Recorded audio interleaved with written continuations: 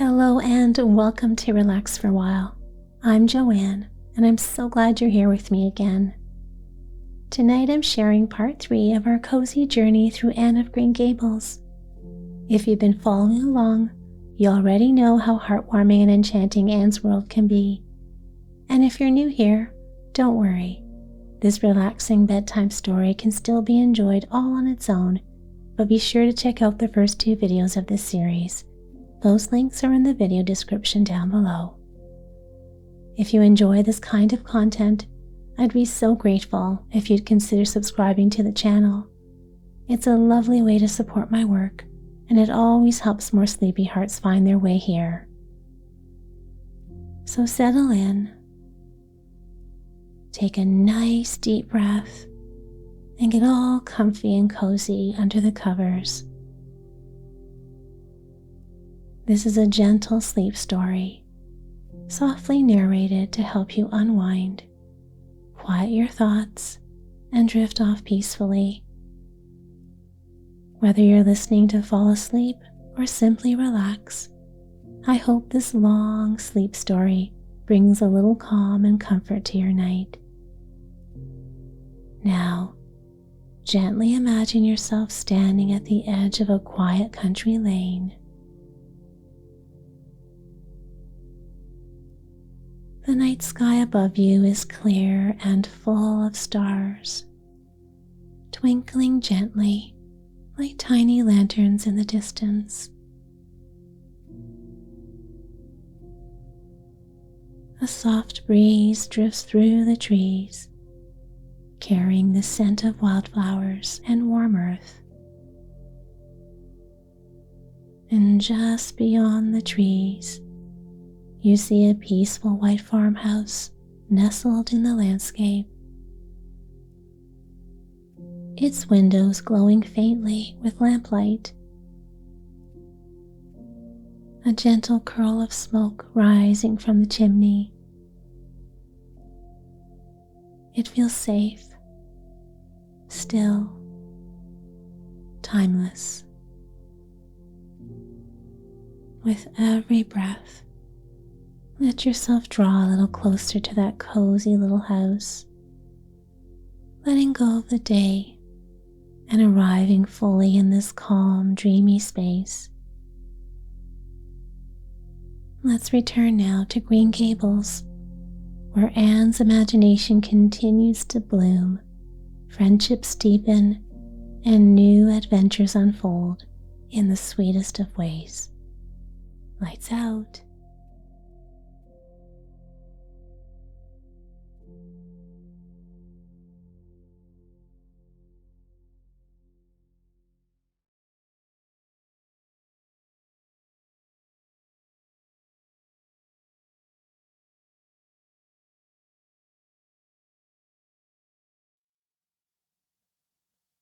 Chapter 25.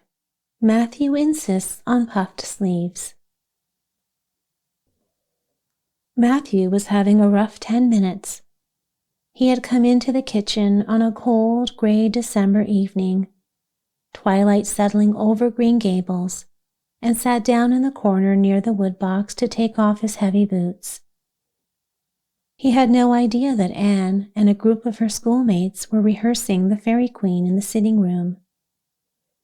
Soon, the girls came trooping through the hall into the kitchen, laughing and chatting merrily. None of them noticed Matthew, who shrank back shyly into the shadows beyond the woodbox, holding a boot in one hand and a bootjack in the other.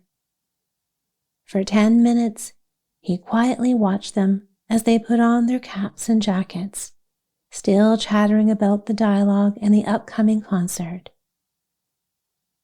Anne stood among them, as lively and bright-eyed as the rest.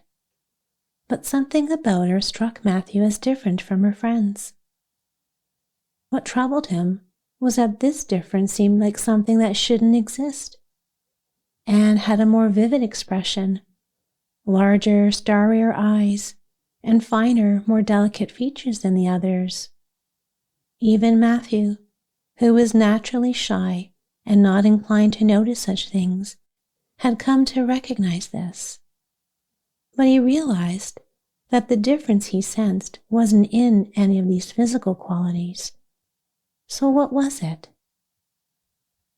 Matthew was troubled by this question long after the girls had left, walking arm in arm down the hard frozen lane, and Anne had returned to her books.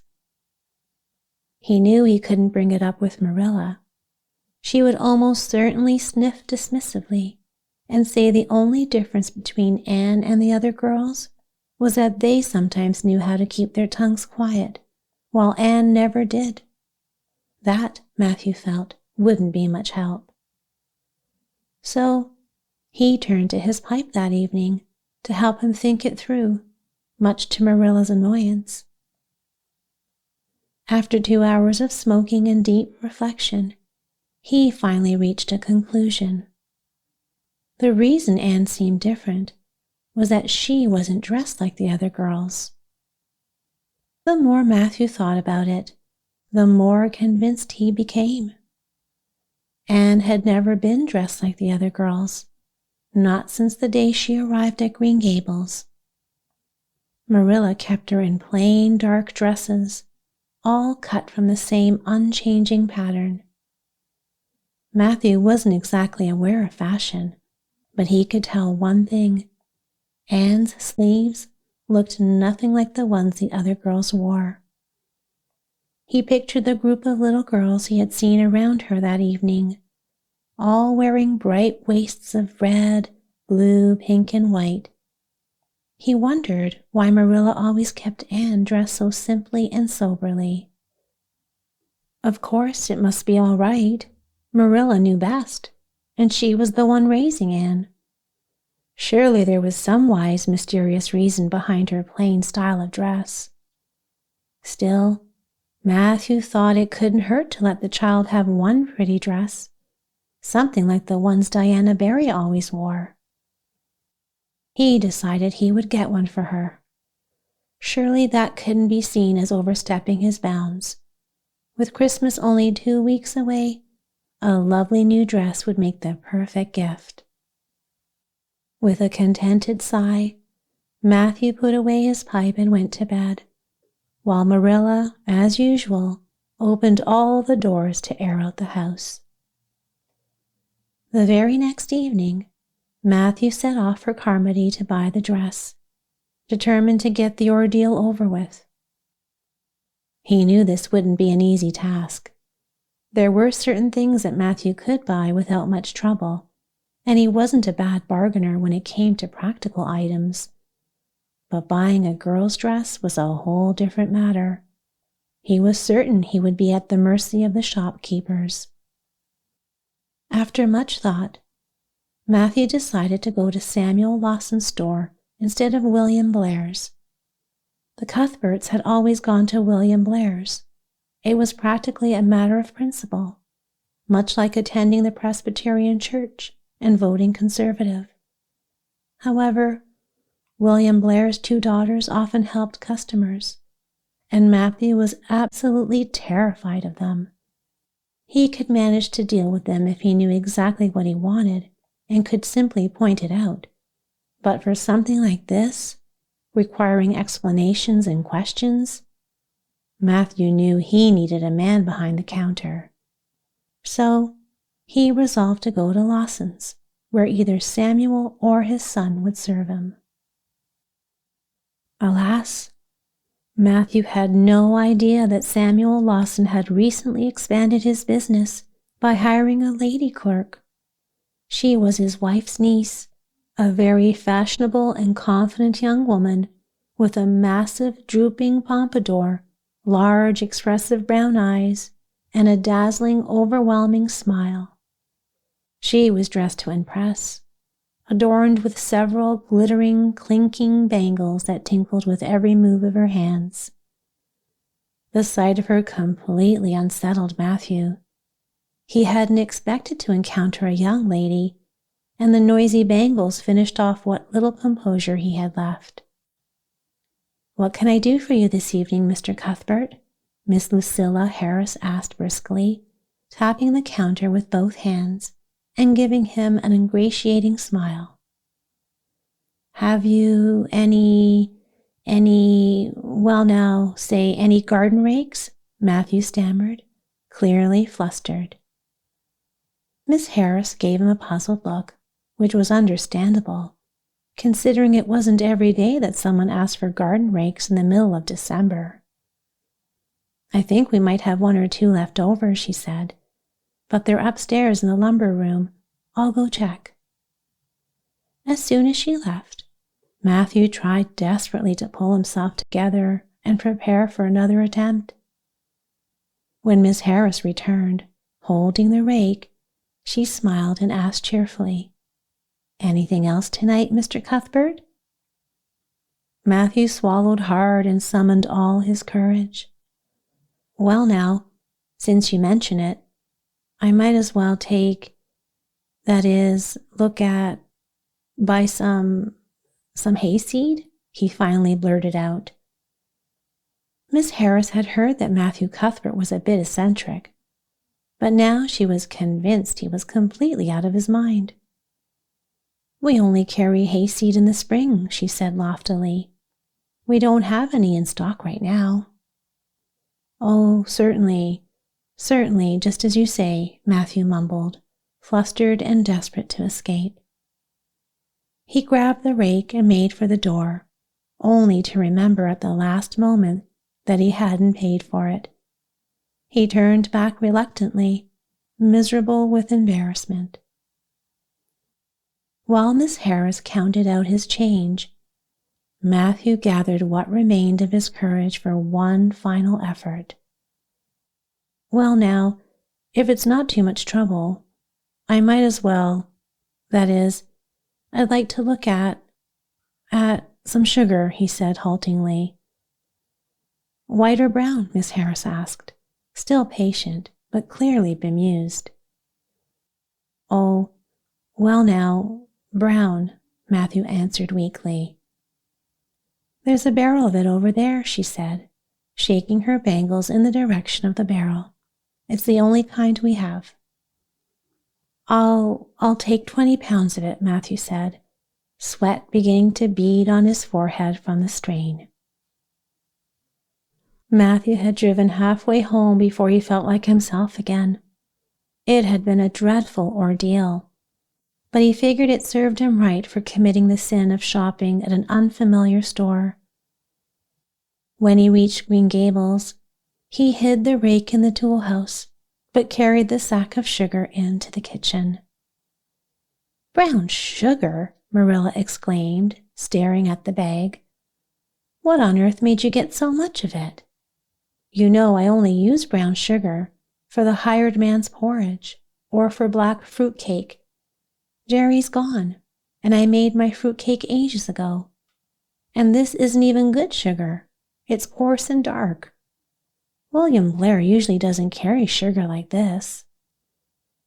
I thought it might come in handy sometime," Matthew mumbled, making a hasty retreat. Later, as he reflected on his failed mission, Matthew concluded that this situation required the expertise of a woman. Marilla was out of the question. She would shut down the idea in an instant. That left only Mrs. Lynde. There wasn't another woman in all of Avonlea whom Matthew would dare approach for advice. So off he went to see Mrs. Lynde, and as soon as he explained the matter, she took complete control, relieving him of all responsibility. "Pick a dress for you to give Anne? Of course I will," Mrs. Lynde declared. "I'm going to Carmody tomorrow, and I'll take care of it. Do you have something specific in mind? No? Well, I'll just use my own judgment then. I think a nice rich brown would suit Anne perfectly. William Blair has some lovely new Gloria fabric that just came in, real pretty. Would you like me to sew it for her too? If Marilla made it, Anne would probably catch wind of it before Christmas and ruin the surprise. I'll make it myself, no trouble at all. I enjoy sewing. I'll use my niece Jenny Gillis as a size guide, since she and Anne are practically the same build." "Well now, I'm much obliged," said Matthew, hesitating a moment before adding, And I don't know, but I think they make the sleeves different nowadays than they used to. If it wouldn't be too much trouble, I'd like them made in the new style." "Puffs? Of course. You don't need to worry about a thing, Matthew.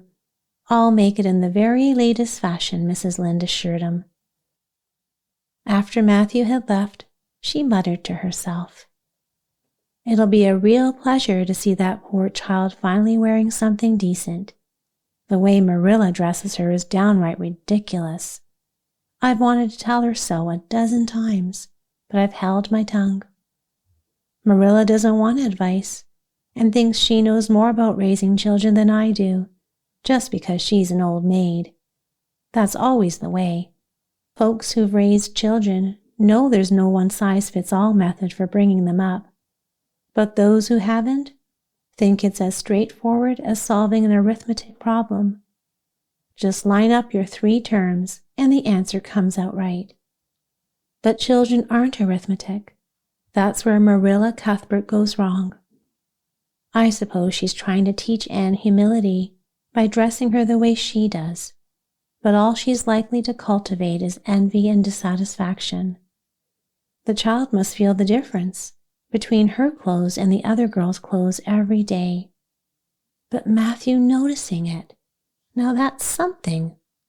That man is finally waking up after being asleep for over 60 years. Marilla knew for the next 2 weeks that Matthew had something on his mind, though she couldn't figure out what it was until Christmas Eve, when Mrs. Lynde arrived with the new dress. Marilla handled the situation fairly well, though it was clear she was skeptical of Mrs. Lynde's tactful explanation that she had made the dress because Matthew was worried Anne might find out too soon if Marilla sewed it herself. "So this is what Matthew's been acting so mysterious about and grinning to himself over 2 weeks, is it?" she said, a bit stiffly but with tolerance. "I knew he was up to some kind of foolishness. Well, I have to say, I don't think Anne needed another dress. I made her 3 good, warm, practical ones this fall, and anything more is just wasteful. There's enough fabric in those sleeves alone to make a whole blouse, I swear. You'll just be feeding Anne's vanity, Matthew. She's already as vain as a peacock. Well, I hope she'll be satisfied at last. I know she's been secretly longing for those silly puff sleeves ever since they became the fashion, though she hasn't said a word about it in ages. The puffs have only gotten bigger and more absurd. They're as large as balloons now. Next year, anyone wearing them will have to turn sideways just to get through a doorway." Christmas morning dawned on a magical, snow-covered world. December had been unusually mild, and everyone had expected a green Christmas. But overnight, just enough snow had fallen to transform Avonlea into a winter wonderland. Anne peeked out of her frosted gable window, her eyes sparkling with delight. The fir trees in the haunted wood looked feather-light and enchanted. The birches and wild cherry trees were outlined in pearly frost. The plowed fields were like rolling white dimples. The crisp, invigorating air was simply glorious. Anne ran downstairs, singing so joyfully that her voice echoed throughout Green Gables. "Merry Christmas, Marilla. Merry Christmas, Matthew. Isn't it a beautiful Christmas? I'm so glad it's white. Any other kind of Christmas doesn't feel real. I don't like green Christmases. They're not green at all. They're just dull, faded browns and grays. Why do people even call them green? But wait, Matthew, is that for me? Oh, Matthew!" Matthew had nervously unwrapped the dress from its paper and was holding it out with an awkward glance at Marilla, who pretended to be busily filling the teapot with an air of indifference. Still, She couldn't help watching the scene out of the corner of her eye, her expression betraying a quiet curiosity. Anne took the dress and stared at it in awe. It was so beautiful, a rich, soft brown gloria with a silky sheen. The skirt had delicate frills, and the bodice was elaborately pin-tucked in the latest style with a dainty ruffle of lace at the neckline. But the sleeves, oh, the sleeves, they were the most magnificent part of all. Long, elegant elbow cuffs, and above them, 2 perfectly puffed sections, accented with rows of shirring and tiny bows of brown silk ribbon. "That's a Christmas present for you, Anne," Matthew said shyly. Why, Anne, don't you like it?" For Anne's eyes had suddenly brimmed with tears. "Like it? Oh, Matthew!" Anne gently laid the dress over a chair and clasped her hands together. "It's absolutely exquisite. I can never thank you enough. Just look at those sleeves. Oh, it feels like I must be dreaming. This must be a happy dream." "Well, let's have breakfast," Marilla interrupted briskly. "I must say, Anne, I don't think you really needed that dress. But since Matthew got it for you, be sure to take good care of it. Here's a hair ribbon Mrs. Lynde left for you. It's brown to match the dress. Now, come and sit down." "I don't see how I'm going to eat breakfast," Anne said dreamily. "Breakfast seems so ordinary at a moment like this. I'd rather feast my eyes on that dress. I'm so happy puff sleeves are still in fashion. I thought I'd never get over it if they went out before I had a dress with them. I'd never have felt quite complete. And how kind of Mrs. Lynde to give me the ribbon, too. I feel like I ought to be a very good girl now. It's moments like these that make me regret not being a model child. I always resolve to be one in the future, but somehow it's hard to stick to resolutions when irresistible temptations come along. Still, I'll try extra hard after this." When breakfast, ordinary as ever, was over, Diana appeared, crossing the white log bridge in the hollow, a cheerful figure in her crimson ulster. Anne flew down the slope to meet her. "Merry Christmas, Diana. Oh, it's a wonderful Christmas. I've got something amazing to show you. Matthew gave me the most beautiful dress with the loveliest sleeves. I couldn't have imagined anything better." "I've got something for you too," Diana said, a little out of breath. "Here, this box. Aunt Josephine sent us a big package with all sorts of things in it, and this is for you. I'd have brought it over last night, but it didn't come until after dark, and I don't feel very comfortable walking through the haunted wood in the dark anymore." Anne eagerly opened the box and peeked inside.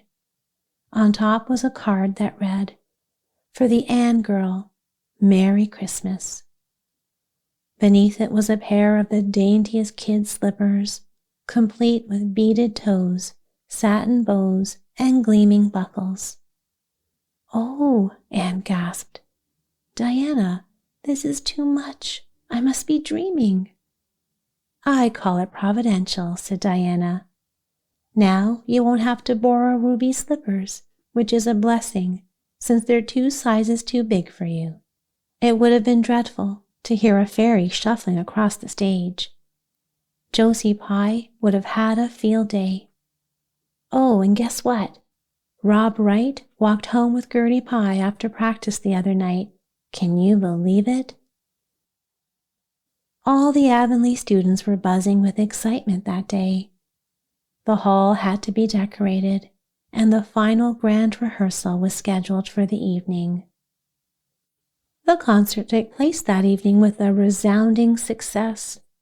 The little hall was packed, and all the performers did wonderfully. But Anne was the shining star of the night. a fact that even envy in the form of Josie Pye couldn't deny. "Oh, hasn't it been a brilliant evening?" sighed Anne, as she and Diana walked home under a dark, star-studded sky. "Everything went off really well," Diana said practically. "I think we must have made at least $10, and Mr. Allen is going to send an account of the concert to the Charlottetown papers."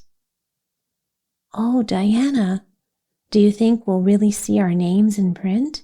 Anne gasped, her eyes sparkling. "Just the thought makes me shiver with excitement. Your solo was absolutely perfect.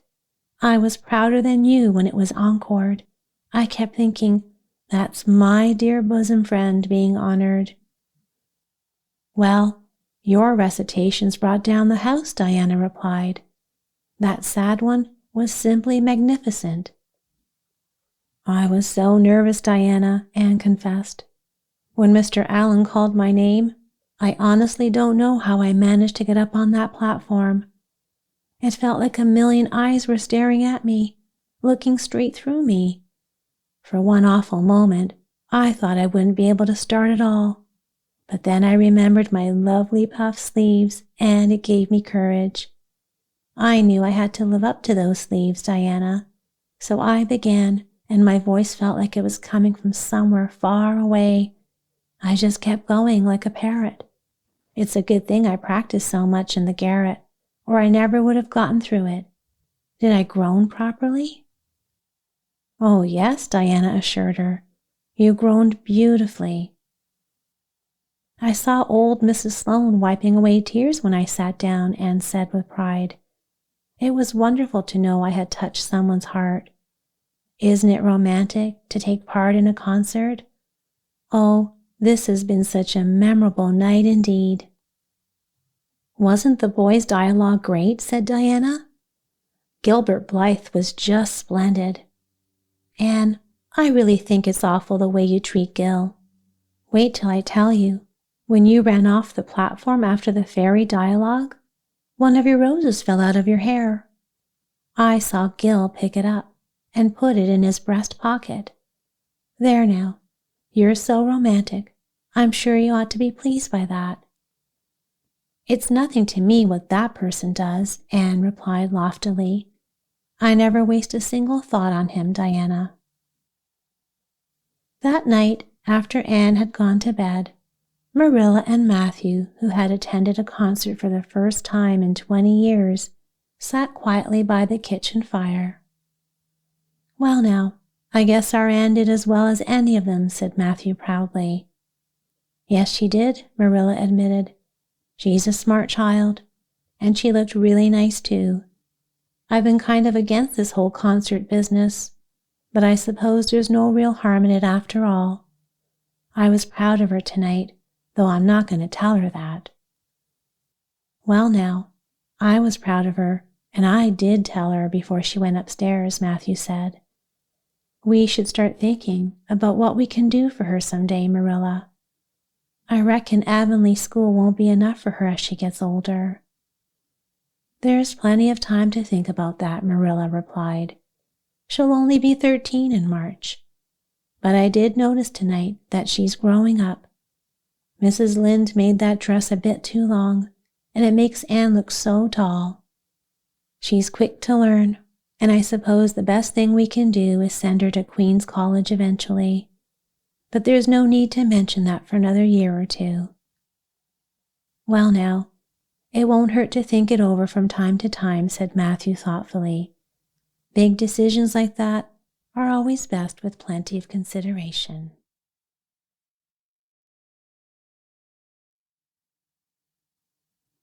Chapter 26. The Story Club is Formed. Junior Avonlea found it hard to settle down to humdrum existence again.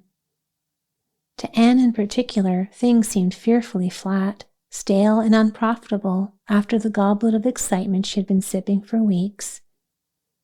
Could she go back to the former quiet pleasures of those faraway days before the concert? At first, as she told Diana, she didn't really think she could. I'm positively certain, Diana, that life can never be quite the same again as it was in those olden days, she said mournfully, as if referring to a period of at least 50 years back. Perhaps after a while I'll get used to it, but I'm afraid concerts spoil people for everyday life. I suppose that is why Marilla disapproves of them. Marilla is such a sensible woman. It must be a great deal better to be sensible. But still, I don't believe I'd really want to be a sensible person, because they're so unromantic.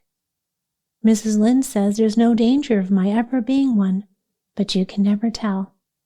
I feel just now that I may grow up to be sensible yet, but perhaps that is only because I'm tired. I simply couldn't sleep last night for ever so long. I just lay awake and imagined the concert over and over again. That's one splendid thing about such affairs. It's so lovely to look back to them. Eventually, however, Avonlea School slipped back into its old groove and took up its old interests. To be sure, the concert left traces. Ruby Gillis and Emma White, who had quarreled over a point of precedence in their platform seats, no longer sat at the same desk, and a promising friendship of 3 years was broken up. Josie Pye and Julia Bell did not speak for 3 months, because Josie Pye had told Bessie Wright that Julia Bell's bow, when she got up to recite, made her think of a chicken jerking its head, and Bessie told Julia. None of the Sloanes would have had any dealings with the Bells, because the Bells had declared that the Sloanes had too much to do in the program, and the Sloanes had retorted that the Bells were not capable of doing the little they had to do properly. Finally, Charlie Sloane fought Moody Spurgeon McPherson, because Moody Spurgeon had said that Anne Shirley put on airs about her recitations, and Moody Spurgeon was licked. Consequently, Moody Spurgeon's sister, Ella May, would not speak to Anne Shirley all the rest of the winter. With the exception of these trifling frictions, work in Mrs. Stacy's little kingdom went on with regularity and smoothness. The winter weeks slipped by. It was an unusually mild winter, with so little snow that Anne and Diana could go to school nearly every day by way of the birch path.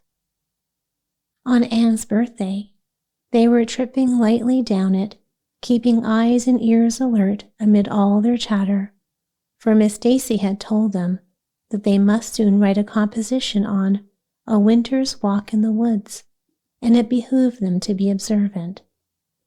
"Just think, Diana, I'm 13 years old today," remarked Anne in an awed voice. "I can scarcely realize that I'm in my teens. When I woke this morning, it seemed to me that everything must be different. You've been 13 for a month, so I suppose it doesn't seem such a novel to you as it does to me. It makes life seem so much more interesting. In 2 more years, I'll be really grown up. It's a great comfort to think that I'll be able to use big words then without being laughed at." "Ruby Gillis says she means to have a beau as soon as she's 15, said Diana. "Ruby Gillis thinks of nothing but beaux," said Anne disdainfully. "She's actually delighted when anyone writes her name up in a take notice, for all she pretends to be so mad. But I'm afraid that it is an uncharitable speech. Mrs. Allen says we should never make uncharitable speeches, but they do slip out so often before you think, don't they? I simply can't talk about Josie Pye without making an uncharitable speech, so I never mention her at all. You may have noticed that. I'm trying to be as much like Mrs. Allen as I possibly can, for I think she's perfect. Mr. Allen thinks so too. Mrs. Lynde says he just worships the ground she treads on, and she doesn't really think it right for a minister to set his affection so much on a mortal being. But then, Diana, even ministers are human and have their besetting sins just like everybody else. I had such an interesting talk with Mrs. Allen about besetting sins last Sunday afternoon. There are just a few things it's proper to talk about on Sundays, and that is one of them. My besetting sin is imagining too much and forgetting my duties. I'm striving very hard to overcome it, and now that I'm really 13, perhaps I'll get on better. In 4 more years, we'll be able to put up our hair, said Diana. Alice Bell is only 16, and she wears hers up, but I think that's ridiculous. I shall wait until I'm 17. If I had Alice Bell's crooked nose, said Anne decidedly, I wouldn't, but there. I won't say what I was going to, because it was extremely uncharitable. Besides, I was comparing it with my own nose, and that's vanity. I'm afraid I think too much about my nose ever since I heard that compliment about it long ago. It really is a great comfort to me. Oh, Diana, look, there's a rabbit. That's something to remember for our woods composition. I really think the woods are just as lovely in winter as in summer. They're so white and still, as if they were asleep and dreaming pretty dreams. I won't mind writing that composition when its time comes, sighed Diana. I can manage to write about the woods, but the one we're to hand in Monday is terrible. The idea of Miss Stacy telling us to write a story out of our own heads.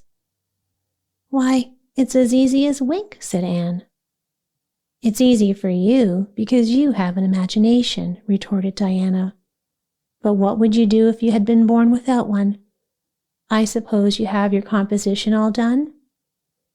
Anne nodded, trying hard not to look virtuously complacent and failing miserably. I wrote it last Monday evening. It's called The Jealous Rival, or In Death Not Divided. I read it to Marilla, and she said it was stuff and nonsense. Then I read it to Matthew, and he said it was fine. That is the kind of critic I like. It's a sad, sweet story. I just cried like a child while I was writing it. It's about 2 beautiful maidens called Cordelia and Geraldine, who lived in the same village and were devotedly attached to each other. Cordelia was a regal brunette, with a coronet of midnight hair and dusky flashing eyes. Geraldine was a queenly blonde, with hair like spun gold and velvety purple eyes. I never saw anyone with purple eyes, said Diana dubiously. Neither did I. I just imagined them. I wanted something out of the common. Geraldine had an alabaster brow, too. I found out what an alabaster brow is. That is one of the advantages of being 13. You know so much more than you did when you were only 12. Well, what became of Cordelia and Geraldine? Asked Diana, who was beginning to feel rather interested in their fate. They grew in beauty side by side until they were 16.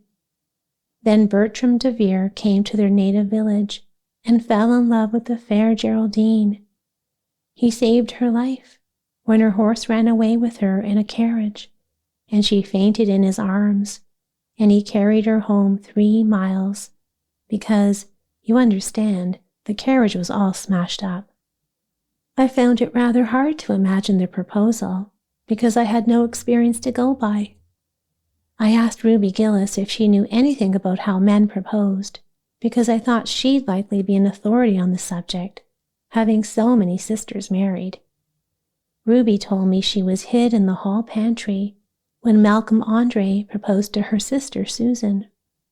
She said Malcolm told Susan that his dad had given him the farm in his own name and then said, "What do you say, darling pet, if we get hitched this fall?" And Susan said, "Yes, no, I don't know, let me see." And there they were, engaged as quick as that. But I didn't think that sort of a proposal was a very romantic one, so in the end I had to imagine it out as well as I could. I made it very flowery and poetical, and Bertram went on his knees, although Ruby Gillis says it isn't done nowadays. Geraldine accepted him in a speech a page long. I can tell you it took a lot of trouble with that speech. I wrote it 5 times, and I looked upon it as my masterpiece. Bertram gave her a diamond ring and a ruby necklace and told her they would go to Europe for a wedding tour, for he was immensely wealthy. But then, alas, shadows began to darken over their path. Cordelia was secretly in love with Bertram herself, and when Geraldine told her about the engagement, she was simply furious, especially when she saw the necklace and the diamond ring. All her affection for Geraldine turned to bitter hate, and she vowed that she should never marry Bertram, but she pretended to be Geraldine's friend the same as ever. One evening, they were standing on the bridge over a rushing, turbulent stream, and Cordelia, thinking they were alone, pushed Geraldine over the brink with a wild mocking, "Ha!"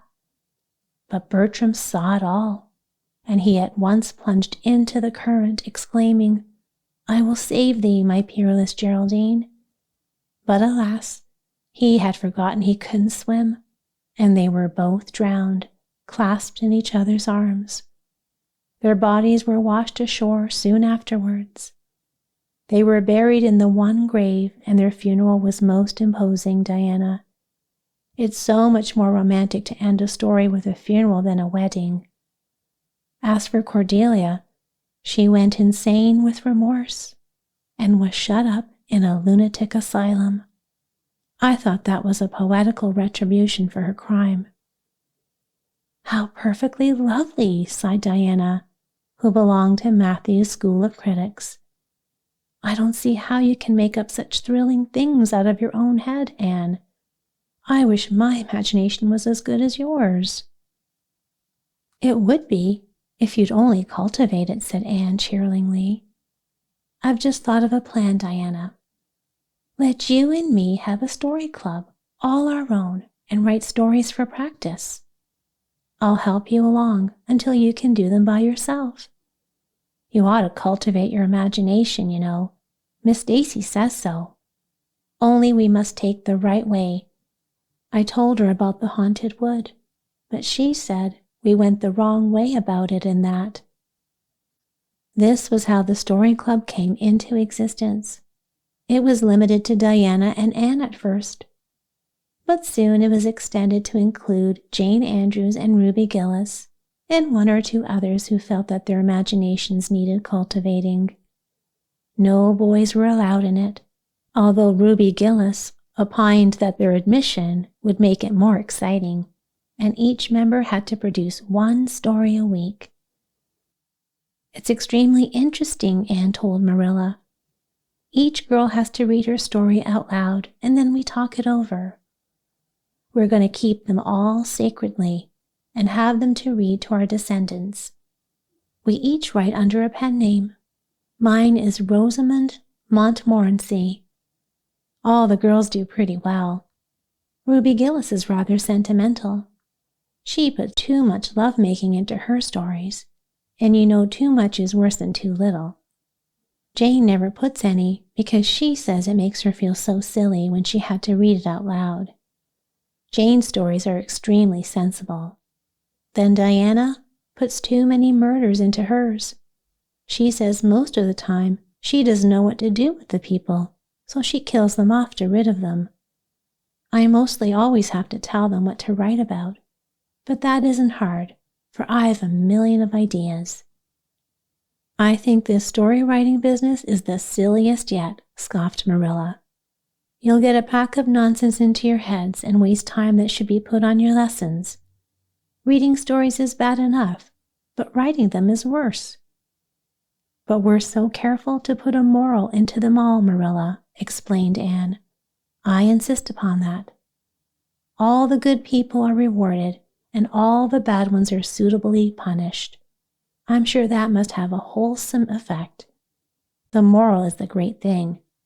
Mr. Allen says so. I read one of my stories to him and Mrs. Allen, and they both agreed that the moral was excellent. Only they laughed in the wrong places. I like it better when people cry. Jane and Ruby almost always cry when I come to the pathetic parts. Diana wrote her Aunt Josephine about our club, and her Aunt Josephine wrote back that we were to send her some of our stories. So we copied 4 of our very best and sent them. Miss Josephine Barry wrote back that she had never read anything so amusing in her life. That kind of puzzled us, because the stories were all very pathetic and almost everybody died. But I'm glad Miss Barry liked them. It shows our club is doing some good in the world. Mrs. Allen says that ought to be our object in everything. I do really try to make it my object, but I forget so often when I'm having fun. I hope I shall be a little like Mrs. Allen when I grow up. Do you think there's any prospect of it, Marilla? I shouldn't say there was a great deal, was Marilla's encouraging answer. I'm sure Mrs. Allen was never a silly, forgetful little girl as you are. No, but she wasn't always so good as she is now either, said Anne seriously. She told me so herself, that is. She said she was a dreadful mischief when she was a girl and was always getting into scrapes. I felt so encouraged when I heard that. Is it very wicked of me, Marilla, to feel encouraged when I hear that other people have been bad and mischievous? Mrs. Lynde says it is. Mrs. Lynde says she always feels shocked when she hears of anyone ever being naughty, no matter how small they were. Mrs. Lynde says she once heard a minister confess that when he was a boy, he stole a strawberry tart out of his aunt's pantry, and she never had any respect for that minister again. Now, I wouldn't have felt that way. I'd have thought that it was real noble of him to confess it, and I'd have thought what an encouraging thing it would be for small boys nowadays who do naughty things and are sorry for them, to know that perhaps they may grow up to be ministers in spite of it.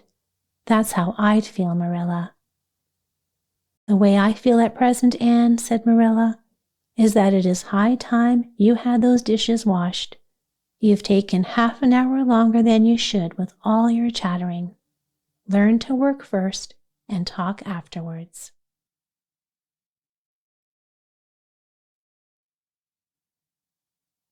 Chapter 27.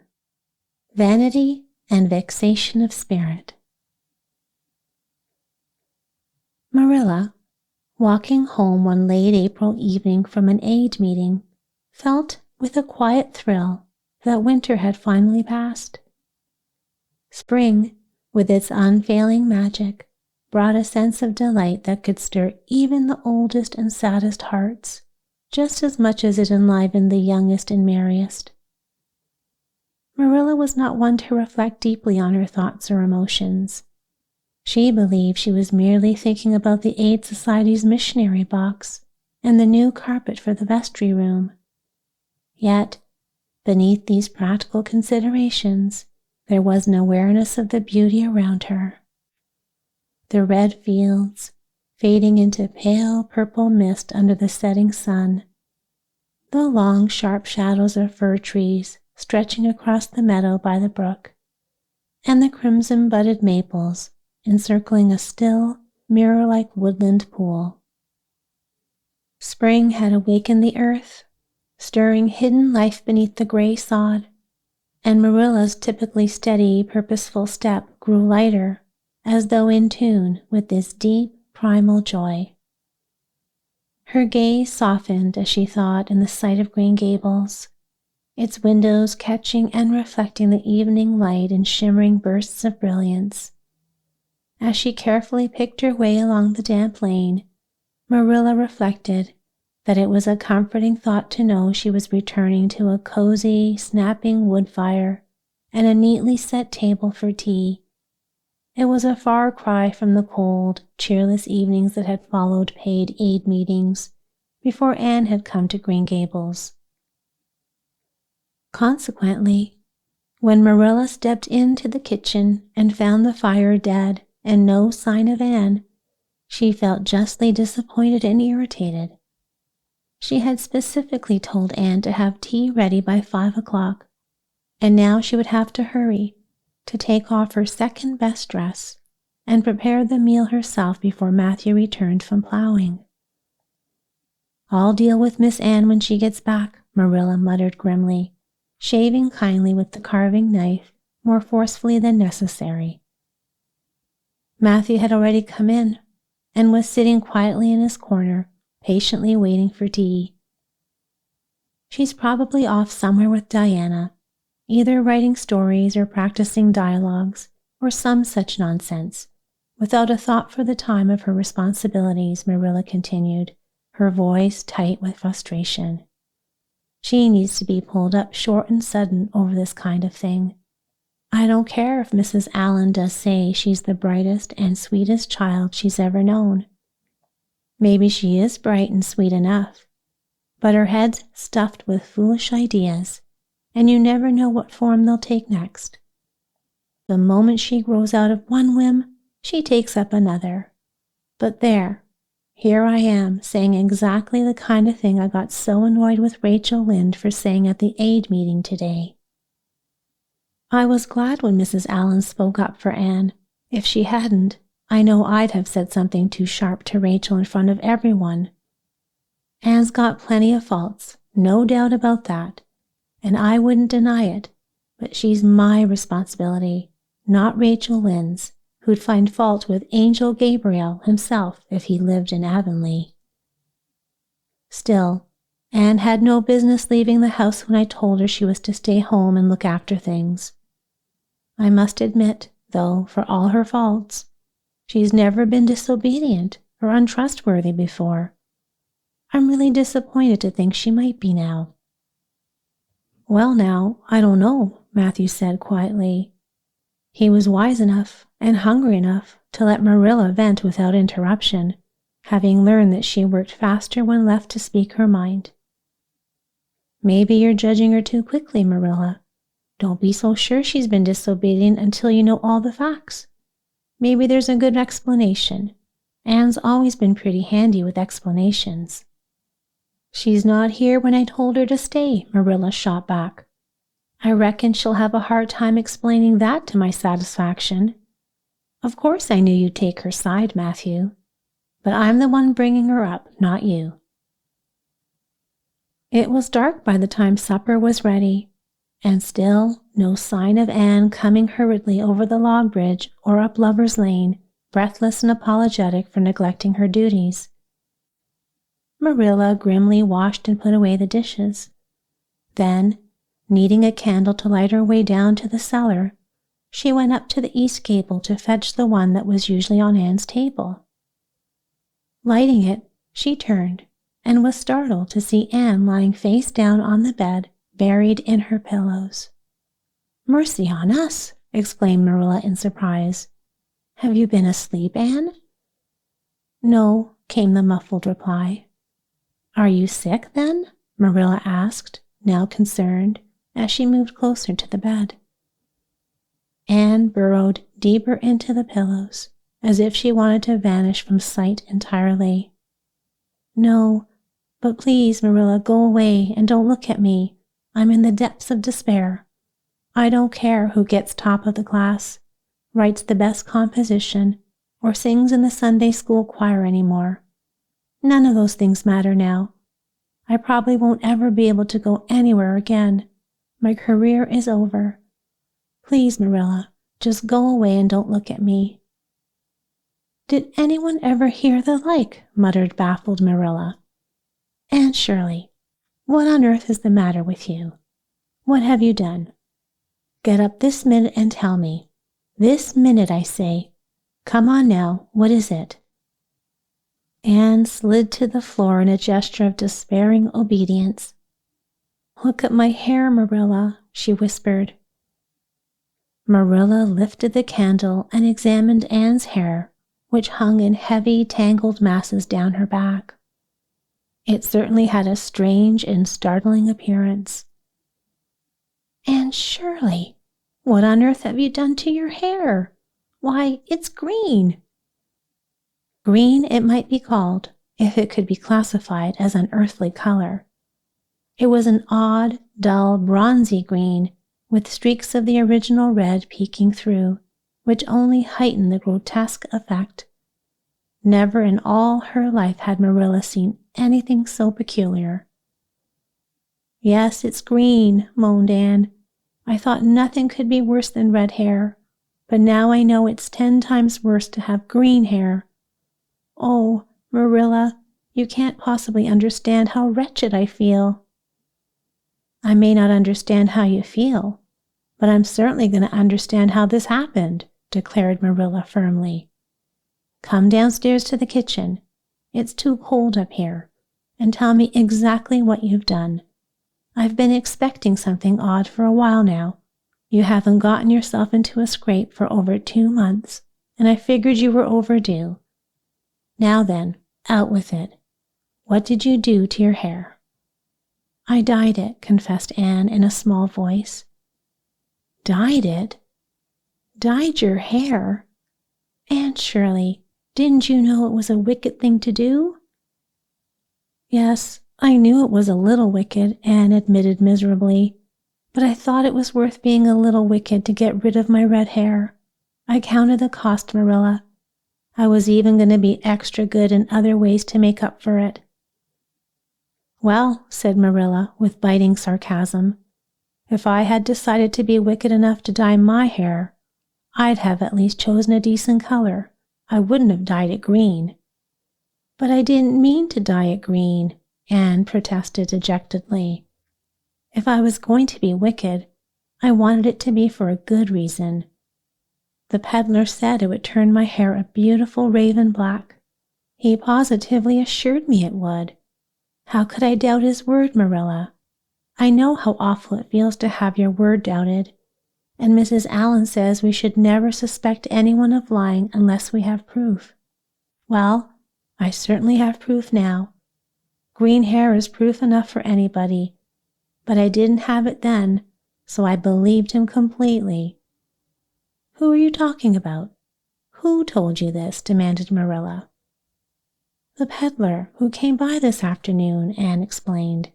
"I bought the dye from him." "Anne Shirley, how many times have I told you not to let one of those peddlers into the house?" exclaimed Marilla. "I don't believe in encouraging them to come around at all." "Oh, I didn't let him in the house," Anne hastily assured her. "I remembered what you said and went outside, carefully shut the door, and looked at his things on the step. And besides, he wasn't an Italian. He had a big box of interesting things and told me he was working hard to save enough money to bring his wife and children over from Germany. He spoke so movingly about them that it touched my heart. I wanted to help him, so I thought I'd buy something.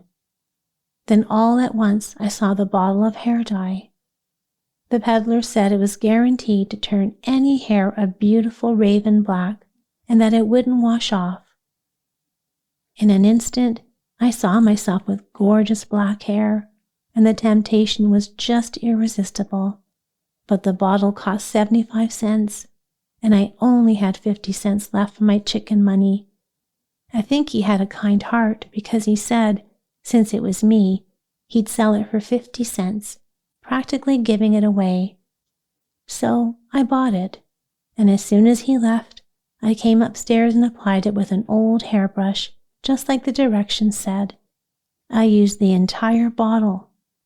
Oh, Marilla, when I saw the dreadful color it turned my hair, I immediately repented of my wickedness, I can tell you, and I've been repenting ever since." "Well, I hope this repentance teaches you a lasting lesson," said Marilla sternly. "Maybe now you'll understand where your vanity has led you. Goodness knows what's to be done. I suppose the first thing is to wash your hair and see if that helps." Anne obediently washed her hair, scrubbing it with soap and water as hard as she could, but it was all in vain. For all the difference it made, she might as well have been scrubbing her original red hair. The peddler had certainly been truthful when he said the dye wouldn't wash off, whatever else he might have lied about. "Oh, Marilla, what shall I do?" Anne cried in despair, her tears flowing freely. "I'll never live this down. People have almost forgotten my other mistakes, the liniment cake, getting Diana drunk, and my outburst with Mrs. Lynde, but they'll never forget this.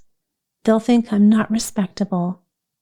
Oh, Marilla, what a tangled web we weave when first we practice to deceive. That's poetry, but it's so true. And oh, how Josie Pye will laugh. Marilla, I can't face Josie Pye. I'm the most miserable girl in all of Prince Edward Island. Anne's misery lingered for an entire week. During that time, she didn't leave the house and washed her hair with shampoo every single day, though it made no difference. Diana was the only person outside the household who knew the dreadful secret, and she had solemnly promised never to reveal it. It should be noted that Diana faithfully kept her word. At the end of the week, Marilla spoke decisively. It's no use, Anne. The dye isn't going anywhere. Your hair will have to be cut off. There's no other way. You can't go out looking like that. Anne's lips trembled, but she knew that Marilla was right. With a resigned sigh, she went to fetch the scissors. Please cut it off now, Marilla, and get it over with. Oh, I feel as though my heart is breaking. This is such a plain, unromantic sort of disaster. The girls in books lose their hair from fevers, or sell it to get money for some noble cause. I'm sure I wouldn't mind losing my hair like that half as much, but there's nothing inspiring about having your hair cut off just because you dyed it an awful color, is there? I think I'll cry the whole time you're cutting it, unless it will interfere, of course. It feels so tragic. Anne did cry while Marilla snipped away, but later, when she went upstairs and stared at herself in the mirror, she was strangely calm, overcome by despair. Marilla had been thorough, and the only option had been to cut the hair as short as possible. The result was, to put it kindly, far from flattering. Without a second thought, Anne turned to the mirror to face the wall. I'll never ever look at myself again until my hair grows out, she said fiercely. Then, just as suddenly, she turned the mirror back. Yes, I will too. I'd do penance for being wicked that way. I'll look at myself every time I come to my room and see how ugly I am, and I won't try to imagine it away either. I never thought I was vain about my hair of all things, but now I know I was, in spite of its being red, because it was so long and thick and curly. I expect something will happen to my nose next. Anne's clipped head made a sensation in school on the following Monday, but to her relief, nobody guessed the real reason for it, not even Josie Pye, who, however, did not fail to inform Anne that she looked like a perfect scarecrow. I didn't say anything when Josie said that to me, Anne confided that evening to Marilla, who was lying on the sofa after one of her headaches, because I thought it was part of my punishment and I ought to bear it patiently. It's hard to be told you look like a scarecrow, and I wanted to say something back, but I didn't. I just swept her one scornful look, and then I forgave her. It makes you feel virtuous when you forgive people, doesn't it? I mean, to devote all my energies to being good after this, and I shall never try to be beautiful again. Of course it's better to be good. I know it is, but it's sometimes so hard to believe a thing, even when you know it. I do really want to be good, Marilla, like you and Mrs. Allen and Miss Stacy, and grow up to be a credit to you. Diana says when my hair begins to grow, to tie a black velvet ribbon round my head with a bow at one side. She says she thinks it will be very becoming. I will call it a snood. That sounds so romantic. But am I talking too much, Marilla? Does it hurt your head? My head is better now. It was terrible bad this afternoon, though. These headaches of mine are getting worse and worse. I'll have to see a doctor about them. As for your chatter, I don't know that I mind it. I've got so used to it. Which was Marilla's way of saying that she liked to hear it.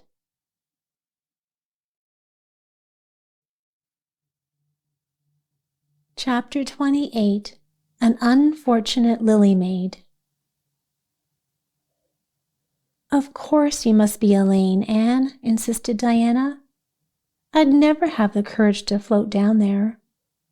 Nor would I, added Ruby Gillis with a shudder. I don't mind floating down there when there's a few of us in the flat and we can sit up. That's fun. But lying down and pretending I was dead? I'd just die of fright for real. It would be romantic, of course, agreed Jane Andrews. But I know I couldn't stay still. I'd keep popping up every few minutes to check where I was and make sure I wasn't drifting too far out.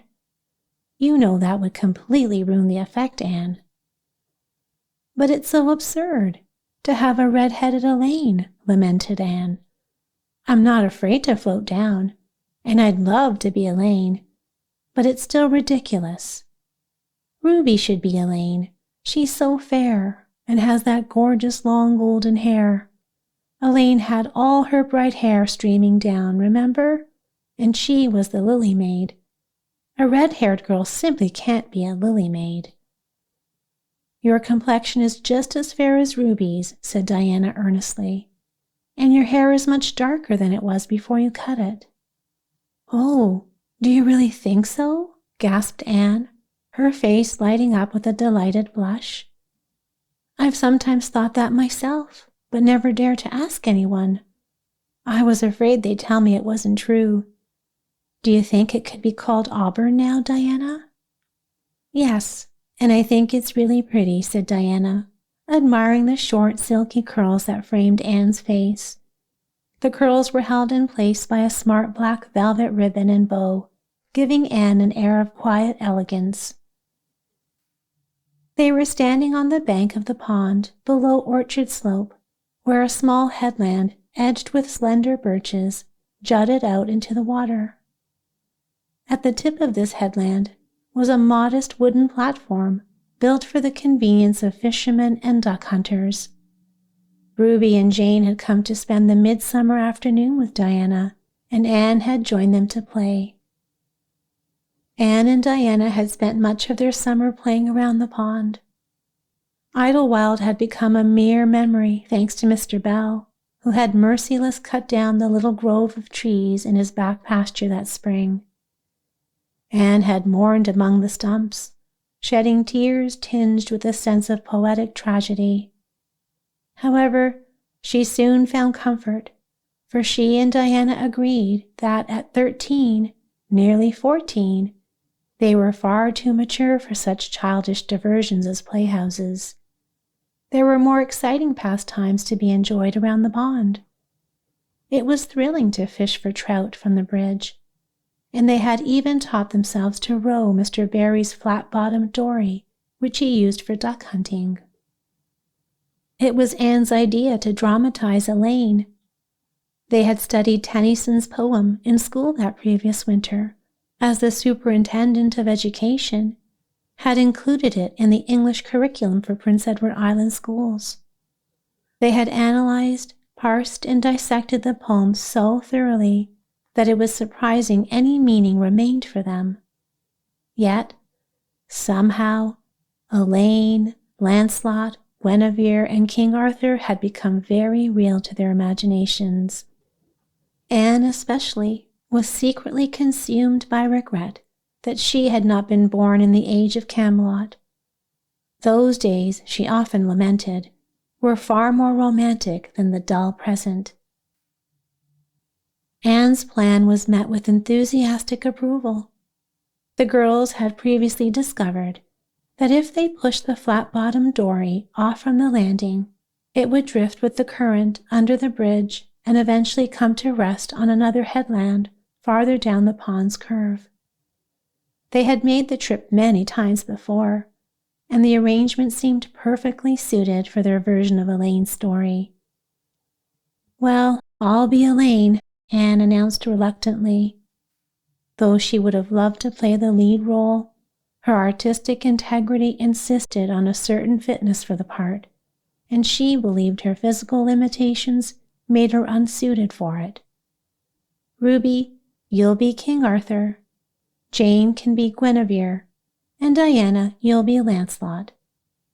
But before that, you all have to be the brothers and the father. We can't include the old dumb servitor, since there isn't enough room for 2 people in the flat when someone's lying down. We must drape the barge all its length in blackest samite. Diana, your mother's old black shawl will be perfect for that. With the shawl retrieved, Anne spread it over the flat, then lay down at the bottom with her eyes closed and her hands folded on her chest.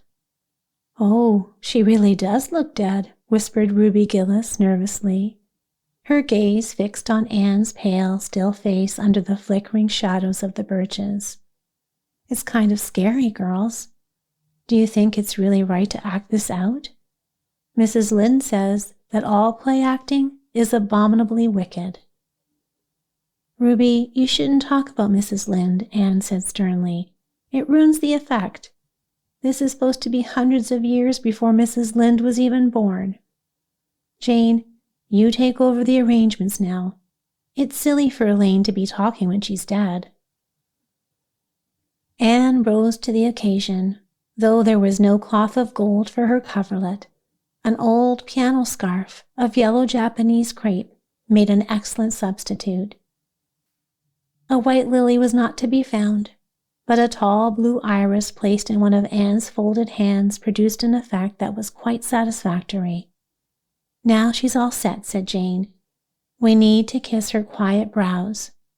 Diana, you say, 'Sister, farewell forever.'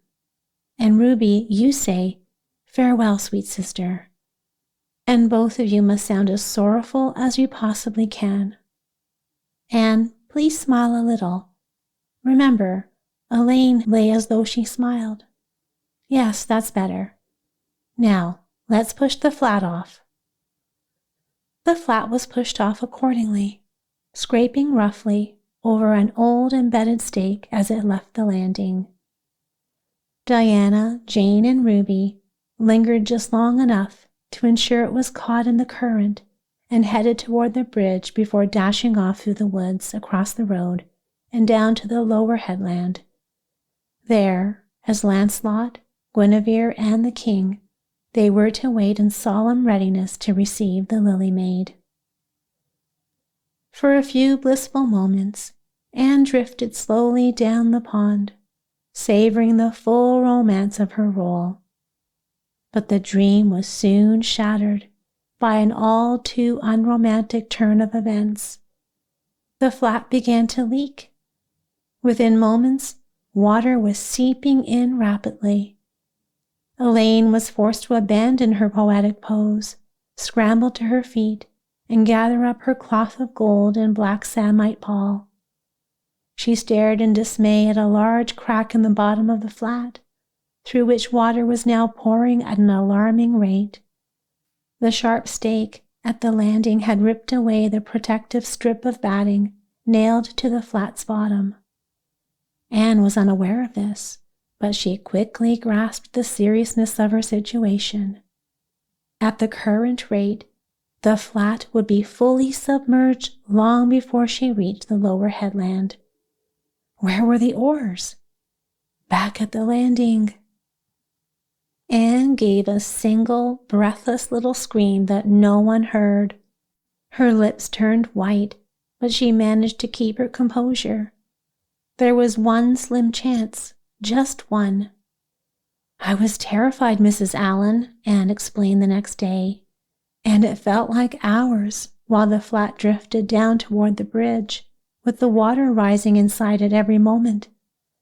I prayed as earnestly as I could, but I didn't close my eyes because I knew the only way God could save me was by letting the flat float close enough to one of the bridge piles for me to climb up. The piles are just old tree trunks with lots of knots and stubs where branches used to be. I knew it was right to pray, but I also knew I had to do my part by staying alert. So I kept saying, 'Dear God, please take the flat close to a pile and I'll do the rest,' over and over again. There wasn't any time for a fancy prayer. And wouldn't you know, my prayer was answered. The flat bumped into a pile just long enough for me to grab my scarf and shawl, throw them over my shoulder, and scramble up onto a big providential branch stub. There I was, clinging to that slippery old pile, with no way to get up or down. It was a very unromantic situation, but I didn't care about romance just then. When you've narrowly escaped drowning, you don't think much about such things. I said a prayer of thanks right away, and then focused all my attention on holding on tight. I knew I had to rely on someone else to help me get back to shore. The flat drifted under the bridge and quickly sank in the middle of the pond. Downstream, Ruby, Jane, and Diana, who had been waiting on the lower headland, saw it vanish before their very eyes. For a moment they stood frozen, pale as ghosts, convinced that Anne had gone down with it.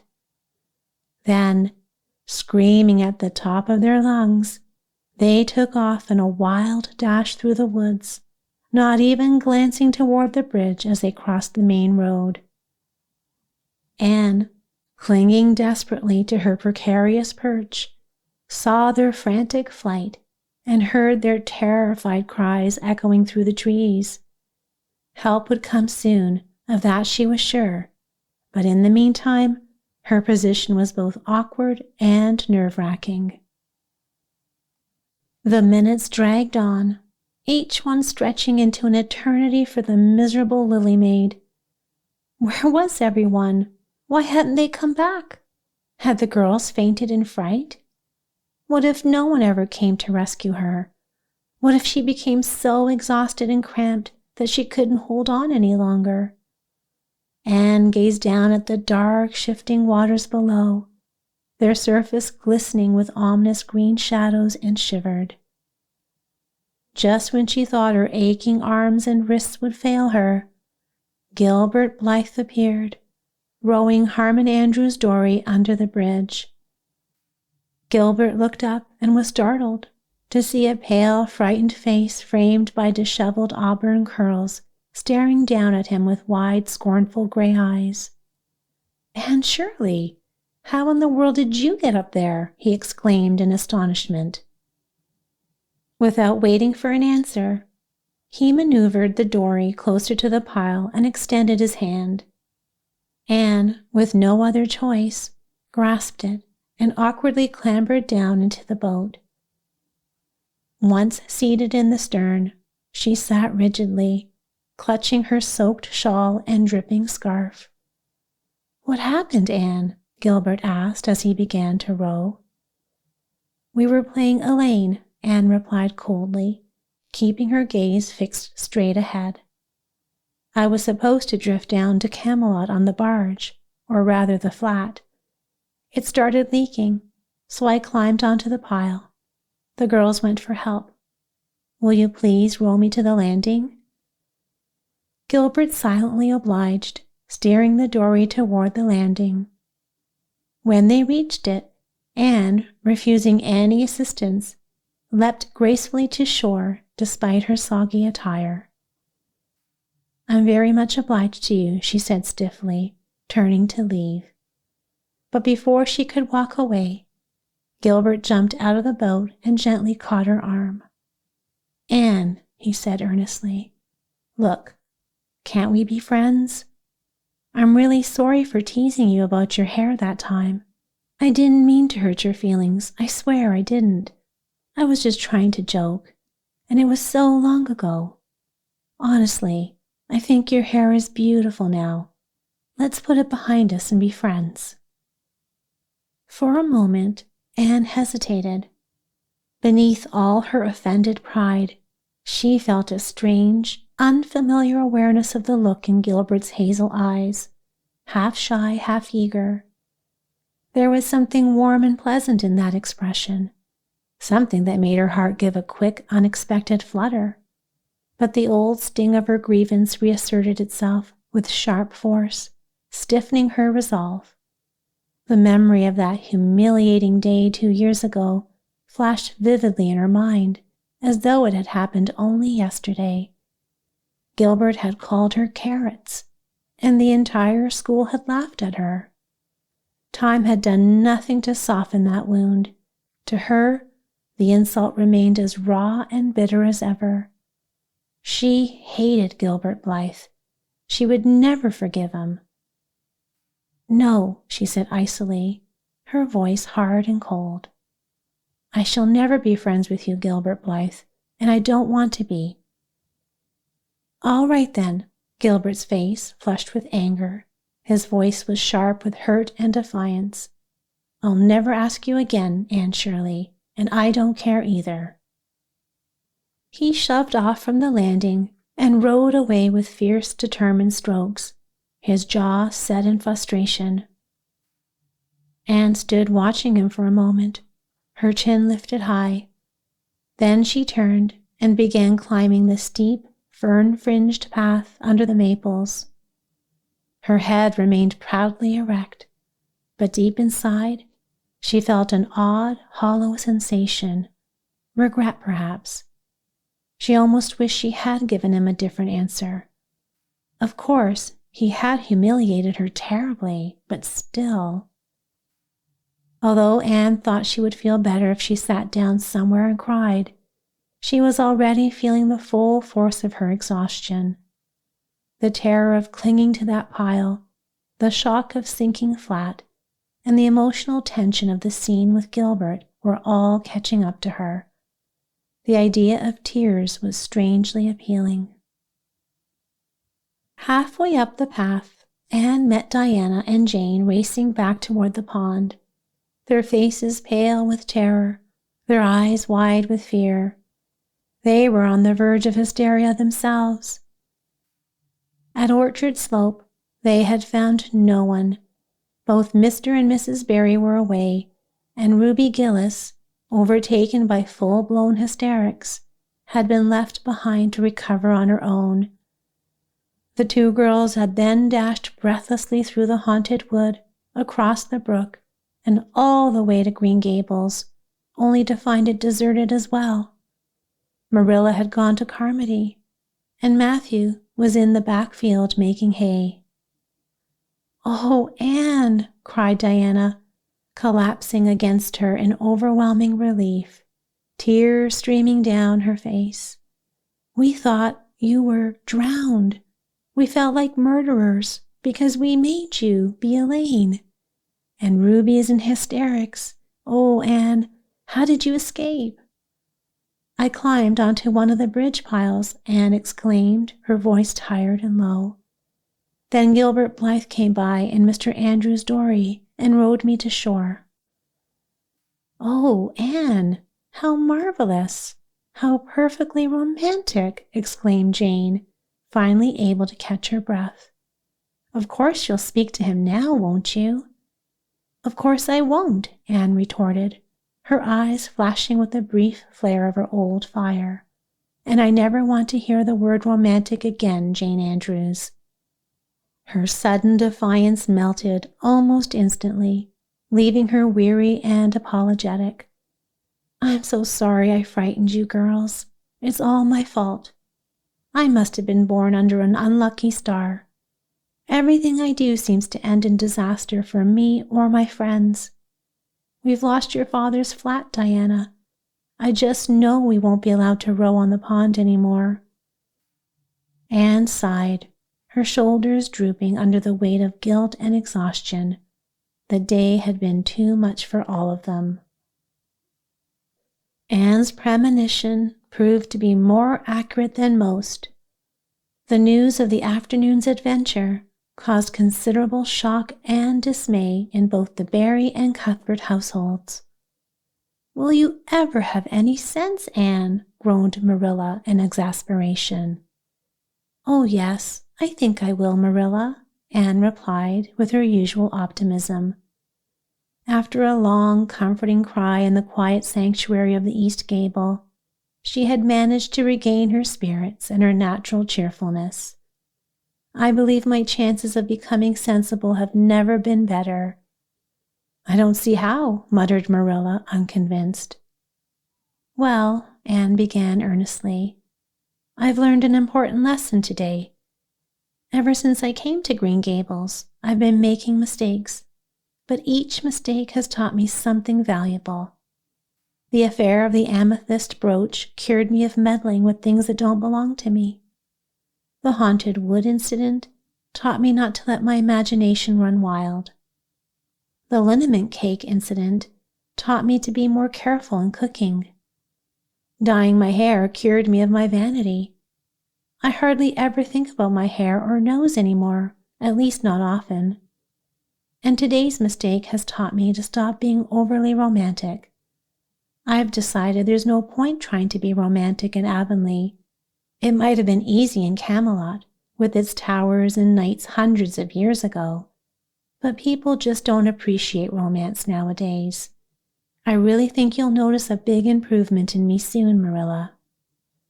Well, I certainly hope so, Marilla responded with a skeptical air. But after she left the room, Matthew, who had been sitting quietly in his corner, approached Anne and gently rested a hand on her shoulder. "Don't give up all your romance, Anne," he whispered hesitantly. "A little bit of it is good, just not too much. But keep a little of it, Anne. Keep a little of it." Anne looked up at Matthew with shining eyes and smiled. "I will, Matthew. I promise."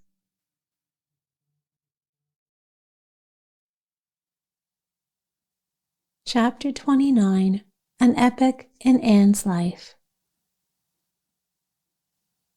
Anne was bringing the cows home from the back pasture by way of Lover's Lane.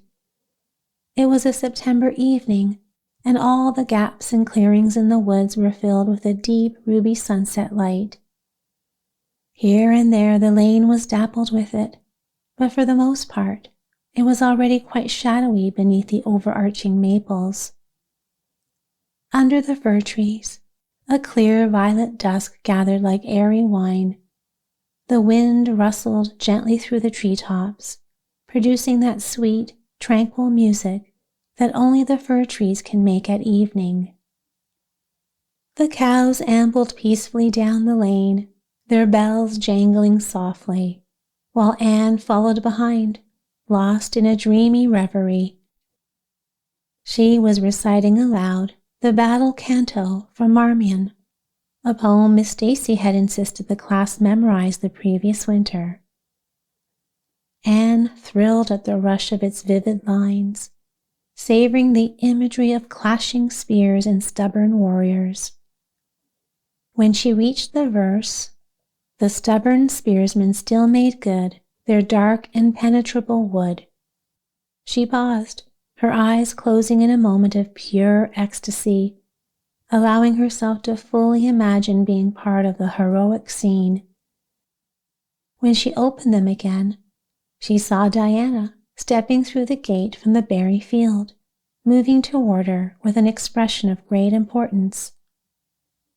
Anne's curiosity leapt, but she schooled her face into a calm indifference.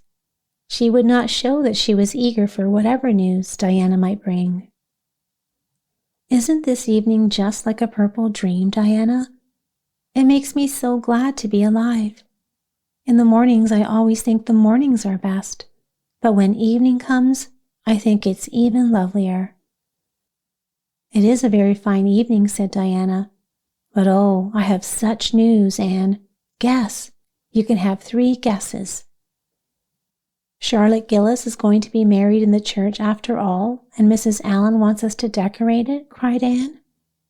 "No, Charlotte's beau won't agree to that because no one's ever been married in the church before, and he thinks it would feel too much like a funeral."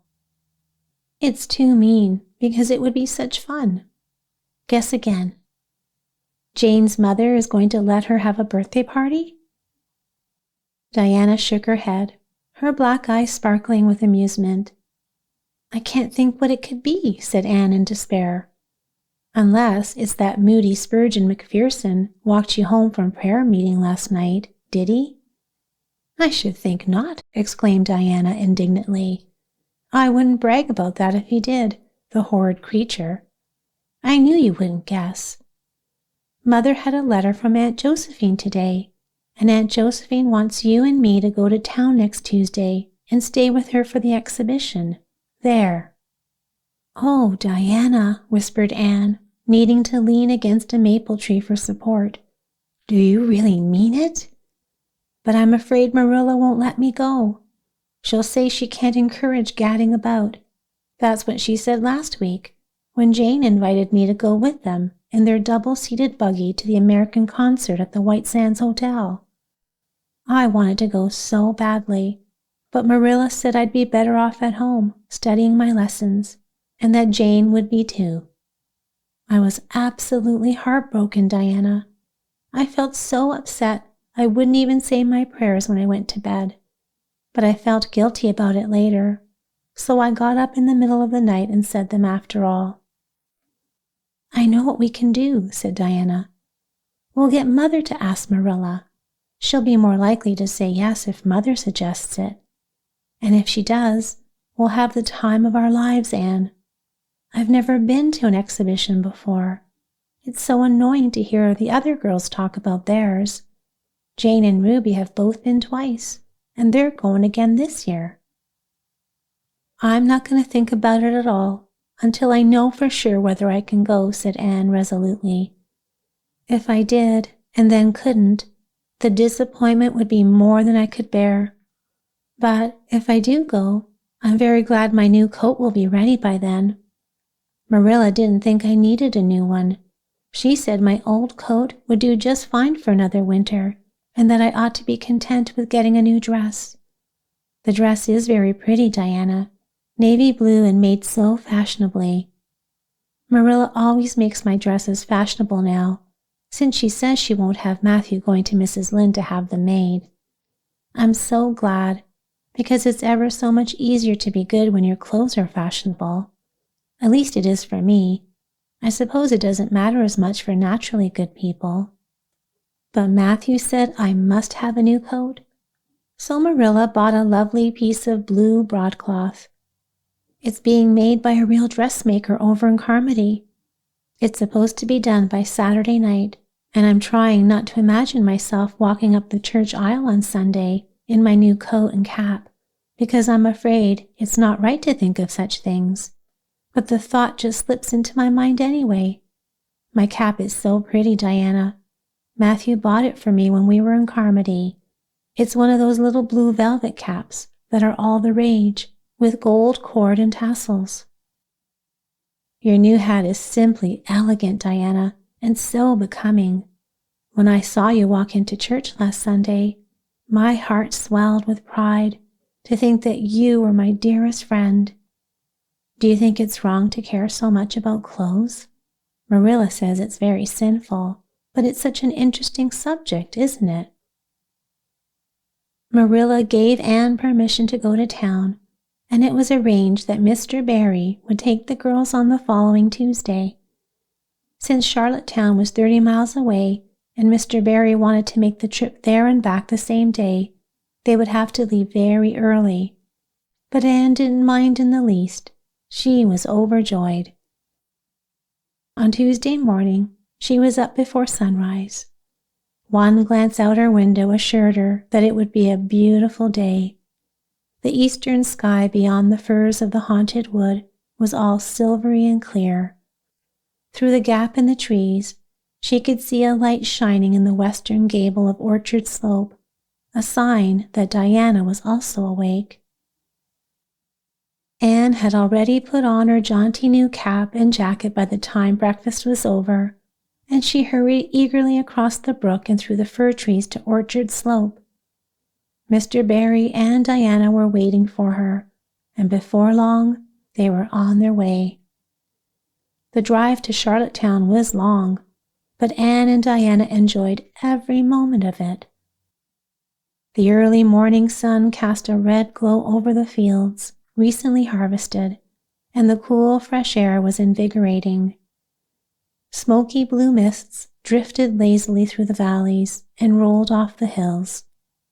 The road led them through changing scenery, sometimes through wooded areas where the maples had begun to display their vibrant scarlet leaves, sometimes across bridges, that made Anne shiver with a familiar, half-thrilled fear, and sometimes along the harbor, where clusters of weathered gray fishing huts stood near the water's edge. At other points, the road climbed hills, offering breathtaking views of curving uplands or the hazy distant sky. With so much to see and talk about, the drive seemed to fly by. It was almost noon when they finally arrived in town and found their way to Beechwood, a stately old mansion set back from the road amidst a grove of tall, graceful elms and beeches. Miss Barry greeted them at the door, her sharp black eyes twinkling with amusement. "So, you've come to see me at last, you Anne girl," she said warmly. "Goodness, child, how you've grown! You're taller than I am now, I declare, and you're much better looking than you used to be, but I expect you already know that without needing to be told." "Indeed I didn't," said Anne, her face glowing. "I know I'm not as freckled as I used to be, which is something to be thankful for, but I really hadn't dared to hope there was any other improvement. I'm so glad you think there is, Miss Barry." Miss Barry's house was furnished with what Anne later described to Marilla as great magnificence. The two country girls felt somewhat overwhelmed by the grandeur of the parlor, where Miss Barry left them while she attended to the dinner arrangements. "Isn't it just like a palace?" Diana whispered in awe. "I've never been in Aunt Josephine's house before, and I had no idea it was so grand. I just wish Julia Bell could see this. She acts so superior about her mother's parlor." "Velvet carpet," sighed Anne in dreamy admiration, "and silk curtains. I've often dreamed of rooms like this, Diana. But do you know, I don't think I feel very comfortable in here after all. There are so many things, and they're all so splendid that there's no room for imagination. That's one thing about being poor. There are so many more things you can imagine." Their time in town became a memory that Anne and Diana would cherish and refer to for years. From beginning to end, it was filled with delights. On Wednesday, Miss Barry took them to the exhibition grounds and kept them there all day. "It was splendid," Anne eagerly recounted to Marilla later. "I never imagined anything could be so interesting. I honestly don't know which department I liked best. I think the horses, the flowers, and the fancy work were my favorites. Oh, and Josie Pye won first prize for knitted lace. I was genuinely glad she did, and I was even more glad that I felt glad. Don't you think that shows I'm improving, Marilla, when I can rejoice in Josie's success? Mr. Harmon Andrews got second prize for Gravenstein apples, and Mr. Bell took first prize for a pig. Diana thought it was ridiculous for a Sunday school superintendent to win a prize for pigs, but I don't see why. Do you? Diana said she'd always think of it now whenever he's praying so solemnly. Clara Louise McPherson won a prize for painting, and Mrs. Lynde got first prize for her homemade butter and cheese, so Avonlea was quite well represented, wasn't it? Mrs. Lynde was there, and I never realized how much I liked her until I saw her familiar face in the crowd. There were thousands of people, Marilla. It made me feel so small and insignificant. Miss Barry took us to the grandstand to watch the horse races. Miss Lynde wouldn't come, of course. She said horse racing was an abomination, and, as a church member, she felt duty-bound to set a good example by staying away. But there were so many people there. I don't believe anyone noticed her absence.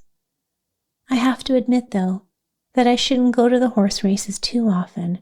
They're awfully exciting. Diana got so worked up, she offered to bet me 10 cents that the red horse would win.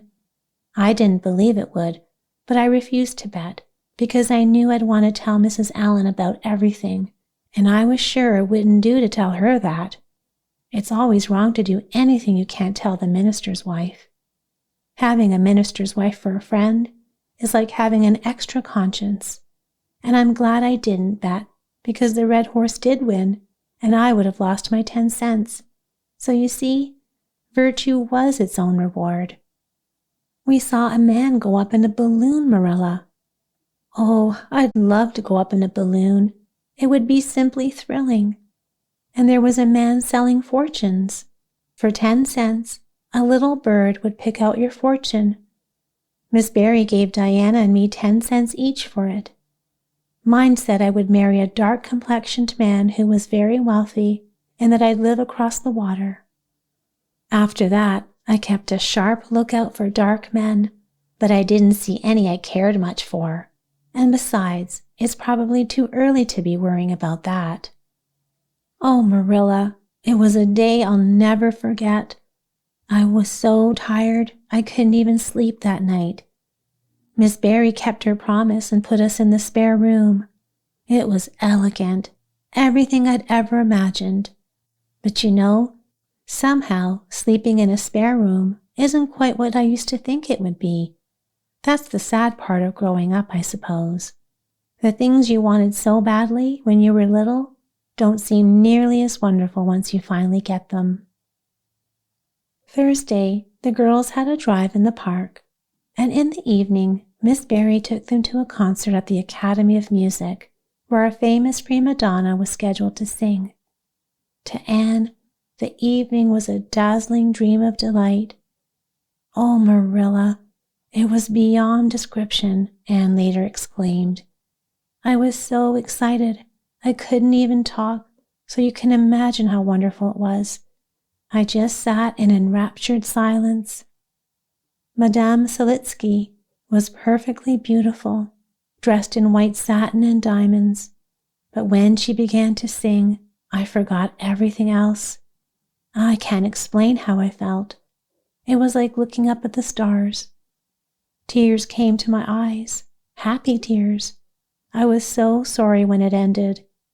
I told Miss Barry I didn't know how I'd ever return to everyday life again. She said maybe going across the street to have some ice cream would help. That sounded so ordinary, but to my surprise, it worked. The ice cream was delicious, Marilla, and it was so thrilling and almost scandalous to be sitting there, eating it at 11 o'clock at night. Diana said she was sure she was meant for city life. Miss Barry asked what I thought, and I told her I'd have to think it over seriously. So I did, after I went to bed. That's the best time to think things out, and I decided I wasn't made for city life, and I'm glad of it. It's nice to have ice cream at fancy restaurants at 11 o'clock once in a while, but I'd rather be in the East Gable at that time, sound asleep, and knowing that the stars are shining outside and the wind is blowing through the fir trees. I told Miss Barry that at breakfast the next morning, and she laughed. She always laughed at the things I said, even when I wasn't trying to be funny. I don't think I liked it much, but she was very kind and treated us royally. Friday brought going home time, and Mr. Barry arrived to drive the girls back to Avonlea. Well, I hope you enjoyed yourselves, said Miss Barry as she bid them farewell. Indeed we have, replied Diana. And you, Anne girl? I've enjoyed every single minute, said Anne, throwing her arms impulsively around the old woman's neck and kissing her wrinkled cheek. Diana, who would have never dared such a bold gesture, watched in astonishment. But Miss Barry was pleased, standing on her veranda to wave as the buggy rolled out of sight. Once the girls were gone, she returned to her big, quiet house with a sigh.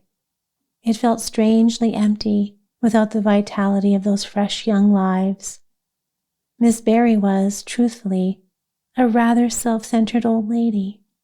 She had rarely cared much for anyone except herself, valuing others only for their usefulness or entertainment. But Anne had both amused and intrigued her, securing a special place in her affections. Yet Miss Barry found herself thinking less of Anne's quaint, humorous remarks, and more of her vivid enthusiasm open-hearted emotions, charming ways, and the sweetness of her expressive eyes and lips. I thought Marilla Cuthbert was an old fool when I heard she adopted a girl from an orphanage, Miss Barry mused aloud to herself. But I guess she didn't make much of a mistake after all. If I had a child like Anne around the house all the time, I believe I'd be a better and happier woman. Anne and Diana found the drive home every bit as enjoyable as the drive into town. Perhaps even more so, since they now carried the comforting thought of home waiting at the journey's end. It was sunset when they passed through White Sands and turned onto the shore road. The Avonlea hill stood out darkly against the deepening golden sky. Behind them, the moon rose gracefully out of the sea, which shimmered and glowed under her gentle light. Every cove along the winding road was filled with sparkling, dancing ripples. Below, the waves broke softly on the rocks with a soothing swish, and the salty tang of the ocean drifted on the crisp, fresh air. "Oh, it's wonderful to be alive and heading home," Anne whispered with a contented sigh. When they crossed the log bridge by the brook, Anne spotted the warm glow of Green Gables' kitchen lamp winking at her through the twilight. The open doorway revealed the red glow of the hearth fire, casting its light into the cool autumn night. With a heart full of joy, Anne raced up the hill and into the kitchen, where a hot supper awaited on the table. "So you're back," said Marilla, folding up her knitting. "Yes, and oh, it's so good to be back," Anne cried joyfully. "I feel like kissing everything, even the clock. Marilla, is that a broiled chicken? You didn't cook that just for me, did you?" "Yes, I did," replied Marilla. "I thought you'd be hungry after such a long drive and would need something appetizing. Now, hurry and take off your things. We'll have supper as soon as Matthew comes in. I must say, I'm glad you're back. It's been dreadfully lonesome here without you, and these past 4 days have seemed like an eternity." After supper, Anne sat cozily by the fire between Matthew and Marilla and gave a vivid account of her visit. "I've had such a marvelous time," she concluded happily. "It feels like an important event in my life, but the very best part of it all was coming home."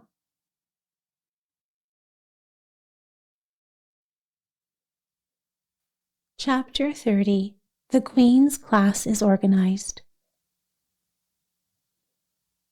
Marilla set her knitting down on her lap and leaned back in her chair. Her eyes felt strained, and she made a mental note to have her glasses checked the next time she went to town.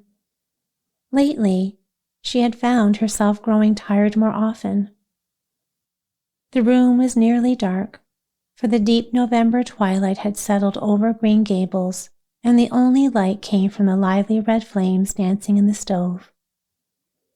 Anne was curled up cross-legged on the hearthrug, her gaze fixed on the flickering glow, where the warmth of 100 summers seemed to be released from the burning maple logs.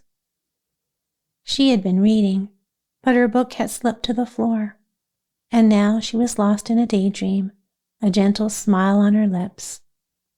Shimmering castles in Spain rose from the misty landscapes of her imagination. Marvelous adventures unfolded in the cloudlands of her mind. Adventures that always ended in triumph and never led to the troublesome scrapes of real life. Marilla gazed at Anne with a tenderness that would never have been allowed to show itself in any clearer light than the gentle flickering of firelight and shadow. She had never learned the lesson of expressing love openly through words or gestures, but she had learned to love this slender, gray-eyed girl with a depth and strength that was all the greater because it remained unspoken. Her love, in fact, made her wary of being too indulgent. She had an uneasy sense that it was almost sinful to become so deeply attached to any human being as she had to Anne. Perhaps without realizing it, She atoned for this by being sterner and more critical than she would have been if Anne had meant less to her. Anne herself had no idea how dearly Marilla loved her. At times, she wistfully thought that Marilla was hard to please, lacking in sympathy and understanding, but she always reproached herself for the thought, reminding herself of all that she owed to Marilla. "Anne," said Marilla abruptly, "Miss Stacy was here this afternoon while you were out with Diana." Anne snapped out of her daydreams with a start and a sigh. "Was she? Oh, I'm so sorry I wasn't home. Why didn't you call me, Marilla? Diana and I were only over in the haunted wood. It's so lovely there now. All the little woodland things, the ferns, the satin leaves, and the crackerberries have gone to sleep, just as if someone had tucked them away under a blanket of leaves until spring. I like to think that a little gray fairy with a rainbow scarf tiptoed through the woods on the last moonlit night and did it. But Diana wouldn't say much about that. She's never quite gotten over the scolding her mother gave her for imagining ghosts in the haunted wood. It had a terrible effect on her imagination. It completely blighted it. Mrs. Lynde says Myrtle Bell is a blighted being. I asked Ruby Gillis why Myrtle was blighted, and Ruby said she supposed it was because her young man had gone back on her.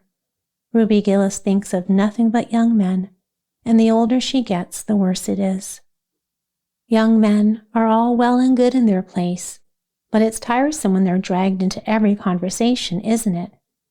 Diana and I are seriously considering making a pact never to marry and instead live together as nice, cheerful old maids forever. Diana hasn't quite decided, though, because she thinks it might be nobler to marry some wild, dashing, wicked young man and reform him. Diana and I talk about serious things a lot now, you know. We feel so much older than we used to, and it doesn't seem right to talk about childish things anymore. It's such a solemn thing to be almost 14, Marilla. Miss Stacy took all of us girls who are in our teens down to the brook last Wednesday and talked to us about it. She told us we couldn't be too careful about the habits we form and the ideals we set for ourselves now, because by the time we're 20, our characters will be fully shaped and the foundation of our whole future will be laid. And if the foundation is weak, we'll never be able to build anything truly worthwhile on it. Diana and I talked about it on the way home from school, and we felt dreadfully serious about it. We decided we could be as careful as possible to form respectable habits, learn all we could, and be as sensible as possible, so that by the time we're 20, our characters will be properly developed. It's positively terrifying to think about being 20, Marilla. It sounds so old and grown up. But why was Miss Stacy here this afternoon?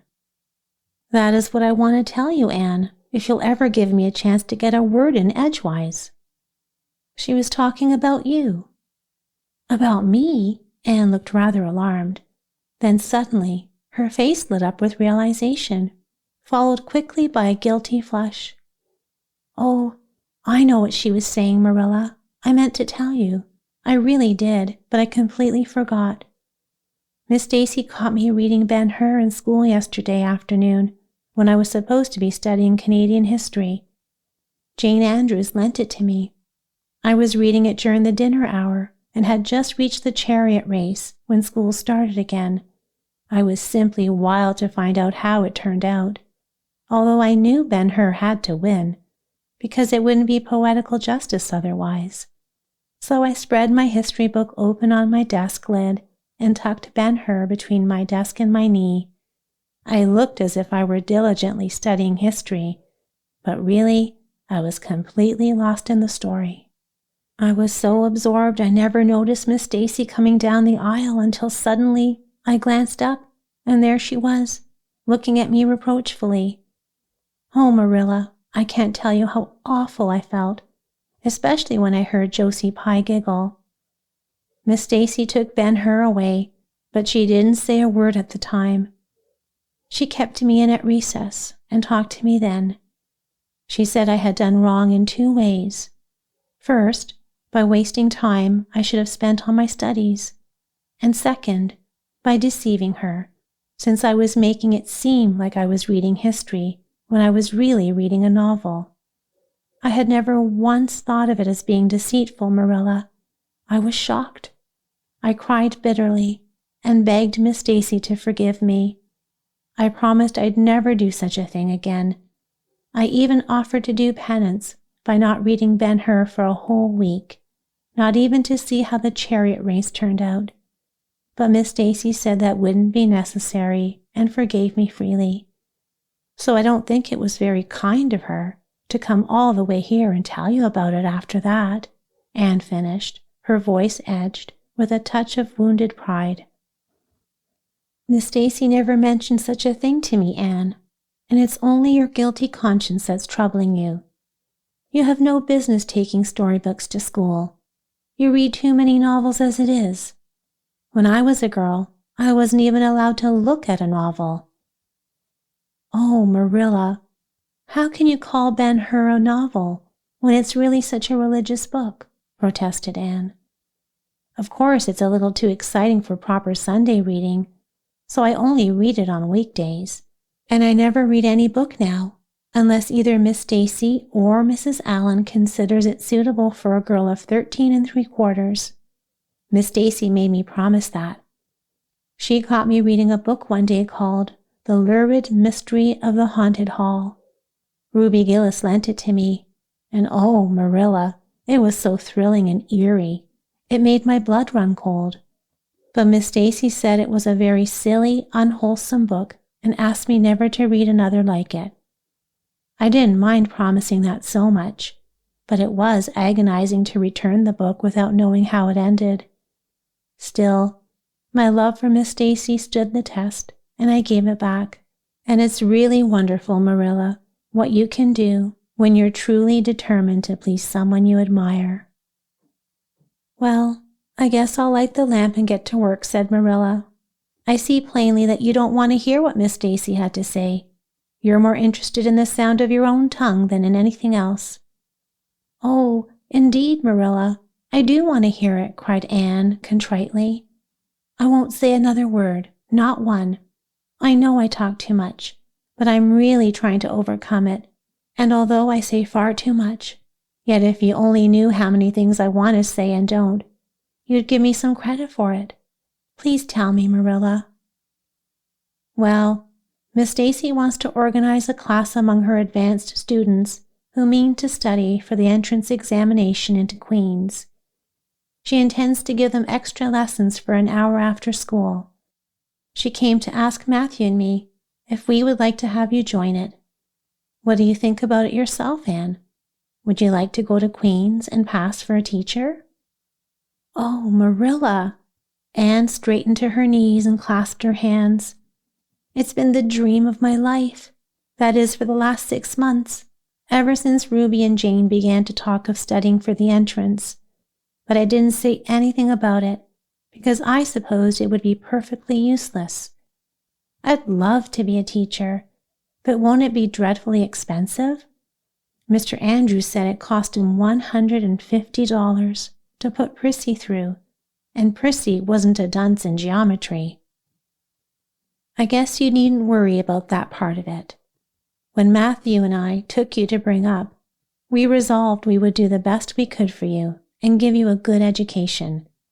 I believe in a girl being prepared to earn her own living, whether she ever has to or not. You'll always have a home at Green Gables as long as Matthew and I are here, but nobody knows what may happen in this uncertain world, and it's just as well to be ready, so you can join the Queen's class if you like, Anne. Oh, Marilla, thank you. Anne flung her arms around Marilla's waist and looked up earnestly into her face. I'm so grateful to you and Matthew, and I'll study as hard as I can and do my very best to be a credit to you. I warn you not to expect much from me in geometry, but I think I can hold my own in everything else if I worked hard. I dare say you'll get along well enough. Miss Stacy says you are bright and diligent. Not for worlds would Marilla have told Anne just what Miss Stacy had said about her. That would have been too pamper vanity. You needn't rush to any extreme of killing yourself over your books. There's no hurry. You won't be ready to try the entrance for 1.5 years yet, but it's well to begin in time and be thoroughly grounded, Miss Stacy says. I shall take more interest than ever in my studies now, said Anne blissfully, because I have a purpose in life. Mr. Allen says everybody should have a purpose and pursue it faithfully, but he also says we must first make sure it's a worthy purpose. I would certainly call it a worthy purpose to want to be a teacher like Miss Stacy, wouldn't you, Marilla? I think it's a very noble profession. The Queen's class was organized in due time.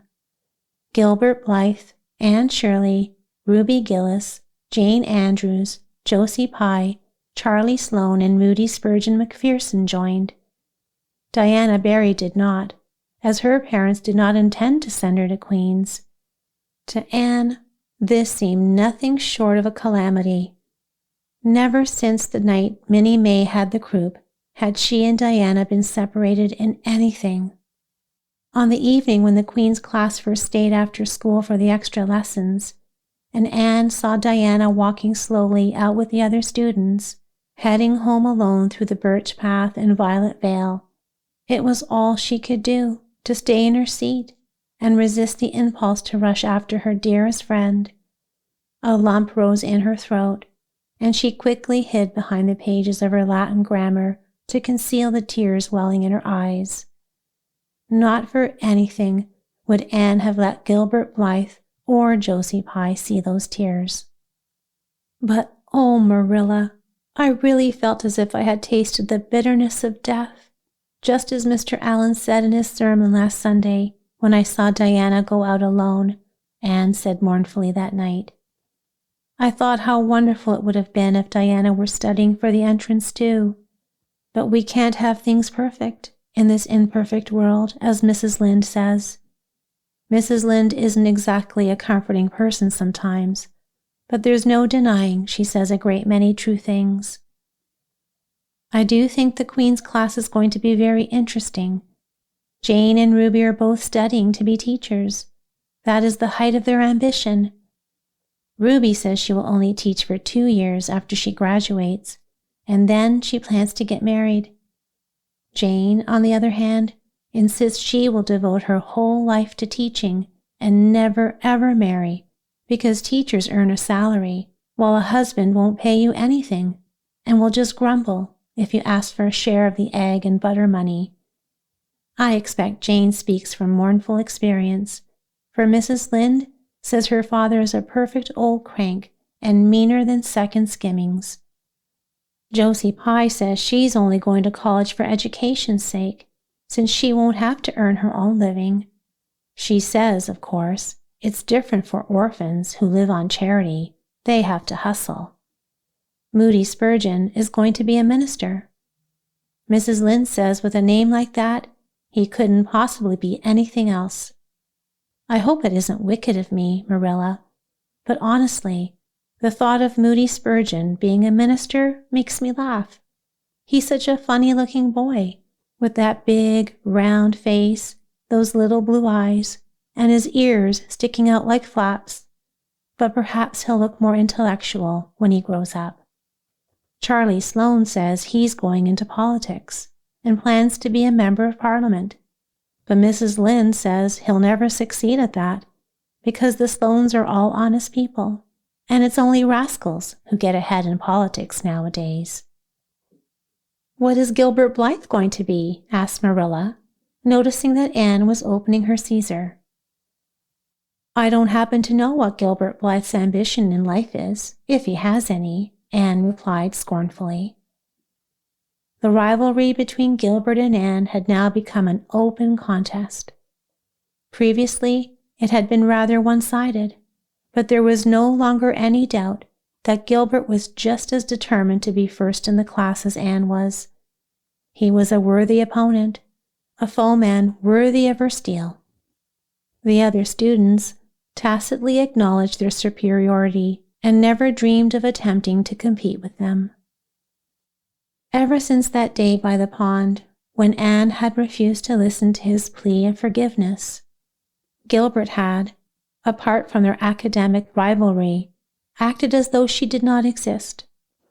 He talked and joked with the other girls, exchanged books and puzzles with them, discussed lessons and future plans, and sometimes walked home with one or another after prayer meeting or debating club. But Anne Shirley he simply ignored, and Anne discovered that being ignored was not a pleasant experience. It was in vain that she tossed her head and told herself she didn't care. Deep down, in her wayward, feminine little heart, she knew that she did care, and she knew, too, that if she had a chance to relive that moment at the Lake of Shining Waters, she would answer very differently. To her secret dismay, she realized that the old resentment she had cherished against him was gone, vanished just when she most needed it to sustain her pride. She tried to summon back every detail of that long-ago quarrel and reignite that old anger, but it was useless. That day by the pond had seen its last flicker of resentment. Without even realizing it, Anne had forgiven and forgotten, but now it was too late, and at the very least, neither Gilbert nor anyone else, not even Diana, should ever suspect how sorry she was, or how much she wished she hadn't been so proud and stubborn. She resolved to shroud her feelings in deepest oblivion, and it may be stated here and now that she did so with remarkable success, so much so that Gilbert, who perhaps was not quite as indifferent as he appeared, could find no comfort in the idea that Anne might secretly regret her coldness toward him. The only small consolation he had was that she snubbed Charlie Sloane unmercifully, constantly, and quite undeservedly. Otherwise, the winter passed in a steady rhythm of pleasant duties and studies. For Anne, the days slipped by like golden beads strung on the necklace of the year. She was happy, eager, and full of interest in everything around her. There were lessons to master and honors to strive for, delightful books to read, new hymns to practice for Sunday school choir, and enjoyable Saturday afternoons spent at the manse with Mrs. Allen. And then, almost before Anne had time to realize it, spring had come again to Green Gables, and all the world was abloom once more. Studies lost a little of their charm as summer approached. The Queen's class, left behind in school while the other students wandered off to green lanes, leafy woodland paths, and sunlit meadows, gazed wistfully out the windows. Latin verbs and French exercises, once so absorbing in the crisp winter months, now seemed dull and lifeless. Even Anne and Gilbert found their enthusiasm waning. Both teacher and students welcomed the end of the term and the golden stretch of vacation that lay ahead. "But you've done good work this past year," Miss Stacy told them on the final evening, "and you deserve a proper, carefree holiday. Spend as much time outdoors as you can. Breathe in the fresh air, soak up the sunshine, and gather plenty of energy and ambition to carry you through next year. That will be the real test, the final year before the entrance." "Are you coming back next year, Miss Stacy?" asked Josie Pye. Josie Pye was never shy about asking questions. In this instance, the entire class was grateful for her boldness. None of them would have dared to ask Miss Stacy directly, but all had been anxious to know. Rumors had been circulating that their beloved teacher had received an offer to teach at a school in her home district and intended to accept it. Now the Queen's class sat in breathless suspense, waiting for her reply. "Yes, I think I will," Miss Stacy said with a smile. "I had considered taking another position, but the truth is I've become too attached to my students here. I couldn't bring myself to leave you just yet, so I'll stay and see you through." "Hurrah!" cried Moody Spurgeon, his usual solemnity forgotten in his excitement. The outburst was so unlike him that he blushed uncomfortably for a full week every time he remembered it. "Oh, Miss Stacy, I'm so glad," said Anne, her gray eyes shining with delight. "It would be simply dreadful if you didn't come back. I don't think I could go on with my studies at all if another teacher came here." "But you've worked hard this past year," Miss Stacy told them on the final evening, "and you've earned a good, cheerful vacation." When Anne got home that night, she carefully stacked all her textbooks away in an old trunk in the attic, locked it, and tossed the key into the blanket box. "I'm not even going to look at a school book all summer," she declared to Marilla. "I've studied as hard as I possibly could all term, and I've gone over that geometry until I know every proposition in the first book by heart, even when the letters are changed. I just feel tired of everything sensible, and I'm going to let my imagination run wild for the summer. Oh, don't worry, Marilla. I'll keep it within reasonable limits. But I want to have a real jolly time, because maybe this will be the last summer I'll ever be a little girl. Mrs. Lynde says if I keep growing as fast next year as I did this one, I'll have to start wearing longer skirts.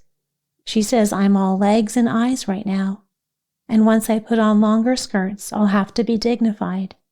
I won't even be able to believe in fairies anymore, so I'm going to believe in them with all my heart this summer. I think we're going to have a wonderful vacation. Ruby Gillis is having a birthday party soon, and then there's Sunday school picnic and the missionary concert next month. And Mr. Barry says that one evening he'll take Diana and me over to White Sands Hotel for dinner. They serve dinner in the evening, you know. Jane Andrews went once last summer, and she says it was a dazzling sight. The electric lights, the flowers, and all the lady guests in such beautiful dresses. She said it was her first real glimpse into high society, and she'll never forget it to her dying day. Mrs. Lynde came up the next afternoon to find out why Marilla had not been at the aid meeting on Thursday. When Marilla was not at aid meeting, people knew there was something wrong at Green Gables. "Matthew had a bad spell with his heart Thursday," Marilla explained, "and I didn't feel like leaving him. Oh, yes, he's all right again now, but he takes them spells oftener than he used to, and I'm anxious about him. The doctor says he must be careful to avoid excitement. That's easy enough, for Matthew doesn't go about looking for excitement by any means and never did. But he's not to do any heavy work either, and you might as well tell Matthew not to breathe as not to work. Come and lay off your things, Rachel. You'll stay to tea?" "Well, seeing you're so pressing, perhaps I might as well stay," said Mrs. Rachel, who had not the slightest intention of doing anything else. Mrs. Rachel and Marilla sat comfortably in the parlor, while Anne got the tea and made hot biscuits, light and white enough to defy even Mrs. Rachel's criticism. "I must say, Anne has turned out to be a real smart girl," admitted Miss Rachel, as Marilla accompanied her to the end of the lane at sunset. "She must be a great help to you." "She is," said Marilla, "and she's really steady and reliable now. I used to be afraid she'd never get over her feather-brained ways, but she has, and I wouldn't be afraid to trust her with anything now." "I never would have thought she'd turn out so well that first day I was here 3 years ago," said Mrs. Rachel. "Lawful heart, shall I ever forget that tantrum of hers?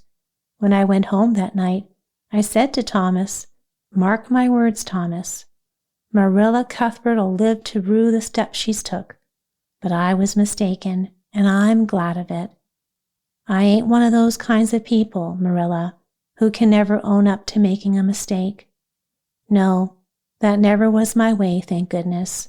I did make a mistake in judging Anne, but it's no surprise. There never was a more peculiar or unpredictable child in this world. You just couldn't figure her out using the same rules that worked with other children. It's nothing short of wonderful how she's improved these 3 years, but especially in looks. She's a really pretty girl now, though I can't say I'm overly partial to that pale, big-eyed style myself. I like more snap and color, like Diana Barry has or Ruby Gillis. Ruby's looks are really showy, but somehow I can't explain it. But when Anne is with them, even though she isn't as half as striking, she has a way of making them seem ordinary and overdone, like those delicate white June lilies standing beside big, bold red peonies.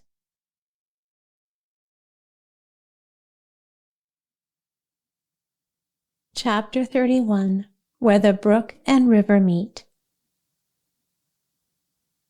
Anne had her good summer and enjoyed it wholeheartedly.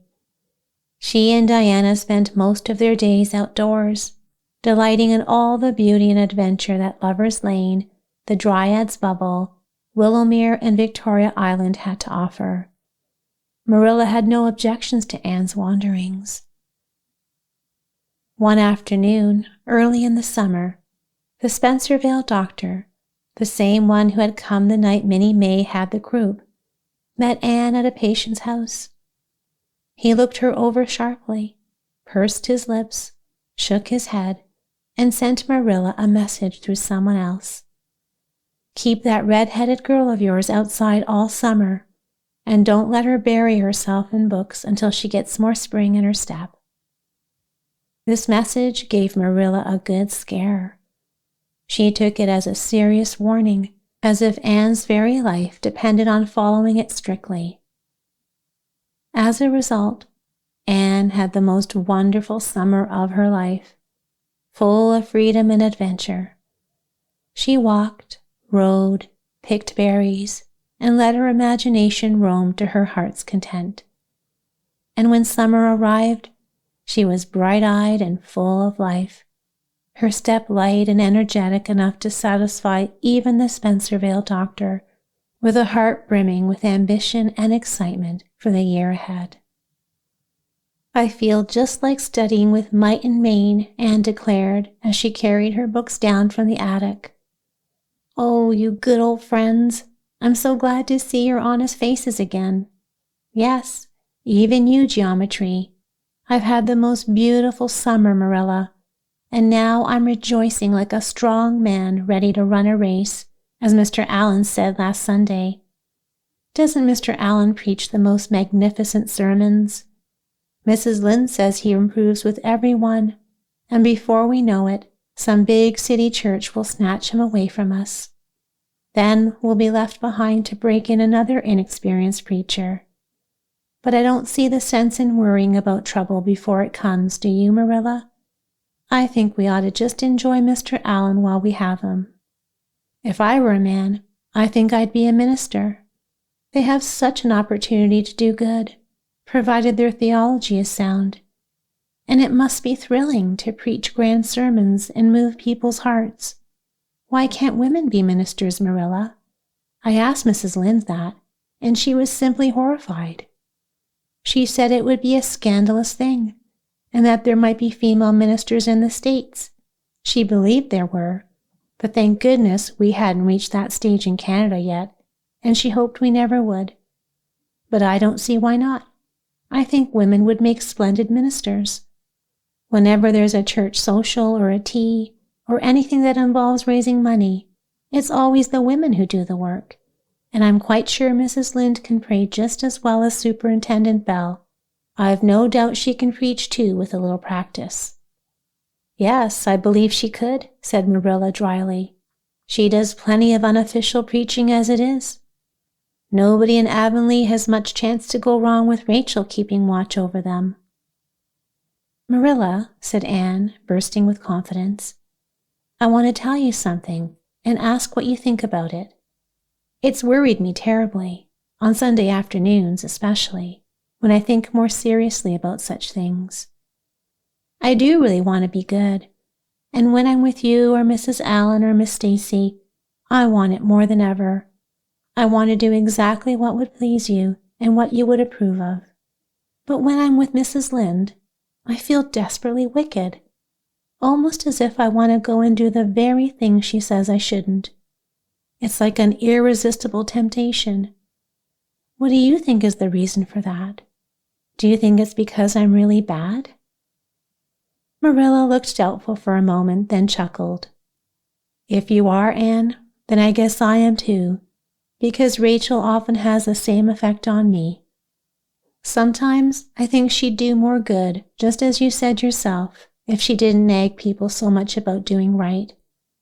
There ought to have been a special commandment against nagging, but I shouldn't talk that way. Rachel is a good Christian woman and she means well. There's no one in Avonlea with a kinder heart, and she never shirks her share of the work. I'm very glad you feel the same way, said Anne decidedly. It's so encouraging. I shan't worry so much about that anymore, but I dare say there'll always be something else to trouble me. New perplexities coming up all the time. You settle one question, and another one appears right after. There are so many things to think about and decide when you're beginning to grow up. It keeps me busy all the time, thinking them over and trying to choose what's right. Growing up is a serious thing, isn't it, Marilla? But with such good friends as you and Matthew and Mrs. Allen and Miss Stacy, I ought to turn out well, and if I don't, it will be entirely my own fault. I feel it's a great responsibility, because I only have one chance. If I don't grow up properly, I can't go back and start over again. I've grown 2 inches this summer, Marilla. Mr. Gillis measured me at Ruby's party. I'm so glad you made my new dress longer. That dark green one is so pretty, and it was so sweet of you to add the flounce. Of course, I know it wasn't strictly necessary, but flounces are very fashionable this fall, and Josie Pye has them on all her dresses. I just know I'll be able to study better because of mine. I'll have such a comfortable feeling deep down in my mind about that flounce. It's worth something to have that, admitted Marilla. Miss Stacy returned to Avonlea School and found all her pupils eager for work once more. The Queen's class, in particular, braced themselves for the challenge ahead, for at the end of the coming year, already casting its shadow over their path, loomed that dreaded trial known as the entrance. The very thought of it sent their hearts sinking into their shoes. Suppose they didn't pass? That fear haunted Anne throughout the winter, even on Sunday afternoons, pushing aside her usual musings on moral and theological questions.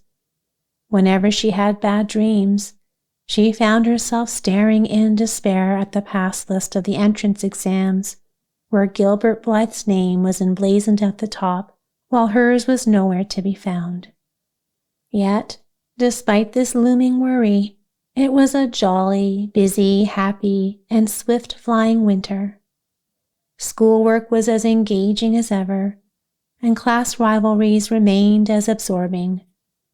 New worlds of thought, feeling, and ambition, as well as fresh, fascinating fields of unexplored knowledge, seemed to be opening before Anne's eager eyes. Hills peeped over the hill, and Alps on Alps arose. Much of this was due to Miss Stacy's thoughtful and broad-minded guidance. She encouraged her students to think for themselves, to explore and discover, to stray from the well-trodden paths of traditional learning. This progressive approach quite shocked Mrs. Lynde and the school trustees, who regarded any innovation in teaching with deep suspicion. Apart from her studies, Anne flourished socially, for Marilla, heeding the Spencervale doctor's advice, no longer forbade occasional outings. The debating club thrived, hosting several concerts. There were 1 or 2 gatherings that nearly bordered on grown-up affairs, and sleigh rides and skating frolics were plentiful. In between these diversions, Anne continued to grow, so rapidly that one day, when she and Marilla stood side by side, Marilla was astonished to realize the girl was now taller than herself. "Why, Anne, how have you grown?" she exclaimed in disbelief. A sigh followed her words. Marilla felt an unexpected pang at Anne's newfound height. The child she had come to love so dearly had somehow vanished, and in her place stood this tall, serious-eyed girl of 15 with thoughtful brows and a proudly poised little head. Marilla loved the girl as much as she had loved the child, but there was a strange, sorrowful sense of loss in her heart. That night, after Anne had gone to prayer meeting with Diana, Marilla sat alone in the wintry twilight and, for once, allowed herself the rare indulgence of a quiet cry. Matthew, coming in with a lantern, caught sight of her and stared in such bewildered concern that Marilla had to laugh through her tears. "I was thinking about Anne," she admitted.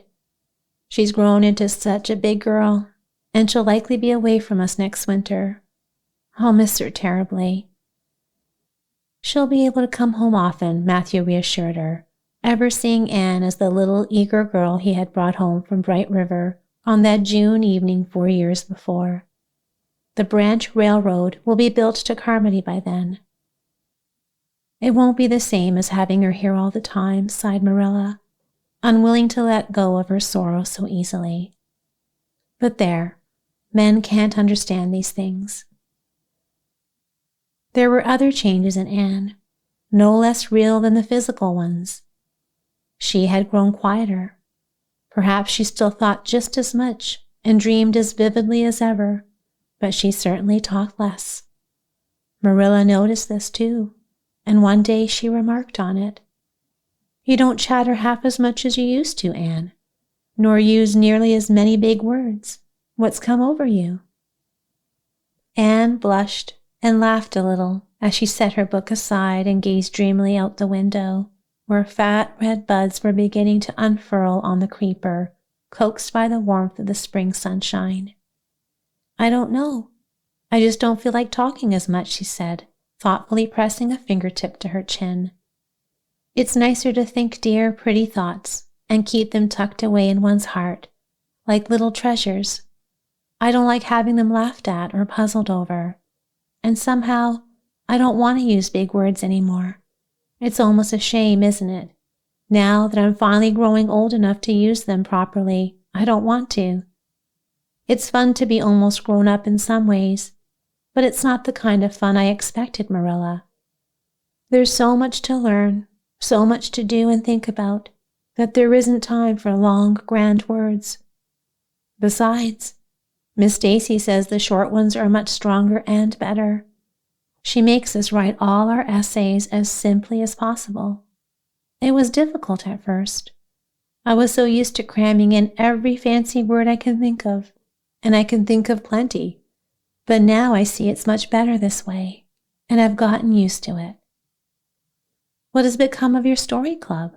I haven't heard you mention it in a long time." "The story club doesn't exist anymore. We didn't have time for it. And, honestly, I think we outgrew it. It was silly, really, writing about love and murder and elopements and mysteries. Miss Stacy sometimes has us write stories for composition practice, but she only allows us to write about things that could really happen in Avonlea in our own lives. She critiques them sharply and makes us critique our own work, too. I never realized how many faults my compositions had until I started looking for them myself. At first I was so ashamed I wanted to give up writing altogether. But Miss Stacy told me that if I trained myself to be my own harshest critic, I could learn to write well, so I'm trying." "You've only 2 more months before the entrance," said Marilla. "Do you think you'll be able to get through?" Anne shivered. "I don't know. Sometimes I feel confident, and then, all at once, I get horribly afraid. We've studied so hard, and Miss Stacy has drilled us thoroughly, but that doesn't mean we'll pass. We each have a stumbling block. Mine is geometry, of course. Jane's is Latin, Ruby and Charlie's algebra, and Josie's is arithmetic. Moody Spurgeon says he feels it in his bones that he's going to fail in English history. Miss Stacy is giving us exams in June, just as difficult as the real entrance ones, and she'll mark us just as strictly, so we'll have some idea of what to expect. I wish it were all over, Marilla. It haunts me. Sometimes I wake up in the middle of the night, panicked, wondering what I'll do if I fail. Well, you'll go to school next year and try again, said Marilla, matter-of-factly. Oh, I don't think I'd have the heart for it. It would be such a disgrace to fail, especially if the others pass. And I get so nervous during an exam that I'm liable to make a complete mess of it. I wish I had Jane Andrews' nerves. Nothing even rattles her. Anne sighed, and tearing her gaze away from the enchantments of spring, the beckoning day of breeze and blue, the fresh green things pushing up in the garden, buried herself resolutely in her book. There would be other springs, but if she didn't pass the entrance, she was convinced she would never recover enough to enjoy them.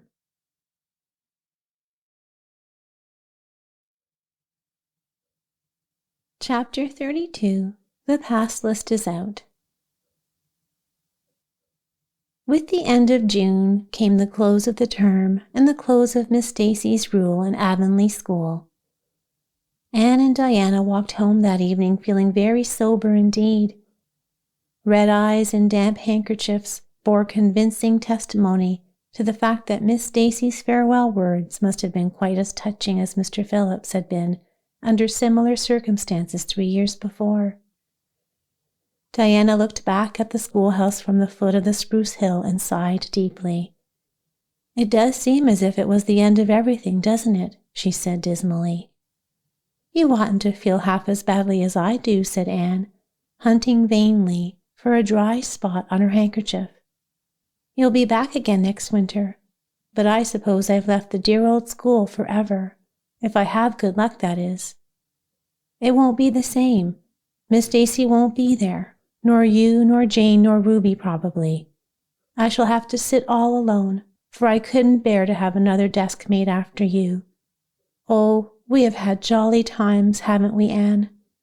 It's dreadful to think they're all over. 2 big tears rolled down by Diana's nose. If you would stop crying, I could, said Anne imploringly. Just as soon as I put away my hanky, I see you brimming up, and that starts me off again. As Mrs. Lynde says, if you can't be cheerful, be as cheerful as you can. After all, I dare say I'll be back next year. This is one of the times I know I'm not going to pass. They're getting alarmingly frequent. Why, you came out splendidly in the exams Miss Stacy gave. Yes, but those exams didn't make me nervous. When I think of the real thing, you can't imagine what a horrid, cold, fluttery feeling comes round my heart. And then my number is 13, and Josie Pye says it's so unlucky. I am not superstitious, and I know it can make no difference, but I still wish it wasn't 13. I do wish I was going with you, said Diana. Wouldn't we have a perfectly elegant time? But I suppose you'll have to cram in the evenings. No, Miss Stacy has made us promise not to open a book at all.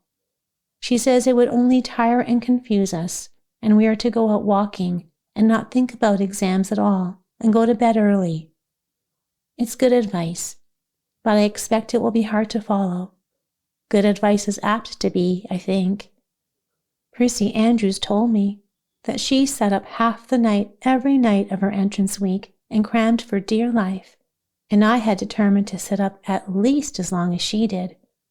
It was so kind of your Aunt Josephine to ask me to stay at Beechwood while I'm in town. You'll write to me while you're in, won't you? I'll write Tuesday night and tell you how the first date goes, promised Anne. I'll be haunting the post office Wednesday, vowed Diana. Anne went to town the following Monday, and on Wednesday Diana haunted the post office as agreed and got her letter. "Dearest Diana," wrote Anne, "here it is Tuesday night, and I'm writing this in the library at Beechwood. Last night I was horribly lonesome, all alone in my room, and wished so much you were with me. I couldn't cram, because I'd promised Miss Stacy not to, but it was as hard to keep from opening my history as it used to be keeping from reading a story before my lessons were learned. This morning, Miss Stacy came for me, and we went to the academy, calling for Jane and Ruby and Josie on our way. Ruby asked me to feel her hands, and they were as cold as ice. Josie said I looked as if I hadn't slept a wink, and she didn't believe I was strong enough to stand the grind of a teacher's course, even if I did get through. There are times and seasons, even yet, when I don't feel that I've made any great headway in learning to like Josie Pye." When we reached the academy, there were scores of students there from all over the island. The first person we saw was Moody Spurgeon, sitting on the steps and muttering away to himself. Jane asked him what on earth he was doing, and he said he was repeating the multiplication table over and over to steady his nerves and for pity's sake not to interrupt him, because if he stopped for a moment, he got frightened and forgot everything he ever knew. But the multiplication table kept all his facts firmly in their proper place. When we were assigned to our rooms, Miss Stacy had to leave us. Jane and I sat together, and Jane was so composed that I envied her. No need of the multiplication table for good, steady, sensible Jane. I wondered if I looked as I felt, and if they could hear my heart thumping clear across the room. Then a man came in and began distributing the English exam sheets. My hands grew cold then, and my head fairly whirled around as I picked it up. Just one awful moment, Diana. I felt exactly as I did 4 years ago, when I asked Marilla if I might stay at Green Gables, and then everything cleared up in my mind, and my heart began beating again. I forgot to say that it had stopped altogether, for I knew I could do something with that paper anyhow. At noon, we went home for dinner, and then back again for history in the afternoon. The history was a pretty hard paper, and I got dreadfully mixed up in the dates. Still, I think I did fairly well today. But oh, Diana, tomorrow the geometry exam comes off, and when I think of it, it takes every bit of determination I possess to keep from opening my books. If I thought the multiplication table would help me any, I would recite it from now till tomorrow morning. I went down to see the other girls this evening. On my way, I met Moody Spurgeon, wandering distractedly around. He said he knew he had failed in history, and he was born to be a disappointment to his parents, and he was going home on the morning train, and it would be easier to be a carpenter than a minister anyhow. I cheered him up and persuaded him to stay to the end, because it would be unfair to Miss Stacy if he didn't. Sometimes I wished I was born a boy, but when I see Moody Spurgeon, I'm always glad I'm a girl and not his sister. Ruby was in hysterics when I reached their boarding house. She had just discovered a fearful mistake she had made in her English paper. When she recovered, we went uptown and had an ice cream. How we wished you had been with us. Oh, Diana, if only the geometry examination were over. But there, as Mrs. Lynde would say, the sun will go on rising and setting, whether I fail in geometry or not. That is true, but not especially comforting. I think I'd rather it didn't go on if I failed. Yours devotedly, Anne.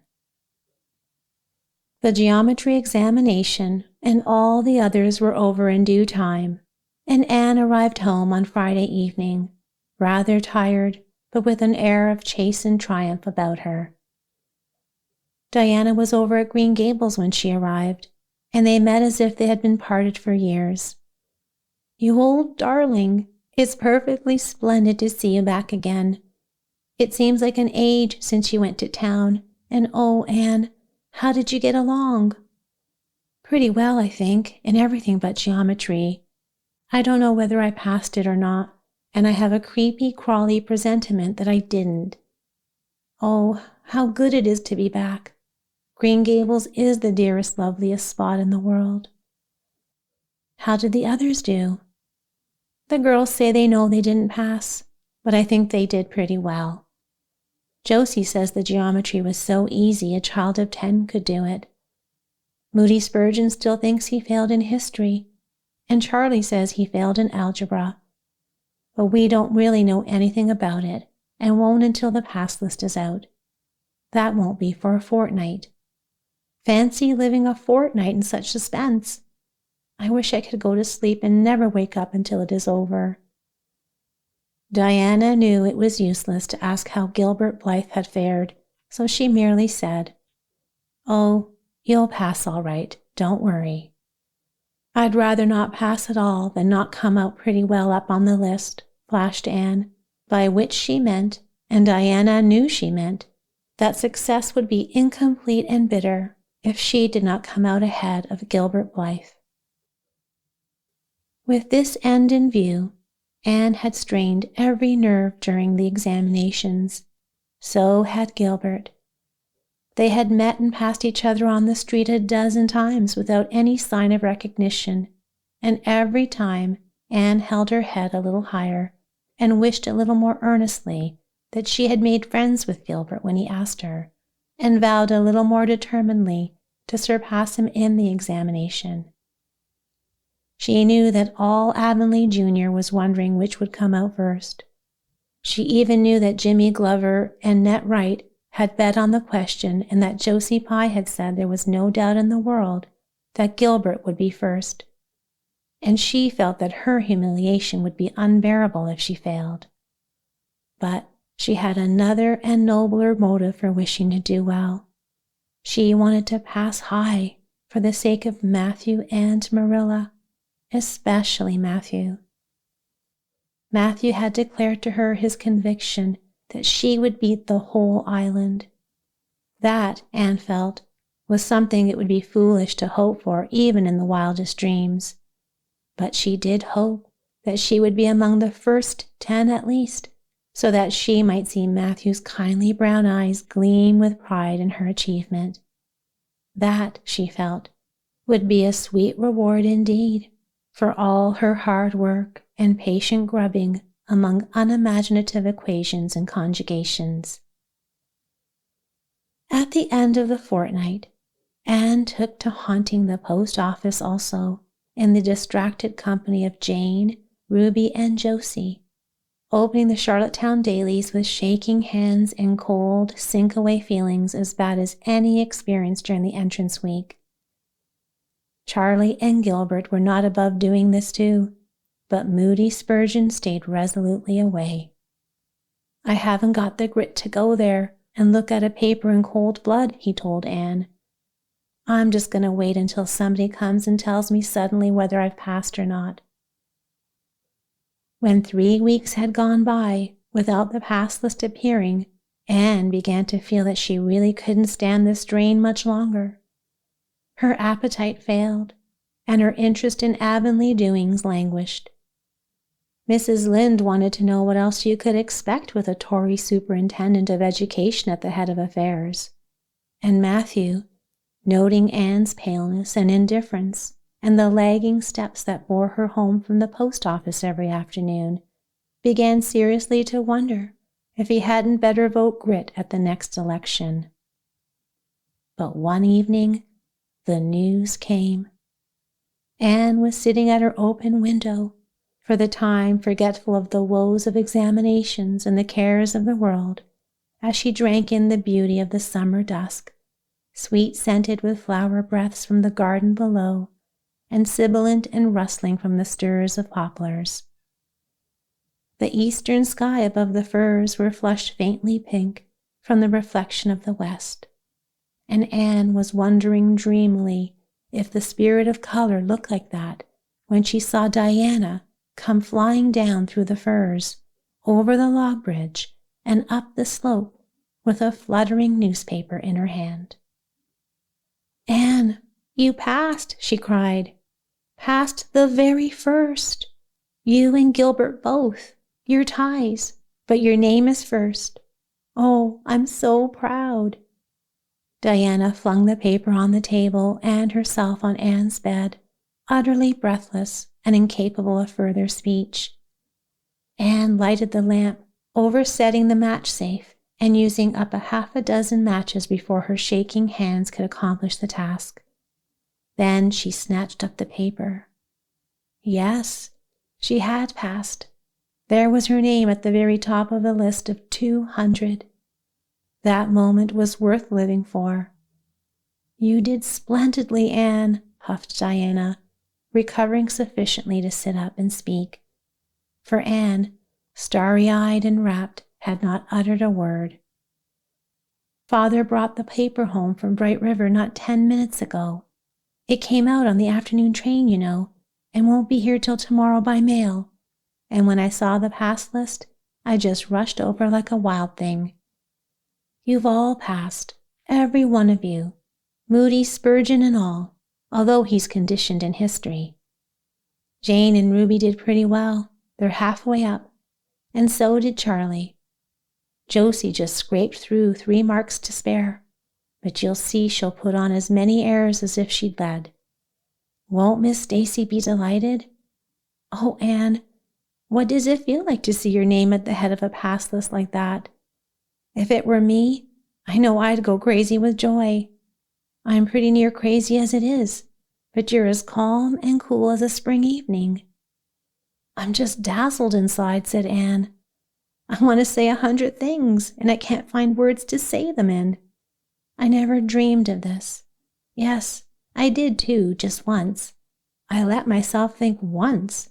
What if I should come out first? Quakingly, you know, for it seemed so vain and presumptuous to think I could lead the island. Excuse me a minute, Diana.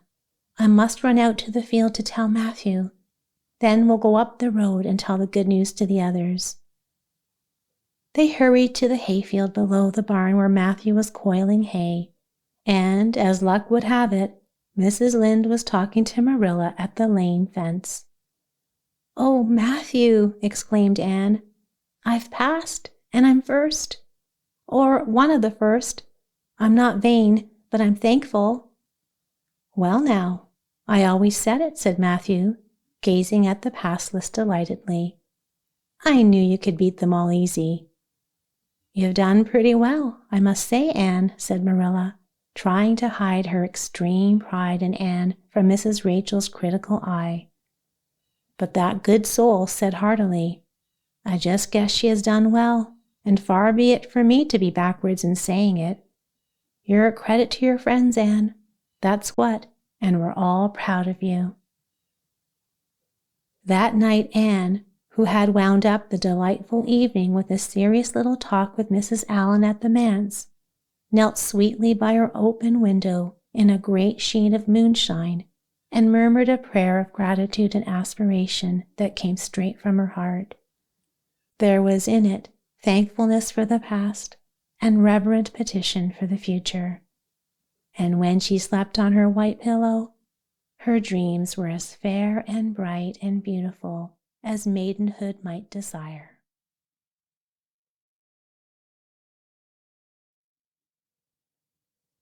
Chapter 33, The Hotel Concert. "Wear your white organdy, Anne, definitely," said Diana with certainty. The two of them were in Anne's East Gable room. Outside, the world was bathed in a soft golden-green twilight, with a clear blue sky untouched by clouds. A large round moon hung over the haunted wood, its pale glow slowly deepening into a rich silvery sheen. The air was alive with the sounds of a summer evening, birds murmuring sleepily, playful breezes stirring, and distant voices and laughter drifting through the night. But inside Anne's room, the blind was drawn and the lamp was lit, for a most important dressing was underway. The east gable was a very different place from what it had been 4 years ago, on that first night when Anne had felt its cold emptiness seep into her very soul. Over time, changes had quietly made their way in, Marilla allowing them with a resigned sort of acceptance, until the room had become as lovely and cozy a retreat as any young girl could wish for. The velvet carpet with pink roses and the pink-silver curtains Anne had once dreamed of had never appeared, but her dreams had grown alongside her, and she likely no longer missed them. Instead, a pretty matting covered the floor, and the high window was softened by pale green muslin curtains that fluttered in the wandering evening breeze. The walls were not hung with rich gold and silver tapestry, but instead adorned with delicate apple blossom wallpaper. A few lovely pictures, gifts from Mrs. Allen, brightened the space, with Mrs. Stacy's photograph given the place of honor. Anne had made it a sentimental tradition to always keep fresh flowers beneath it, and tonight a single stem of white lilies filled the room with a soft, dreamy fragrance. There was no heavy mahogany furniture, but there was a white painted bookcase filled with books, a cushioned wicker rocker, a dainty toilet table draped in white muslin, and a low white bed. A charming gilt-framed mirror, once kept in the spare room, hung on the wall, its arched top decorated with painted cherubic pink cupids and deep purple grapes. It was a room that felt like a dream made real, Anne's very own sanctuary. Anne was getting dressed for a concert at the White Sands Hotel. The guests had organized it to raise money for the Charlottetown Hospital and had gathered all the available amateur talent from the surrounding districts to take part. Bertha Sampson and Pearl Clay from the White Sands Baptist Choir had been invited to sing a duet. Milton Clark from Newbridge was to perform a violin solo. Winnie Adela Blair from Carmody was to sing a Scottish ballad, and Laura Spencer from Spencervale and Anne Shirley from Avonlea were to recite. As Anne would once have said it was an epoch in her life, and she was filled with a delightful thrill of excitement. Matthew was in absolute bliss over the honor given to his Anne, and Marilla, though she would never admit it, felt much the same. She insisted she didn't think it was proper for a group of young people to be running off to the hotel without a responsible person to accompany them, but even she couldn't hide a hint of pride. Anne and Diana were to drive over with Jane Andrews and her brother Billy in their double-seated buggy, and several other Avonlea boys and girls were going as well. A group of visitors was expected from town, and after the concert, a supper was to be given for the performers. "Do you really think the organdy is best?" Anne asked anxiously. "I don't think it's as pretty as my blue-flowered muslin, and it certainly isn't as fashionable." "But it suits you so much better," said Diana. "It's soft and frilly and clings so nicely. The muslin is stiff and makes you look too dressed up, but the organdy looks as if it just grew on you." Anne sighed and gave in. Diana was gaining a reputation for having excellent taste in dress, and her advice on such matters was highly valued. She looked very pretty herself that evening, in a dress of lovely wild rose pink, a color Anne could never wear. But since she wasn't taking part in the concert, her appearance was of less importance. All her efforts were focused on Anne, whom she insisted must be dressed, styled, and adorned to perfection for the honor of Avonlea. "Pull out that frill a little more. Here, let me tie your sash. Now for your slippers. I'm going to braid your hair in 2 thick braids and tie them halfway up with big white bows. No, don't pull out a single curl over your forehead. Just have the soft part. There is no way you do your hair suits you so well, Anne, and Mrs. Allen says you look like a Madonna when you parted so. I shall fashion this little white house rose just behind your ear. There was just one on my bush, and I saved it for you." "Shall I put my pearl beads on?" asked Anne. "Matthew brought me a string from town last week, and I know he'd like to see them on me." Diana pursed up her lips, put her black head on one side critically, and finally pronounced in favor of the beads, which were thereupon tied around Anne's slim, milk-white throat. "There's something so stylish about you, Anne," said Diana with envious admiration. "You hold your head with such an air. I suppose it's your figure. I'm just a dumpling. I've always been afraid of it, and now I know it is so. Well, I suppose I shall just have to resign myself to it." "But you have such dimples," said Anne, smiling affectionately into the pretty, vivacious face so near her own. "Lovely dimples, like little dents in cream. I have given up all hope of dimples. My dimple dream will never come true, but so many of my dreams have that I mustn't complain. Am I all ready now?" "All ready," assured Diana, as Marilla appeared in the doorway, a gaunt figure with grayer hair than of yore and no fewer angles, but with a much softer face. "Come right in and look at our elocutionist, Marilla. Doesn't she look lovely?" Marilla emitted a sound between a sniff and a grunt. "She looks neat and proper. I like the way of fixing her hair, but I expect she'll ruin that dress driving over there in the dust and dew with it, and it looks most too thin for these damp nights. Organdy's the most unserviceable stuff in the world, anyhow, and I told Matthew so when he got it. But there is no use saying anything to Matthew nowadays. Time was when he would take my advice, but now he just buys things for Anne regardless, and the clerks at Carmody know they can palm anything off on him. Just let them tell him a thing is pretty and fashionable, and Matthew plunks his money down for it. Mind you keep your skirt clear of the wheel, Anne, and put your warm jacket on." Then Marilla stalked downstairs, thinking proudly how sweet Anne looked with that one moonbeam from the forehead to the crown, and regretting that she could not go to the concert herself to hear her girl recite. "I wonder if it is too damp for my dress," said Anne anxiously. "Not a bit of it," said Diana, pulling up the window blind. "It's a perfect night, and there won't be any dew. Look at the moonlight."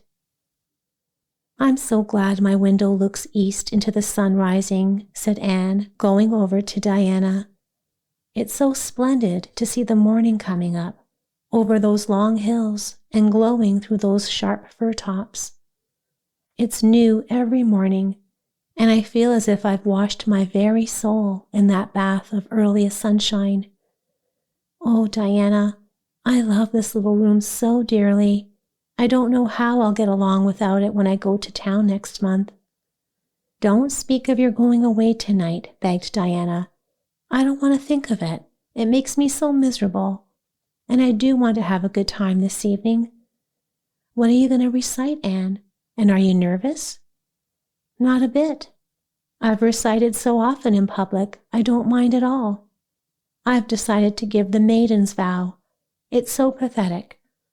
Laura Spencer is going to give a comic recitation, but I'd rather make people cry than laugh."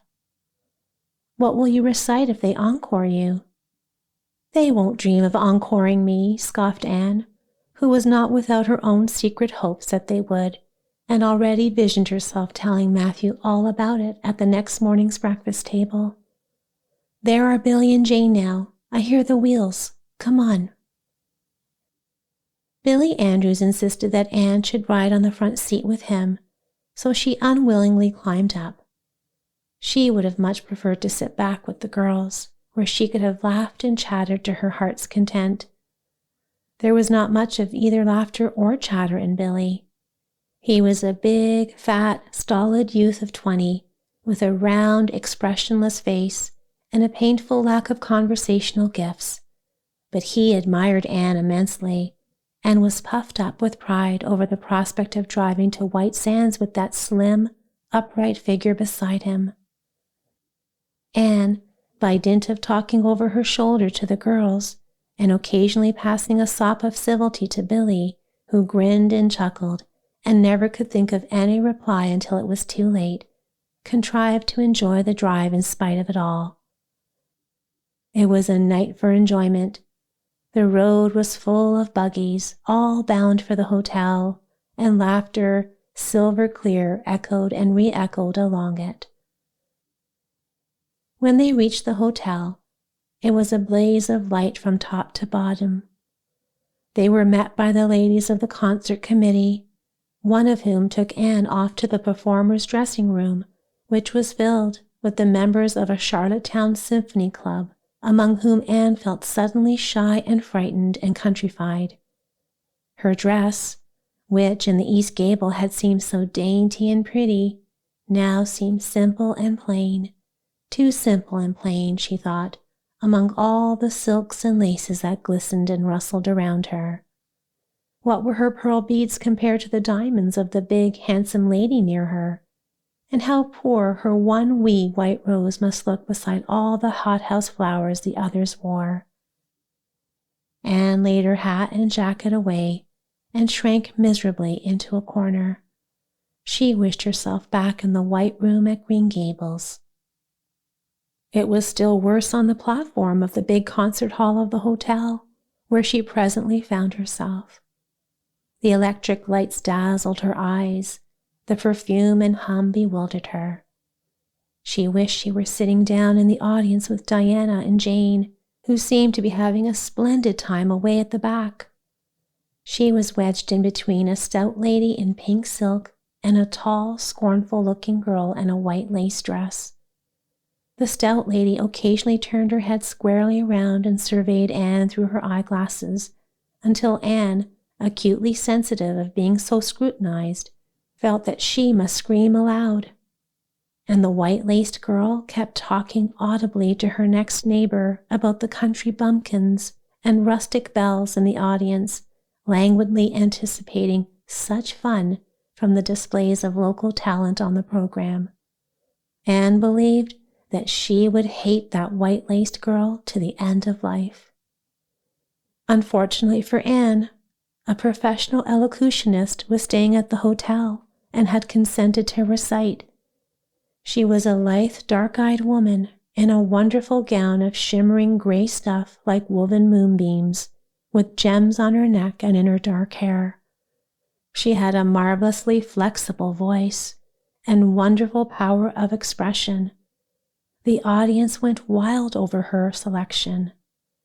Anne, forgetting all about herself and her troubles for the time, listened with rapt and shining eyes. But when the recitation ended, she suddenly put her hands over her face. She could never get up and recite after that. Never. Had she ever thought she could recite? Oh, if she were only back at Green Gables! At this unpropitious moment, her name was called. Somehow Anne, who didn't notice the rather guilty little start of surprise the white lace girl gave, and would not have understood the subtle compliment implied therein if she had, got on her feet and moved dizzily out to the front. She was so pale that Diana and Jane, down in the audience, clasped each other's hands in nervous sympathy. Anne was the victim of an overwhelming attack of stage fright. Often as she had recited in public, she had never before faced such an audience as this, and the sight of it paralyzed her energies completely. Everything was so strange, so brilliant, so bewildering.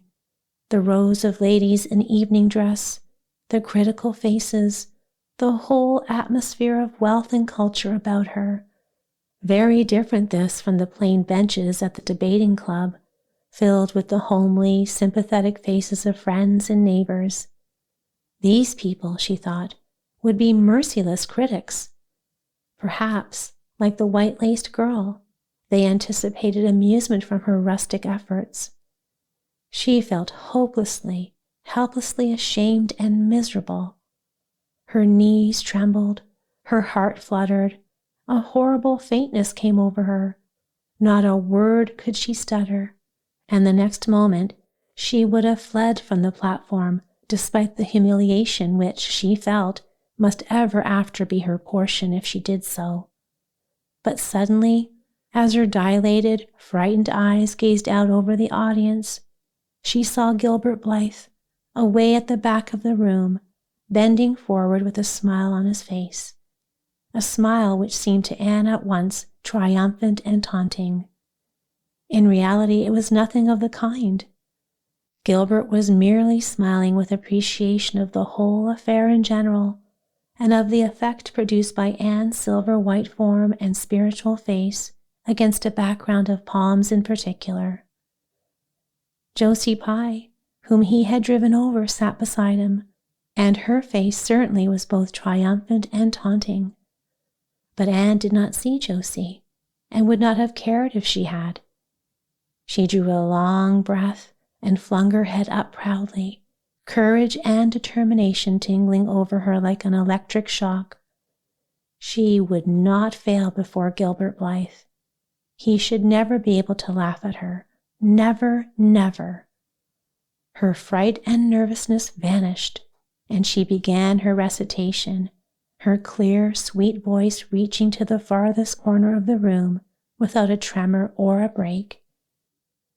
Self-possession was fully restored to her, and in the reaction from that horrible moment of powerlessness, she recited as she had never done before.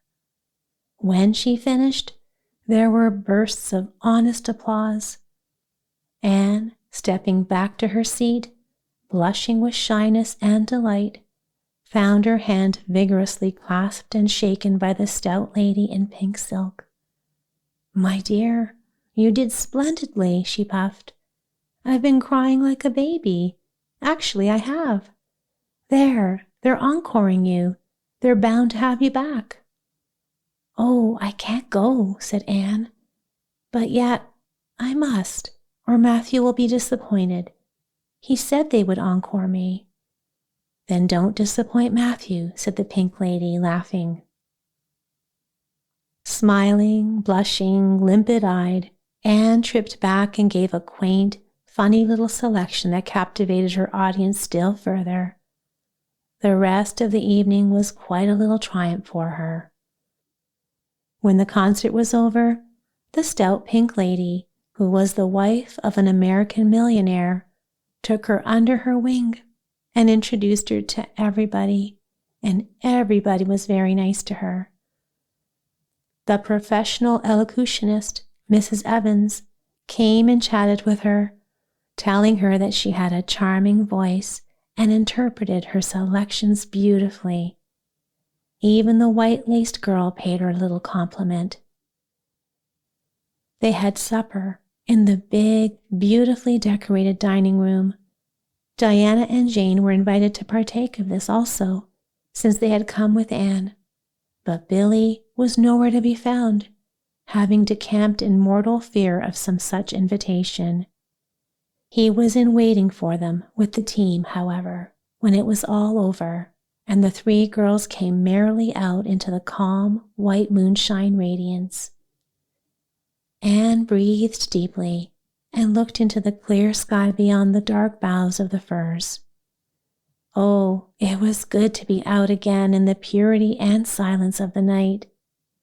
How great and still and wonderful everything was, with the murmur of the sea sounding through it, and the darkling cliffs beyond like grim giants guarding enchanted coasts. "Hasn't it been a perfectly splendid time?" sighed Jane as they drove away. "I just wish I was a rich American and could spend my summer at a hotel and wear jewels and low-necked dresses and have ice cream and chicken salad every blessed day. I'm sure it would be ever so much more fun than teaching school. Anne, your recitation was simply great, although I thought at first you were never going to begin. I think it was better than Mrs. Evans." Oh, no, don't say things like that, Jane, said Anne quickly, because it sounds silly. It couldn't be better than Mrs. Evans. You know for sure she is a professional, and I'm only a schoolgirl with a little knack of reciting. I'm quite satisfied if the people just liked mine pretty well. I've a compliment for you, Anne, said Diana. At least I think it must be a compliment because of the tone he said it in. Part of it was anyhow. There was an American sitting behind Jane and me, such a romantic-looking man, with coal black hair and eyes. Josie Pye says he's a distinguished artist, and that her mother's cousin in Boston is married to a man that used to go to school with him. Well, we heard him say, didn't we, Jane? Who is that girl on the platform with the splendid Titian hair? She has a face I should like to paint. There now, Anne. But what does Titian hair mean? Being interpreted, it means plain red, I guess, laughed Anne. Titian was a very famous artist who liked to paint red-haired women. Did you see all the diamonds those ladies wore? Sighed Jane. They were simply dazzling. Wouldn't you just love to be rich, girls? We are rich, said Anne staunchly. Why, we have 16 years to our credit, and we're happy as queens, and we've all got imaginations, more or less. Look at that sea, girls, all silver and shadow and vision of things not seen. We couldn't enjoy its loveliness any more if we had $1 million and ropes of diamonds. You wouldn't change into any of those women if you could. Would you want to be that white-laced girl and wear a sour look all your life, as if you'd been born turning up your nose at the world? Or the pink lady, kind and nice as she is, so stout and short that you'd really no figure at all? Or even Mrs. Evans, with that sad, sad look in her eyes? She must have been dreadfully unhappy sometime to have such a look. You know you wouldn't, Jane Andrews. I don't know exactly, said Anne, unconvinced. I think diamonds would comfort a person for a good deal. Well, I don't want to be anyone but myself, even if I go uncomforted by diamonds all my life, declared Anne. I'm quite content to be Anne of Green Gables with my string of pearl beads.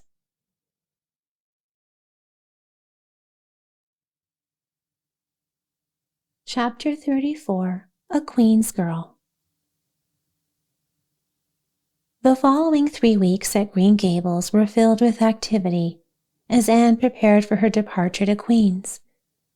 There was a flurry of sewing and many discussions about plans and preparations. Anne's wardrobe was both generous and attractive, thanks to Matthew's careful selection, and for once, Marilla made no objections to his purchases or suggestions. In fact, one evening, Marilla ascended to the east gable, her arms laden with soft, pale green fabric. Anne, I've brought you material for a lovely light dress, she said. You may not absolutely need it, considering you have plenty pretty dresses, but I thought you might appreciate having something especially elegant to wear, should you be invited to an evening event in town, like a party. I understand that Jane, Ruby, and Josie have what they call evening dresses, and I want to ensure you're not outshone by them. Mrs. Allen assisted me in choosing this fabric last week in town, and we'll have Emily Gillis sew it for you. Emily has a real knack for style, and her tailoring is unmatched. Oh, Marilla, it's simply wonderful, Anne exclaimed. Thank you so much. I feel like you shouldn't be this generous. It only makes leaving harder with each passing day.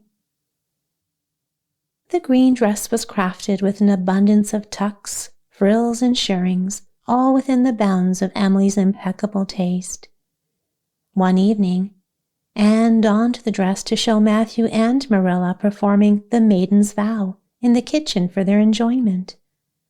As Marilla observed Anne's lively face and elegant movements, her mind drifted back to the night Anne first arrived at Green Gables. She remembered the frightened, strange little child, dressed in an odd, yellowish-brown wincey dress, her eyes brimming with tears and despair.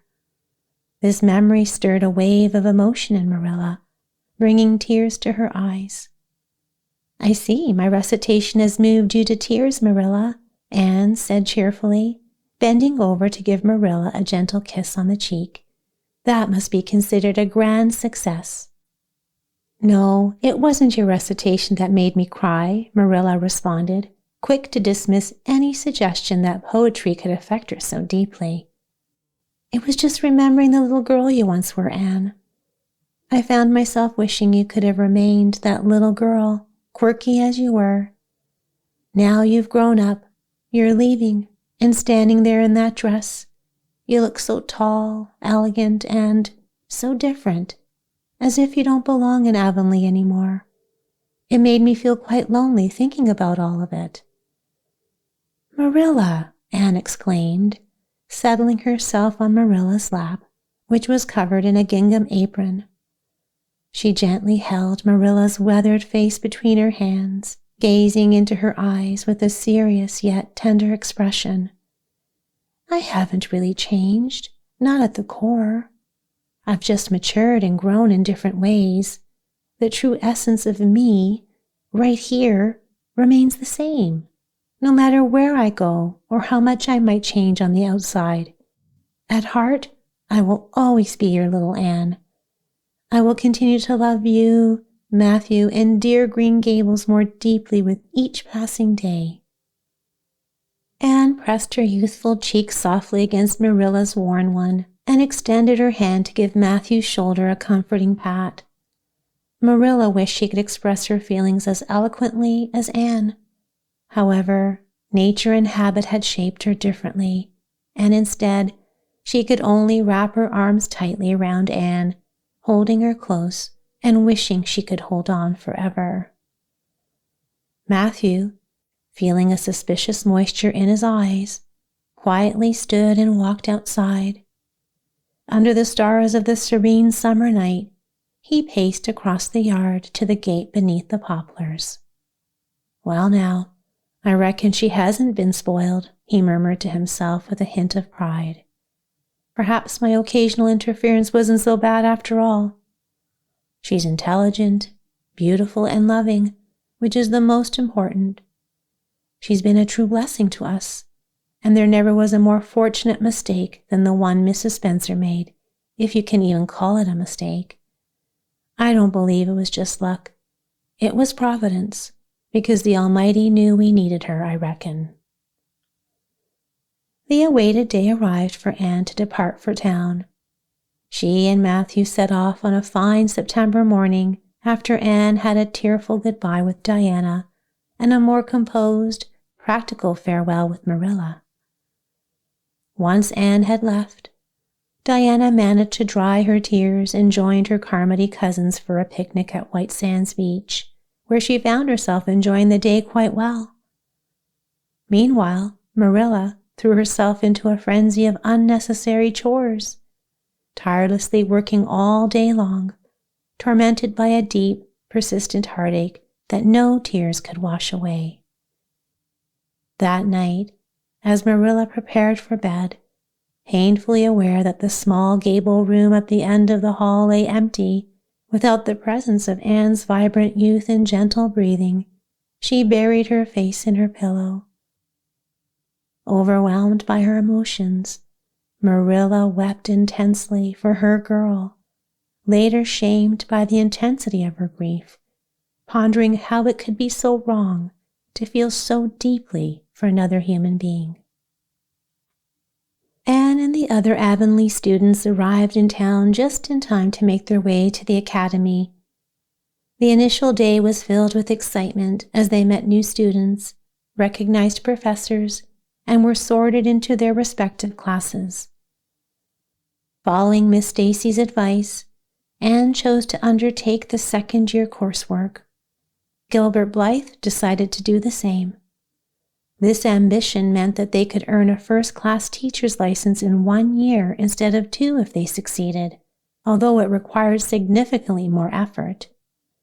Meanwhile, Jane, Ruby, Josie, Charlie, and Moody Spurgeon, lacking such aspirations, were satisfied to enroll in the second-class curriculum. Amid this new setting, Anne felt a sharp sense of loneliness in a classroom filled with 50 strangers, save for the familiar tall, brown-haired boy across the room. His presence, given their complicated history, offered little comfort. Despite her reservations, Anne was relieved they were in the same class. Their long-standing rivalry provided a semblance of normalcy. I wouldn't feel right without it, Anne mused to herself. Gilbert seems very determined. I think he's decided to win the medal. What an impressive chin he has. I've never really noticed it before. I wish Jane and Ruby had also opted for the first-class work. Perhaps I wouldn't feel so out of place once I get to know everyone. I wonder which of these girls will become my friends. It's quite an interesting thing to think about. Of course, I promised Diana that no girl from Queens would ever mean as much to me as she does, but I still have plenty of lesser affections to give away. I'm drawn to that girl with the brown eyes and the crimson waist. She looks so vibrant and rosy. And there's that pale girl by the window with the beautiful hair, looking as if she's lost in dreams. I'd really like to get to know them both well enough to walk arm in arm and share nicknames. But for now, I don't know them, and they don't know me, and they might not be interested in knowing me. Oh, it feels lonely. The feeling of loneliness deepened when Anne was by herself in her small hall bedroom at twilight.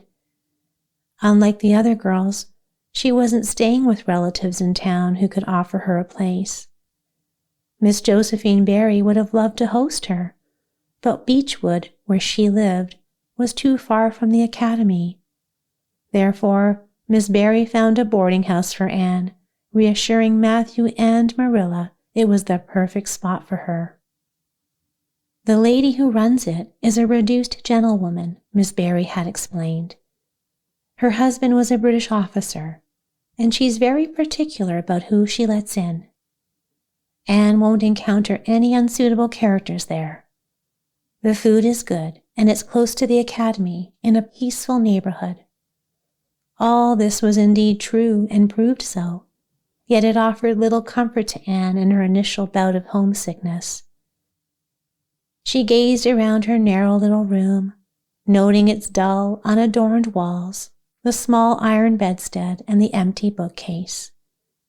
A lump formed in her throat as she thought of her bright, airy room at Green Gables. The awareness of a lush green world outside, the sweet peas blooming in the garden, moonlight bathing the orchard, the sound of the brook cascading down the slope, and the spruce boughs swaying in the nocturnal breeze. There, the night sky was vast and starry, with the comforting light from Diana's window piercing through the trees. Here, all she could anticipate outside her window was a harsh street lined with telephone wires that sliced through the sky, the relentless march of unfamiliar footsteps, and the cold glow of 1,000 lights on the faces of strangers. Anne felt the tears coming and desperately fought them. I won't cry. It's foolish and weak, she told herself, even as the third tear rolled down towards her nose. More on the way. I need to think of something amusing to stop them, but all that's funny is tied to Avonlea, and that just makes things worse. 4, 5. I'm going home next Friday, but that seems an eternity away. Oh, Matthew must be nearly home by now, and Marilla is probably at the gate, looking down the lane for him. 6, 7, 8. No point in counting. They'll just flood out soon. I can't seem to cheer up. I don't even want to cheer up. It feels better to be miserable. Just as the tears threatened to overwhelm her, Josie Pye appeared. The sight of a familiar face momentarily lifted Anne's spirits, despite the fact that there had never been much affection between her and Josie. But in that moment, as a reminder of her life back in Avonlea, even a Pye was a welcome sight. I'm so glad you came up, Anne said, with genuine relief. You've been crying, observed Josie with irritating sympathy. I suppose you're homesick? Some people just can't seem to control themselves. I have no intention of feeling homesick, I can assure you. Town life is far more exciting than that dull old Avonlea. I wonder how I ever managed to live there so long. You shouldn't cry, Anne. It really isn't flattering, because your nose and eyes turn red, and then your whole face seems red. I had a wonderful time at the academy today. Our French professor is absolutely charming. His mustache would make your heart skip. Do you have anything to eat, Anne? I'm absolutely famished. I thought Marilla might have loaded you up with cake. That's mainly why I dropped by. Otherwise, I'd have gone to the park to listen to the band with Frank Stockley. He's staying at the same boarding house as me, and he's quite the character. He noticed you in class today and asked who the red-headed girl was. I told him you were an orphan that the Cuthberts had taken in, and not much was known about your past. Anne was beginning to think that solitude and tears might be preferable to Josie Pye's company when Jane and Ruby arrived, each proudly displaying a Queen's color ribbon, purple and scarlet, on their coats. Since Josie was currently not speaking to Jane, she had to tone down her remarks. Well, Jane sighed, it feels like a long time since this morning. I should be at home studying my Virgil. Our stern professor assigned us 20 lines to prepare for tomorrow, but I just couldn't focus on studying tonight. Anne, it looks like you've been crying. If you have, admit it. It'll make me feel better about myself, for I was crying too before Ruby showed up. It's easier to be foolish if someone else is being foolish too. Could I have a little piece of cake? Thank you. It tastes just like home in Avonlea. Ruby, noticing the Queen's calendar on the table, asked if Anne was considering competing for the gold medal. Anne blushed and acknowledged that she was thinking about it. Oh, that reminds me, Josie chimed in. Queens will receive one of the Avery scholarships after all. The news came today. Frank Stockley told me. His uncle's on the board of governors. It will be announced at the academy tomorrow. An Avery scholarship? Anne's heart quickened with excitement, and her ambitions seemed to expand and transform magically. Before Josie's announcement, Anne had aimed for a teacher's provincial license, first class by year's end, and maybe the medal. But now, spurred by the news, she envisioned herself winning the Avery Scholarship, pursuing an arts degree at Redmond College, and graduating in cap and gown. The Avery Scholarship was focused on English, a subject where Anne felt profoundly at home. A wealthy manufacturer from New Brunswick had passed away, leaving a portion of his estate to fund numerous scholarships for the high schools and academies across the maritime provinces, based on their academic standings. There had been uncertainty about Queen's receiving one, but it was finally confirmed. At the year's end, the student with the highest marks in English and English literature would secure the scholarship.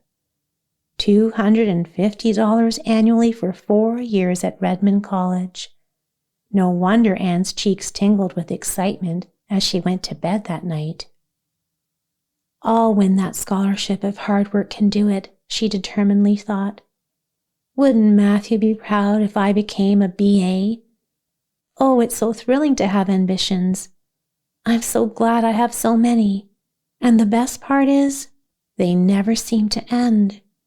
As soon as you reach one goal, you spot another, even loftier one glimmering ahead. It truly makes life so interesting.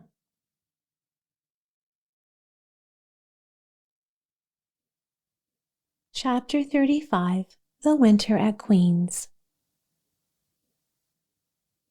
Anne's homesickness lessened, much helped by her weekend visits home. As long as the weather was good, the Avonlea students took the new branch railway to Carmody every Friday night. Diana and several others from Avonlea usually met them, and together they walked to Avonlea in a joyful group. Anne felt these Friday evening walks through the autumn hills in the crisp golden air, with the lights of Avonlea twinkling in the distance, were the most cherished hours of her week. Gilbert Blythe often walked with Ruby Gillis and carried her satchel. Ruby now, considering herself fully grown, wore her skirts as long as her mother allowed and styled her hair up while in town, though she had to undo it when she returned home. She had large, bright blue eyes, a radiant complexion, and a plump, noticeable figure. Ruby laughed often, was cheerful and good-natured, and openly enjoyed the pleasant aspects of life. "But I don't think she's Gilbert's type," whispered Jane to Anne. Anne agreed, but she wouldn't admit it for the world, not with the Avery scholarship at stake. She also couldn't help but think how nice it would be to help Gilbert as a friend, to joke and chat with, and share thoughts on books, studies, and dreams. Gilbert was ambitious, and Ruby Gillis didn't seem like someone with whom you could meaningfully discuss such topics. Anne's feelings towards Gilbert were devoid of silly sentiment. To her, boys were, at most, potential good friends.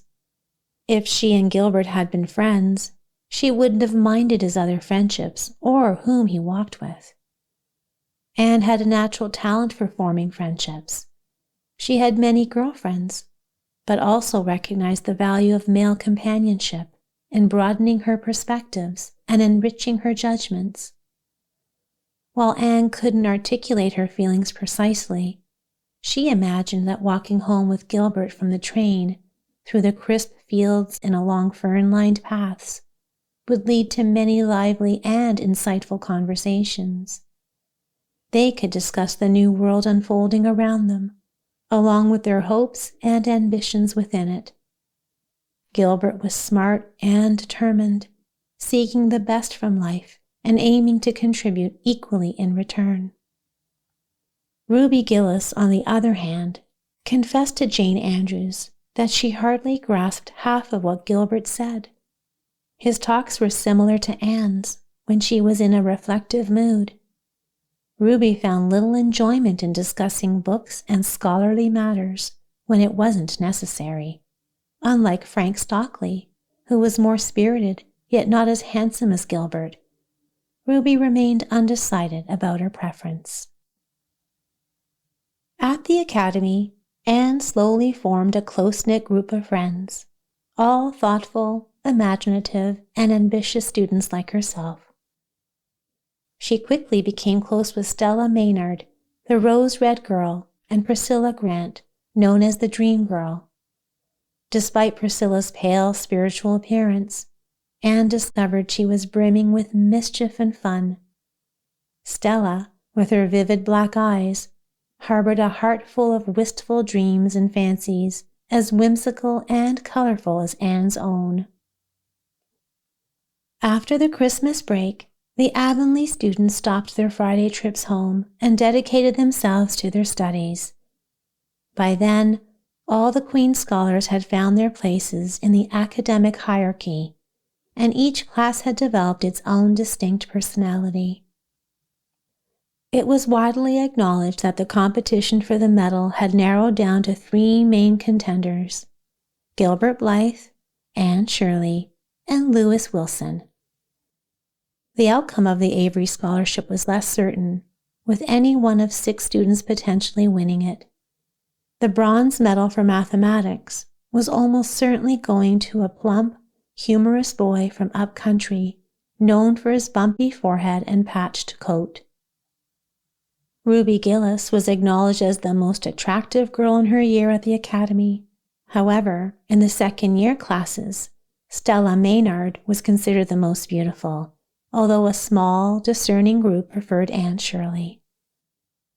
Ethel Marr was recognized by all who knew about such things as having the most fashionable hairstyles, and Jane Andrews, steady, diligent and reliable, excelled in the domestic science course. Even Josie Pye carved out a niche for herself as the sharpest-tongued young lady at Queen's. Anne dedicated herself to her studies with unwavering focus. Her competition with Gilbert was as fervent as it had been back in Avonlea, yet it was mostly unnoticed by their classmates. Importantly, the rivalry had lost its edge. Anne no longer aimed to win just to beat Gilbert, but to achieve a victory that felt earned and justified against a respectable opponent. Winning was important to her, but she had come to accept that not winning wouldn't be the end of the world. Despite their busy schedules, the students managed to find time for enjoyable moments. Anne often spent her free hours at Beechwood, usually ate her Sunday dinners there, and accompanied Miss Barry to church. Miss Barry, although she admitted to aging, still had sharp black eyes and an undiminished spirited tongue. However, she never used her sharp wit against Anne, who remained a favorite of the discerning old lady. "That Anne girl keeps getting better," Miss Barry noted. "I grow weary of the other girls. There's a frustrating and constant sameness about them. Anne, however, is as varied as a rainbow, and each hue seems the loveliest while it lasts. She may not be as amusing as she was in her childhood, but she has a way of making me love her, and I appreciate people who save me the effort of having to try to love them." Then, almost before anyone noticed, spring arrived. In Avonlea, Mayflowers were blooming pinkly on the barren lands still dotted with patches of snow. A mist of green enveloped the woods and valleys. However, in Charlottetown, the Queen students were too preoccupied with thoughts and discussions of exams to notice. "It doesn't seem possible that the term is nearly over," Anne remarked. "Last fall, the winter of studies and classes seemed so far ahead. And now, here we are, with exams just next week. Sometimes, girls, I feel like these exams are everything. But then I see the big buds on the chestnut trees and the misty blue air at the end of the streets, and suddenly the exams don't seem that critical." Jane, Ruby, and Josie, who had come over, did not share Anne's perspective. For them, the upcoming exams were of utmost significance, far more crucial than chestnut buds or springtime hazes. It was easy for Anne, who was confident about passing, to downplay their importance, but for those whose futures felt reliant on their exam results, such philosophical detachment was unattainable. "I've lost 7 pounds in 2 weeks, Jane sighed. "Telling me not to worry doesn't help. Worrying feels like I'm doing something. It would be awful if I didn't get my license after spending all winter at Queen's and all that money." "I don't care," Josie Pye declared. "If I don't pass this year, I'll just come back next year. My father can afford it." "And Frank Stockley told me that Professor Tremaine said Gilbert Blythe is sure to get the medal, and Emily Clay is likely to win the Avery Scholarship." "That might upset me tomorrow, Josie," Anne laughed. "But right now, knowing that the violets are blooming down in the hollow by Green Gables and little ferns are peeking through in Lover's Lane, I honestly feel it doesn't matter much whether I win the Avery or not. I've done my best, and I'm starting to appreciate the joy of the strife. Next to trying and winning, the next best thing is trying and failing. Girls, let's not talk about exams. Look at the arch of pale green sky over the houses, and imagine what it must look like over the dark purple beech woods back in Avonlea." "What are you planning to wear for commencement, Jane?" Ruby asked, steering the conversation towards practical matters. Jane and Josie responded simultaneously, and the discussion quickly shifted into the realm of fashions. Meanwhile, Anne, resting her elbows on the windowsill with her cheek pressed against her clasped hands, gazed out past the city roofs and spires towards the spectacular sunset sky. Lost in her thoughts, she dreamed of the future, painting it with the golden hues of youthful optimism. For her, the horizon held endless possibilities, each year blooming like a rose of promise, waiting to be woven into a garland of everlasting beauty.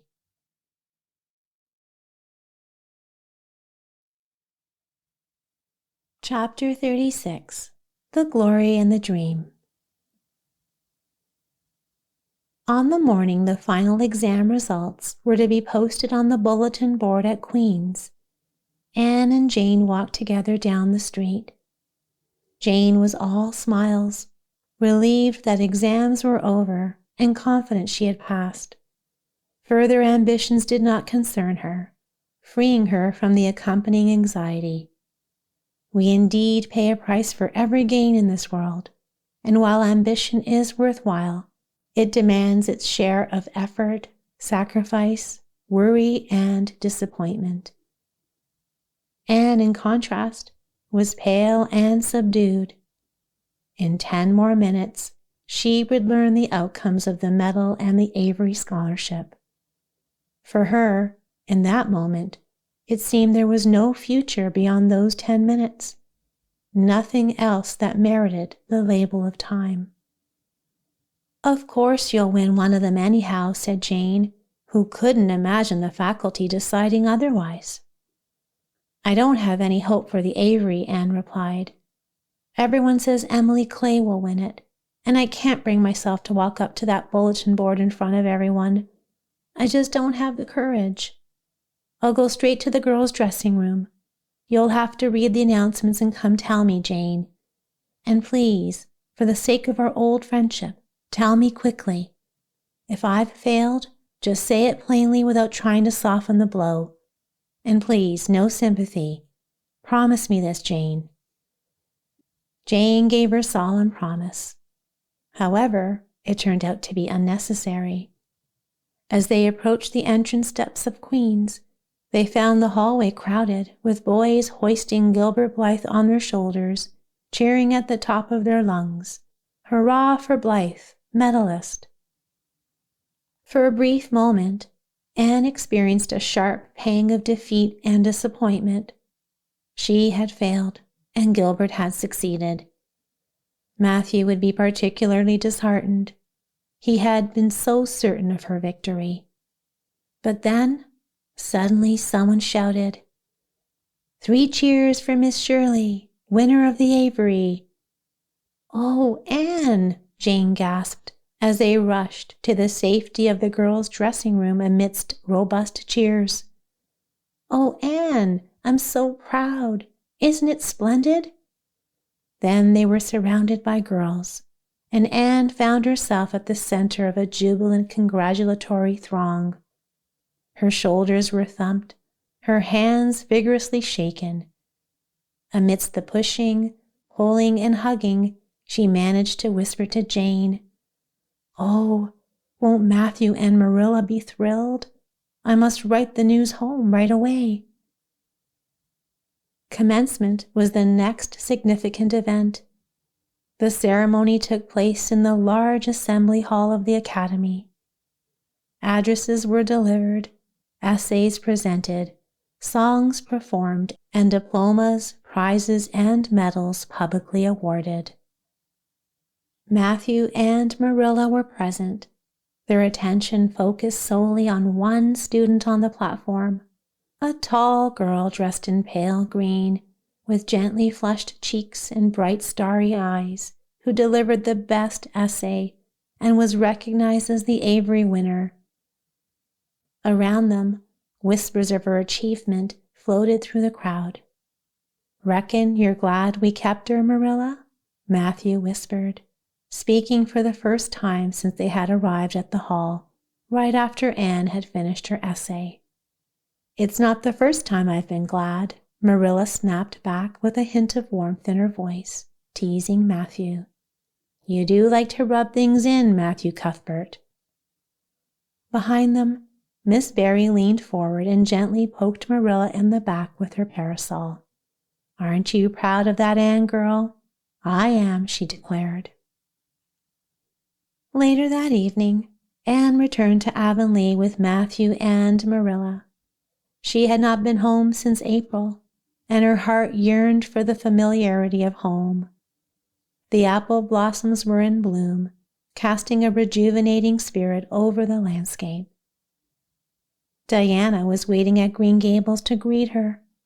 In her white room, where Marilla had placed a blooming house rose on the windowsill, Anne paused and took a deep breath of contentment. "Oh, Diana, it's so wonderful to be back. It's lovely to see the pointed firs against the pink sky, the white orchard, and the old Snow Queen. Isn't the scent of the mint just delightful? And this tea rose, it feels like a song, a hope, and a prayer all at once. It's so good to see you again, Diana." Diana looked at Anne with a hint of reproach in her eyes. "I thought you liked Stella Maynard better than me," she said. "Josie Pye told me you did. Josie said you were infatuated with her." Anne burst into laughter and playfully tossed some faded June lilies from her bouquet at Diana. "Stella Maynard is the dearest girl in the world except one, and you are that one, Diana," Anne reassured her. "I love you more than ever, and I have so many things to tell you. But just now, I'm content just sitting here and looking at you. I'm tired, I think, tired of being so studious and ambitious. Tomorrow, I plan to spend at least 2 hours lying in the orchard grass, thinking of absolutely nothing." "You've really done splendidly, Anne," Diana responded. "I suppose you won't be teaching now that you've won the Avery." "No, I'm headed to Redmond in September. Can you believe it? I'll be refreshed, with a whole new stock of ambition after 3 glorious golden months of vacation. Jane and Ruby are planning to teach. It's wonderful to think that all of us got through, even Moody Spurgeon and Josie Pye." Diana shared some news. The Newbridge trustees have already offered Jane their school. And Gilbert Blythe is going to teach too. He has to. His father can't afford to send him to college next year, so he's planning to earn his way through. I expect he'll get the school here if Miss Ames decides to leave. Anne felt a strange mix of emotions wash over her, a blend of surprise and disappointment. She had assumed Gilbert would also be heading to Redmond, and the thought of losing that stimulating rivalry left her feeling unexpectedly hollow. Could her academic life at a co-educational college, even with a real degree on the horizon, feel somewhat lackluster without her friend and rival? The next morning at breakfast, a sudden realization struck Anne as she observed Matthew. He appeared significantly grayer than he had been the previous year, his features etched with signs of wear. "Marilla," Anne began cautiously after Matthew had left the room, "is Matthew quite well?" "No, he isn't," Marilla replied, her voice laden with concern. "He's had some real bad spells with his heart this spring, and he won't take it easy at all. I've been really worried about him. He's been somewhat better recently, and we've got a good hired man, so I'm hoping he'll manage to rest and recover a bit. Maybe now that you're home, you'll cheer him up. You always do."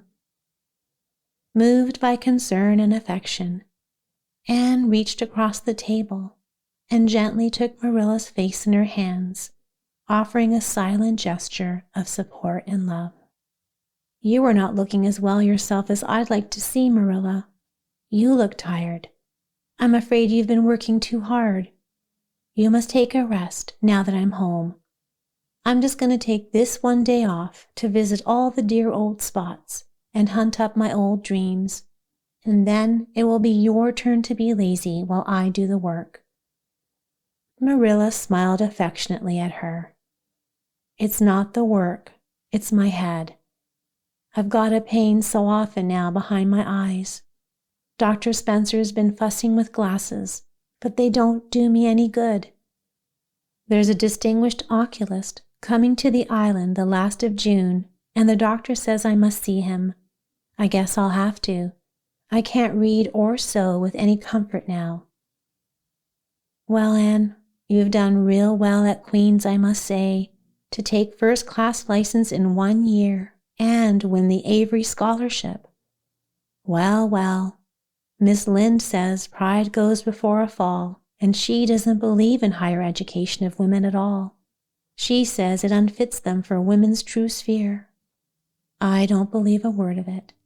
Speaking of Rachel reminds me, did you hear anything about the Abbey Bank lately, Anne? I heard it was shaky, answered Anne. Why? That's what Rachel said. She was here last week and mentioned there was some talk about it. Matthew felt really worried. All our savings are in the bank, every penny. I wanted Matthew to put it in the savings bank initially, but old Mr. Abbey was a great friend of Father's, and he always banked with him. Matthew said any bank that Mr. Abbey ran was good enough for anybody, Marilla explained. I think he has only been the nominal head for many years, Anne replied. He is a very old man. It's actually his nephews who are really running the bank now. Well, when Rachel mentioned that, I wanted Matthew to withdraw our money immediately, and he said he would think about it. But then Mr. Russell told him yesterday that the bank was stable. Anne spent a wonderful day immersed in the beauty of the natural world around her, a day she would always remember for its brilliance and joy. She spent hours in the orchard, visited Dryad's Bubble, Willowmere and Violet Vale, and had a fulfilling conversation with Mrs. Allen at the manse. In the evening, she joined Matthew to fetch cows, walking through Lover's Lane to the back pasture. The woods were radiant with the sunset. The warm glow bathed the landscape, streaming down through the gaps in the hills. Matthew walked slowly, his head bowed, while Anne, tall and poised, matched her brisk steps to his. You've been working too hard today, Matthew, Anne said with concern. Why won't you take things easier? Well now, I can't seem to, Matthew replied, as he opened the yard gate to let the cows through. It's just that I'm getting old, Anne, and I keep forgetting it.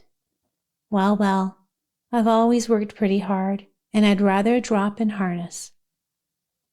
If I had been the boy you sent for, Anne said wistfully, I'd be able to help you so much more now and spare you in 100 ways. I could fit it in my heart to wish I had been just for that.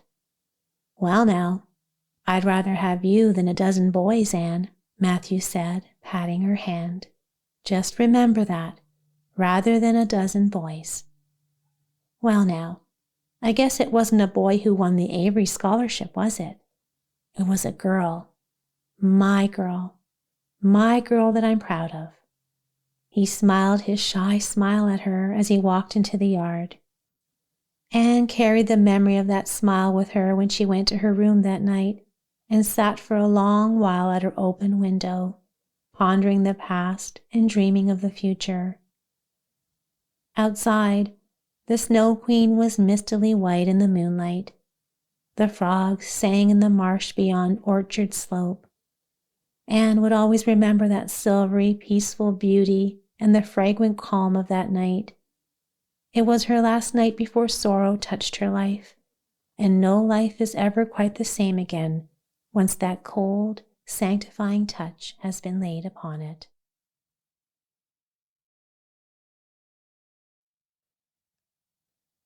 Chapter 37. The Reaper Whose Name is Death. Matthew, what is the matter? Matthew, are you sick? Marilla's voice rang out, each word laced with alarm. Anne, her hands full of white narcissus, entered the hall just in time to hear her and see Matthew standing in the porch doorway, his hand clutching a folded paper, his face drawn and unnaturally gray. Dropping the flowers, Anne dashed across the kitchen towards him, Marilla close at her heels, but they were both too late. Before they could reach him, Matthew collapsed across the threshold. "He's fainted," Marilla gasped. "Anne, run for Martin. Quick, quick, he's at the barn." Martin, the hired man, who had just returned from the post office, raced to fetch the doctor, stopping by Orchard Slope on the way to summon Mr. and Mrs. Barry. Mrs. Lynde, who was there visiting, hurried over as well. They arrived to find Anne and Marilla frantically trying to revive Matthew. Gently pushing them aside, Mrs. Lynde checked his pulse and then listened for his heartbeat. She looked up at their anxious faces, her own eyes filling with tears. "Oh, Marilla," she said solemnly, "I don't think we can do anything for him." "Mrs. Lynde, you can't mean Matthew is, Anne stammered, too horrified to complete her sentence, her face turning white. "Child, yes, I'm afraid so. Look at his face. When you've seen that look as often as I have, you'll know what it means." Anne gazed at Matthew's still face, where she saw the unmistakable sign of the Great Presence. When the doctor arrived, he confirmed that Matthew's death had been instant and likely painless, brought on suddenly, probably by some shock. The cause of the shock was found in the paper Matthew had been holding, which Martin had brought from the post office that morning. It contained news of the Abbey Bank's failure. Word of the tragedy spread quickly through Avonlea, and throughout the day, friends and neighbors thronged to Green Gables, coming and going, performing acts of kindness for both the deceased and the living. For the first time, shy, quiet Matthew Cuthbert was the center of attention. The solemn grandeur of death had set him apart, crowned him with a white majesty. As the calm night softly descended over Green Gables, the old house was hushed and tranquil. In the parlor, Matthew lay in his coffin, his long gray hair framing a peaceful face that wore a gentle smile, as if he were merely sleeping and dreaming pleasant dreams. Around him were flowers, sweet, old-fashioned flowers that his mother had planted in the homestead garden during her bridal days, and which Matthew had always secretly cherished. Anne had gathered these and brought them to him, her anguished, tearless eyes burning in her pale face. It was the last service she could render him. The Barrys and Mrs. Lynde stayed with Marilla and Anne that night. Diana, approaching Anne, who was standing at her window in the east gable, said softly, "Anne, dear, would you like me to sleep with you tonight?" "Thank you, Diana," Anne said earnestly, looking deeply into her friend's eyes. "I think you won't misunderstand me when I say that I want to be alone. I'm not afraid. I haven't been alone for a single minute since it happened, and I need to be. I need to be quiet and silent and try to understand what has happened. I can't seem to grasp it. Part of the time, it feels like Matthew can't really be gone, and the rest of the time, it feels as though he's been gone for so long, and I've been carrying this terrible, dull ache ever since." Diana, though not fully grasping the depth of Anne's quiet, tearless pain, which was so different from Marilla's more visible and stormy grief, nodded sympathetically. She understood enough to respect Anne's need for solitude. With a gentle nod, she quietly left the room, allowing Anne the space to spend her first night alone with her grief. Anne hoped for tears in her solitude, feeling that it was somehow wrong not to cry for Matthew, whom she had loved so dearly and who had always been so kind to her. He had walked with her just the previous evening, and now he lay below, his face marked with that terrible, peaceful stillness. But initially, no tears came, only a deep, persistent ache of sadness as she knelt by her window in the darkness, praying and looking up at the stars beyond the hills. Later that night, Anne awoke enveloped by stillness and darkness, and the memories of the day overwhelmed her like a wave of sorrow.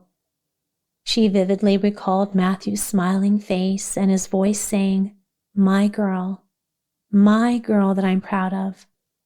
This memory finally brought the tears, and Anne wept deeply, releasing the pain that had built up inside her. Marilla heard her and quietly came in to offer comfort.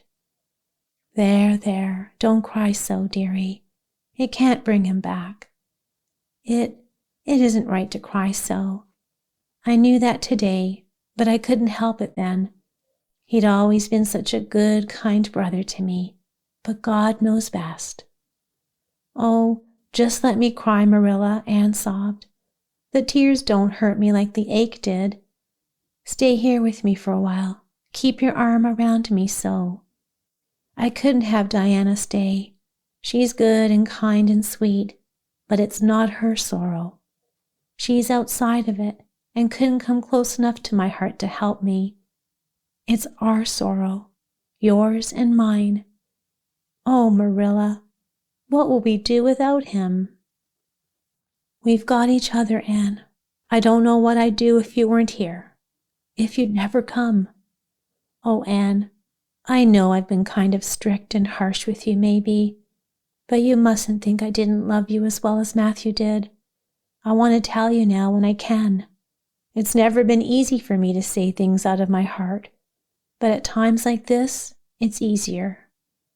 I love you as dear as if you were my own flesh and blood, and you've been my joy and comfort ever since you came to Green Gables." 2 days later, they carried Matthew Cuthbert over the threshold of his homestead and away from the fields he had tilled, the orchards he had loved, and the trees he had planted. Then Avonlea settled back into its usual calm, and even at Green Gables, life slipped into its old routine. Work was done, and daily duties were fulfilled with their usual order, though always with the aching sense of loss in all familiar things. Anne, new to sorrow, found it almost painful that life could go on, that everything could return to the way it was without Matthew. She felt a kind of guilt and regret when she realized that the sunrise behind the fir trees and the pale pink buds blooming in the garden still brought her the same rush of gladness, that Diana's visit still delighted her, and that Diana's cheerful words and ways could still make her smile and laugh. In short, the beautiful world of blossoms, love, and friendship had not lost its magic. Life still called out to her in many persistent and alluring ways. It seems like disloyalty to Matthew somehow, to find pleasure in these things now that he's gone, she said wistfully to Mrs. Allen one evening as they sat together in the manse garden. "I miss him so much, all the time, and yet, Mrs. Allen, the world and life still seem so beautiful and interesting to me in spite of everything. Today, Diana said something funny and I laughed. I truly thought when it happened that I would never laugh again, and it almost feels as if I shouldn't. When Matthew was here, he liked to hear you laugh, and he liked knowing that you found joy in the pleasant things around you," said Mrs. Allen gently. "He's just away now, and I believe he still likes to know it. I truly think we shouldn't close our hearts to the healing influences that nature offers. But I do understand how you feel. I think we all go through the same thing. We feel almost resentful that anything could make us happy when someone we love is gone.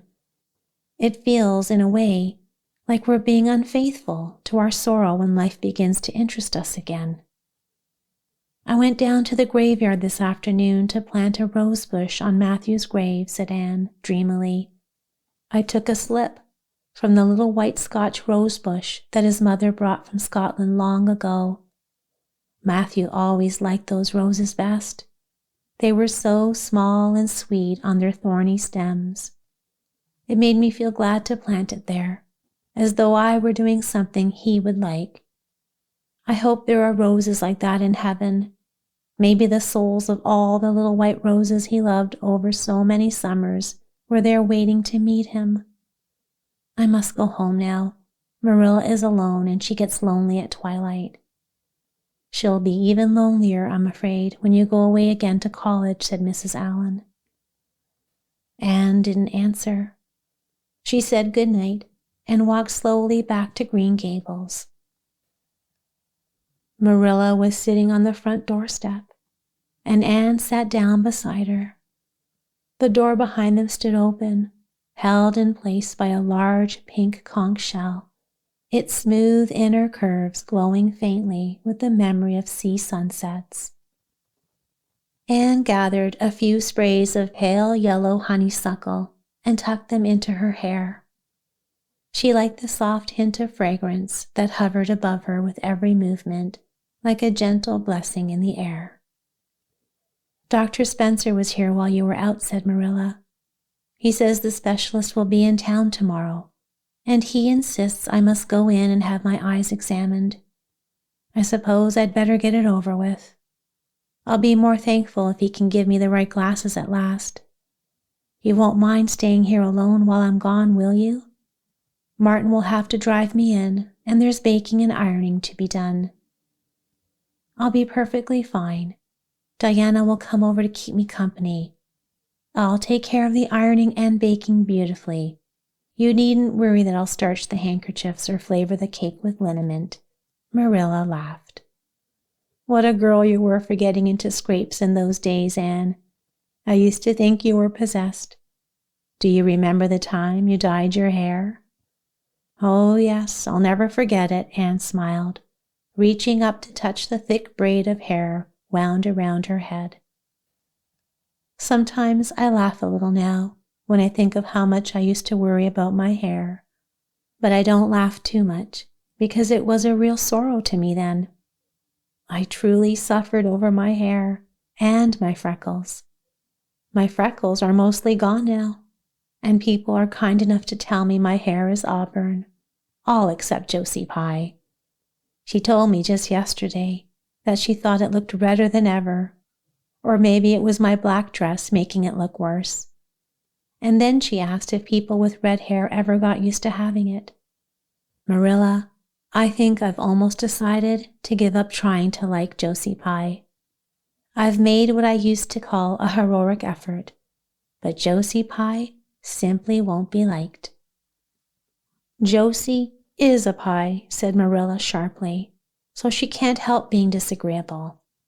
I suppose people like that serve some useful purpose in society, but I must say I don't know what it is, any more than I know the use of thistles. Is Josie going to teach? No, she's going back to Queen's next year. So are Moody Spurgeon and Charlie Sloane. Jane and Ruby are going to teach, and they've both got schools. Jane at Newbridge and Ruby somewhere out west. Gilbert Blythe is going to teach too, isn't he? Yes, said Anne shortly. What a nice-looking fellow he is, said Marilla absently. I saw him in church last Sunday, and he seems so tall and manly. He looks a lot like his father did at the same age. John Blythe was a nice boy. We used to be real good friends, he and I. People used to call him my beau. Anne looked up quickly, her eyes full of interest. Oh, Marilla, and what happened? Why didn't you? We had a quarrel. I wouldn't forgive him when he asked me to. I meant to, after a while, but I was sulky and angry and wanted to punish him first. He never came back? The Blythes were always mighty independent, but I always felt rather sorry. I've always kind of wished I'd forgiven him when I had the chance. So you've had a bit of romance in your life too, said Anne softly. Yes, I suppose you could call it that. You wouldn't think so to look at me, would you? But you can't always tell about people from their outsides. Everybody's forgotten about me and John. I'd almost forgotten myself, but it all came back when I saw Gilbert last Sunday.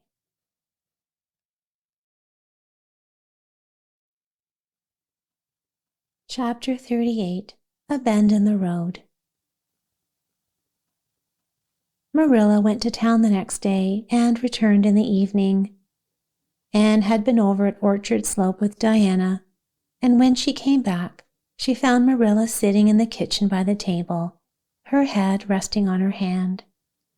Something in Marilla's slumped, weary posture sent a chill through Anne's heart. She had never seen Marilla sit so still and lifeless. "Are you very tired, Marilla?" she asked gently. "Yes, no, I don't know," Marilla replied, lifting her head with a tired look. "I suppose I'm tired, but I haven't really thought about it. It's not that." "Did you see the oculist? What did he say?" Anne asked anxiously. "Yes, I saw him. He examined my eyes.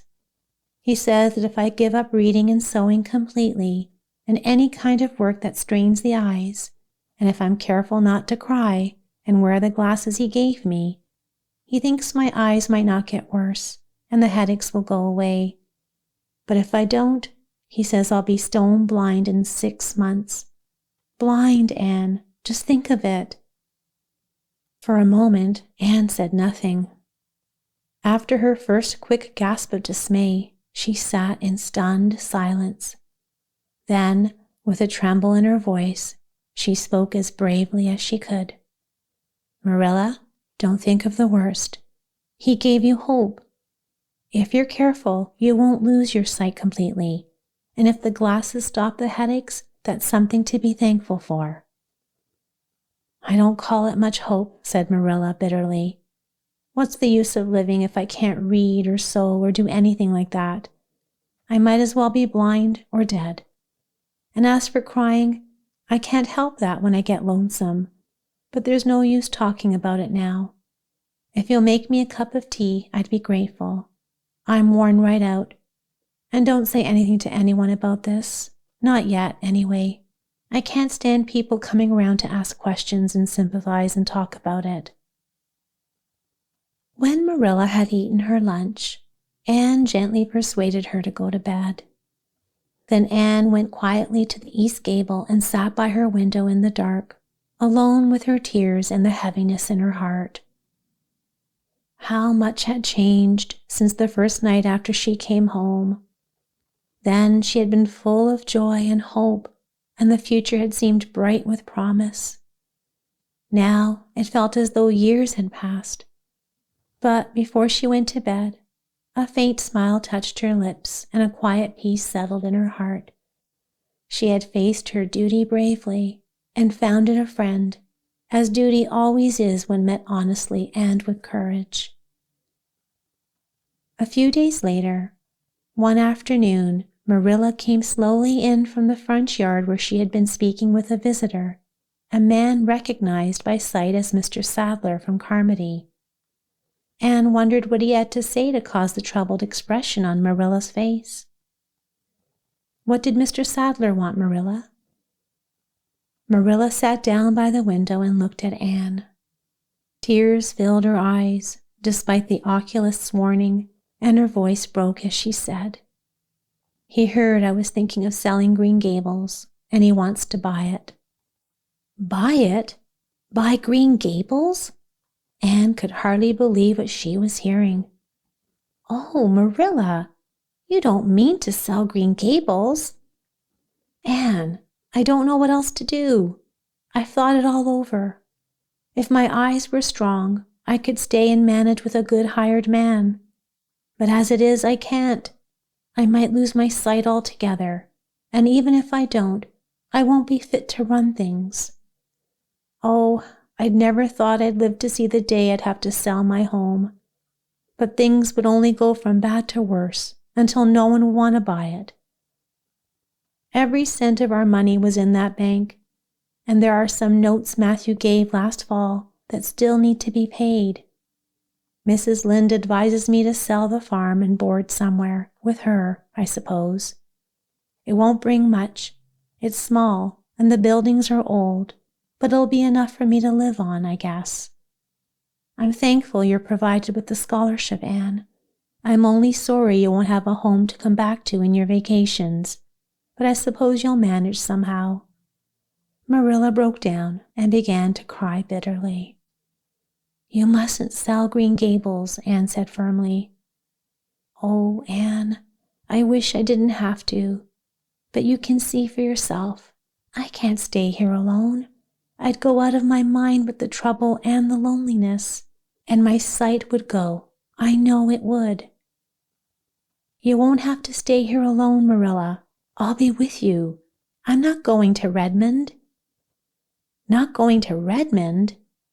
Marilla lifted her worn face from her hands and looked at Anne in astonishment. Why, what do you mean?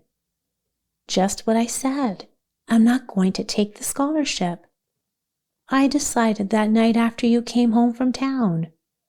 Surely you don't think I could leave you alone in your trouble, Marilla? Not after all you've done for me. I've been thinking and planning. Let me tell you what I've decided. Mr. Barry wants to rent the farm for next year, so you won't have any trouble about that. And I'm going to teach. I've applied for the school here, though I don't expect to get it because I hear the trustees have promised it to Gilbert Blythe. But I can have the Carmody School. Mr. Blair told me last night at the store. Of course, it won't be quite as nice or convenient as teaching here in Avonlea, but I can board at home and drive over to Carmody and back, at least in the warm weather. And even in winter, I can come home on Fridays. We'll keep a horse for that. Oh, I have it all planned out, Marilla. I'll read to you and keep you company and cheerful. You won't be dull or lonely. We'll be real cozy and happy here together, you and I. Marilla had listened like a woman in a dream. Oh, Anne, I know I could manage well enough if you were here, I'm sure of it. But I can't let you give up so much for me. It would be terrible. Nonsense, Anne laughed cheerfully. There's no sacrifice at all. Nothing could be worse than giving up Green Gables. Nothing could hurt me more. We have to keep the dear old place. My mind is made up, Marilla. I'm not going to Redmond, and I'm staying here to teach, so don't you worry about me one bit. But your ambitions and... I'm just as ambitious as ever. I've only changed the direction of my ambitions. I'm going to be a good teacher, and I'm going to help save your eyesight.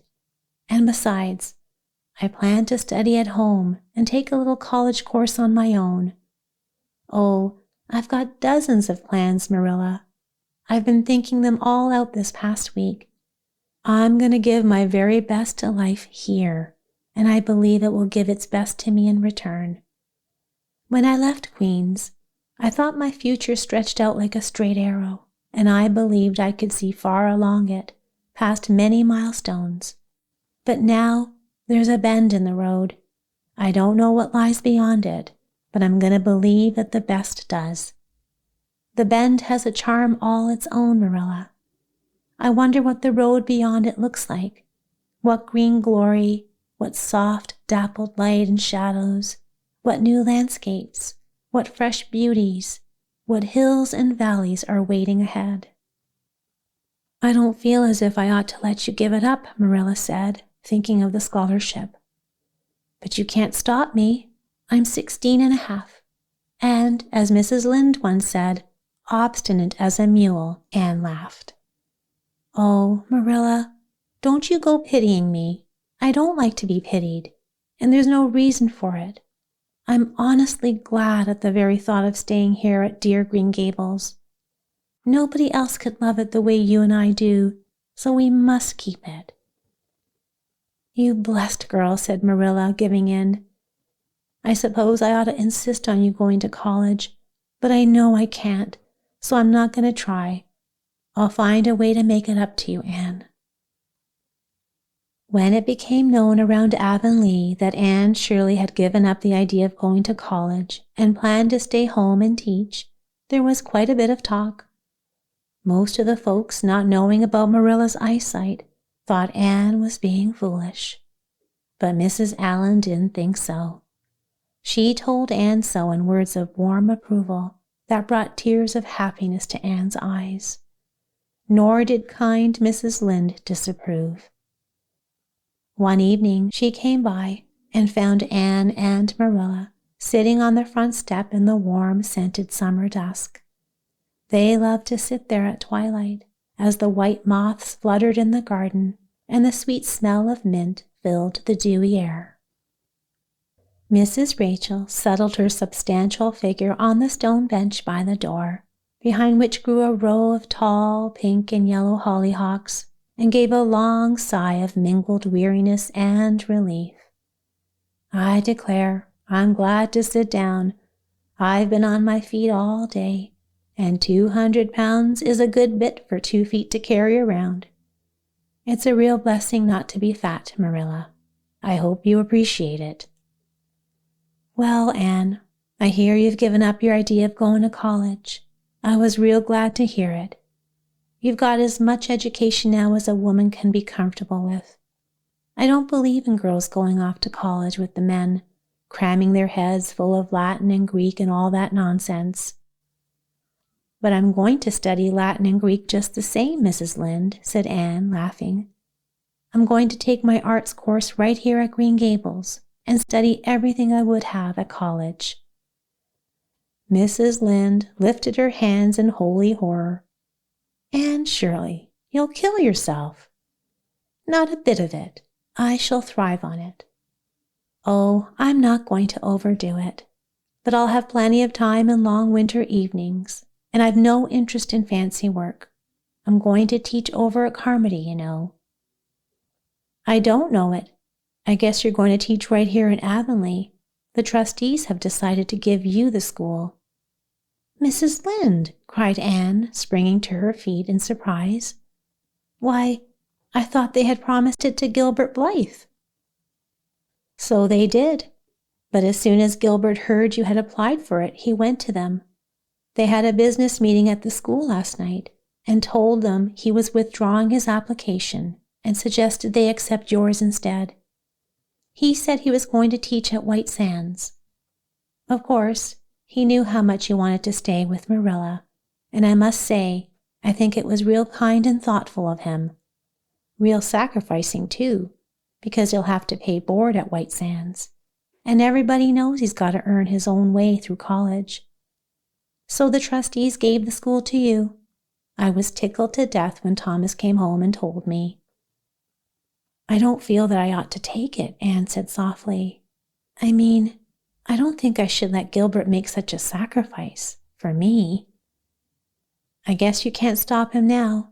He signed papers with the White Sands trustees, so it wouldn't help if you refused. Of course you'll take the school. You'll do fine. There are no pies going now. Josie was the last of them, and a good thing she was, that's what.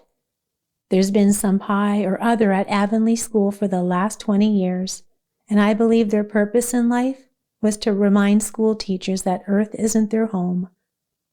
Bless my heart, what's all that winking and blinking going on at the Barry gable?" "Diana is signaling me to come over," laughed Anne. "You know we keep up the old custom. Excuse me while I run over and see what she wants." Anne ran down the clover slope like a deer and vanished into the fir-shadowed path of the haunted wood. Mrs. Lynde watched her indulgently. "There's a good deal more of the woman about her in others," Marilla replied, with a brief return of her old crisp tone. But crispness was no longer Marilla's defining trait, as Mrs. Lynde told her husband, Thomas, that night. "Marilla Cuthbert has got mellow, that's what." Anne went to the little Avonlea graveyard the next evening to place fresh flowers on Matthew's grave, and to watch the Scotch rosebush. She lingered there until dusk, drawn by the peace and stillness of the place, the soft rustling of the poplars that sounded like low, friendly voices, and the whispering grasses growing freely among the graves. When she finally turned to go and walk down the long hill sloping toward the lake of shining waters, the sun had set, and all of Avonlea lay before her in a dreamlike afterglow, a haunt of ancient peace. There was a sweet freshness in the air, as if it had passed over fields of blooming clover. Here and there, warm lights twinkled among the trees of the homesteads. Beyond, the sea lay misty and purple, murmuring its endless haunting song. The west was a glory of soft, blended colors, and the pond mirrored it in even gentler hues. The beauty of it all stirred Anne's heart deeply, and she gratefully opened her soul to it. "Dear old world," she whispered, "you are very lovely, and I'm glad to be alive in you." Halfway down the hill, a tall boy stepped out of the gate in front of the Blythe homestead, whistling. It was Gilbert, and the whistle died on his lips as he saw Anne. He lifted his cap politely and would have passed by in silence if Anne hadn't stopped and held out her hand. "Gilbert," she said, her cheeks flushed, "I want to thank you for giving up the school for me. It was very kind of you, and I want you to know that I appreciate it." Gilbert took the offered hand eagerly. "It wasn't particularly good of me at all, Anne. I was glad to have the chance to do you a small service. Are we going to be friends from now on? Have you really forgiven me for my old offense?" Anne laughed and tried unsuccessfully to pull her hand away. "I forgave you that day by the pond landing, though I didn't know it at the time. What a stubborn little goose I was. I may as well make a full confession. I've been sorry ever since." "We're going to be the best of friends," said Gilbert joyfully. "We were meant to be good friends, Anne. You've gone against your fate long enough. I know we can help each other in lots of ways. You're going to keep studying, aren't you? So am I. Come, I'll walk you home." Marilla looked at Anne curiously when she came into the kitchen. "Who was that walking up the lane with you, Anne?" "Gilbert Blythe," said Anne, annoyed to feel herself blushing. "I met him on Barry's Hill." "I didn't know you and Gilbert were such good friends, that you'd stand talking to him at the gate for half an hour," Marilla said with a dry smile. "We haven't been. We've been good enemies. But we've decided it's much more sensible to be good friends from now on." "Were we really there half an hour? It seemed only like a few minutes. But then, we have 5 years' worth of conversation to catch up on, Marilla." That night, Anne sat long at her window, filled with a quiet, happy contentment. The wind whispered softly through the cherry tree branches, and the sweet scent of mint drifted up to her. Stars twinkled above the pointed firs in the hollow, and Diana's light shone through the old gap.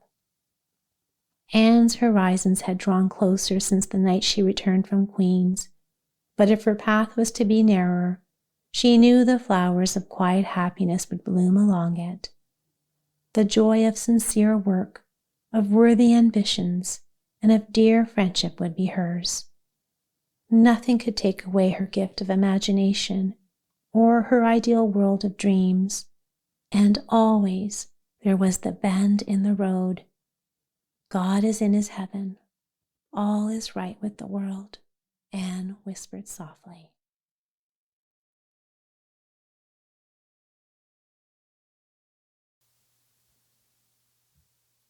Sweet dreams, my friend. Sleep well.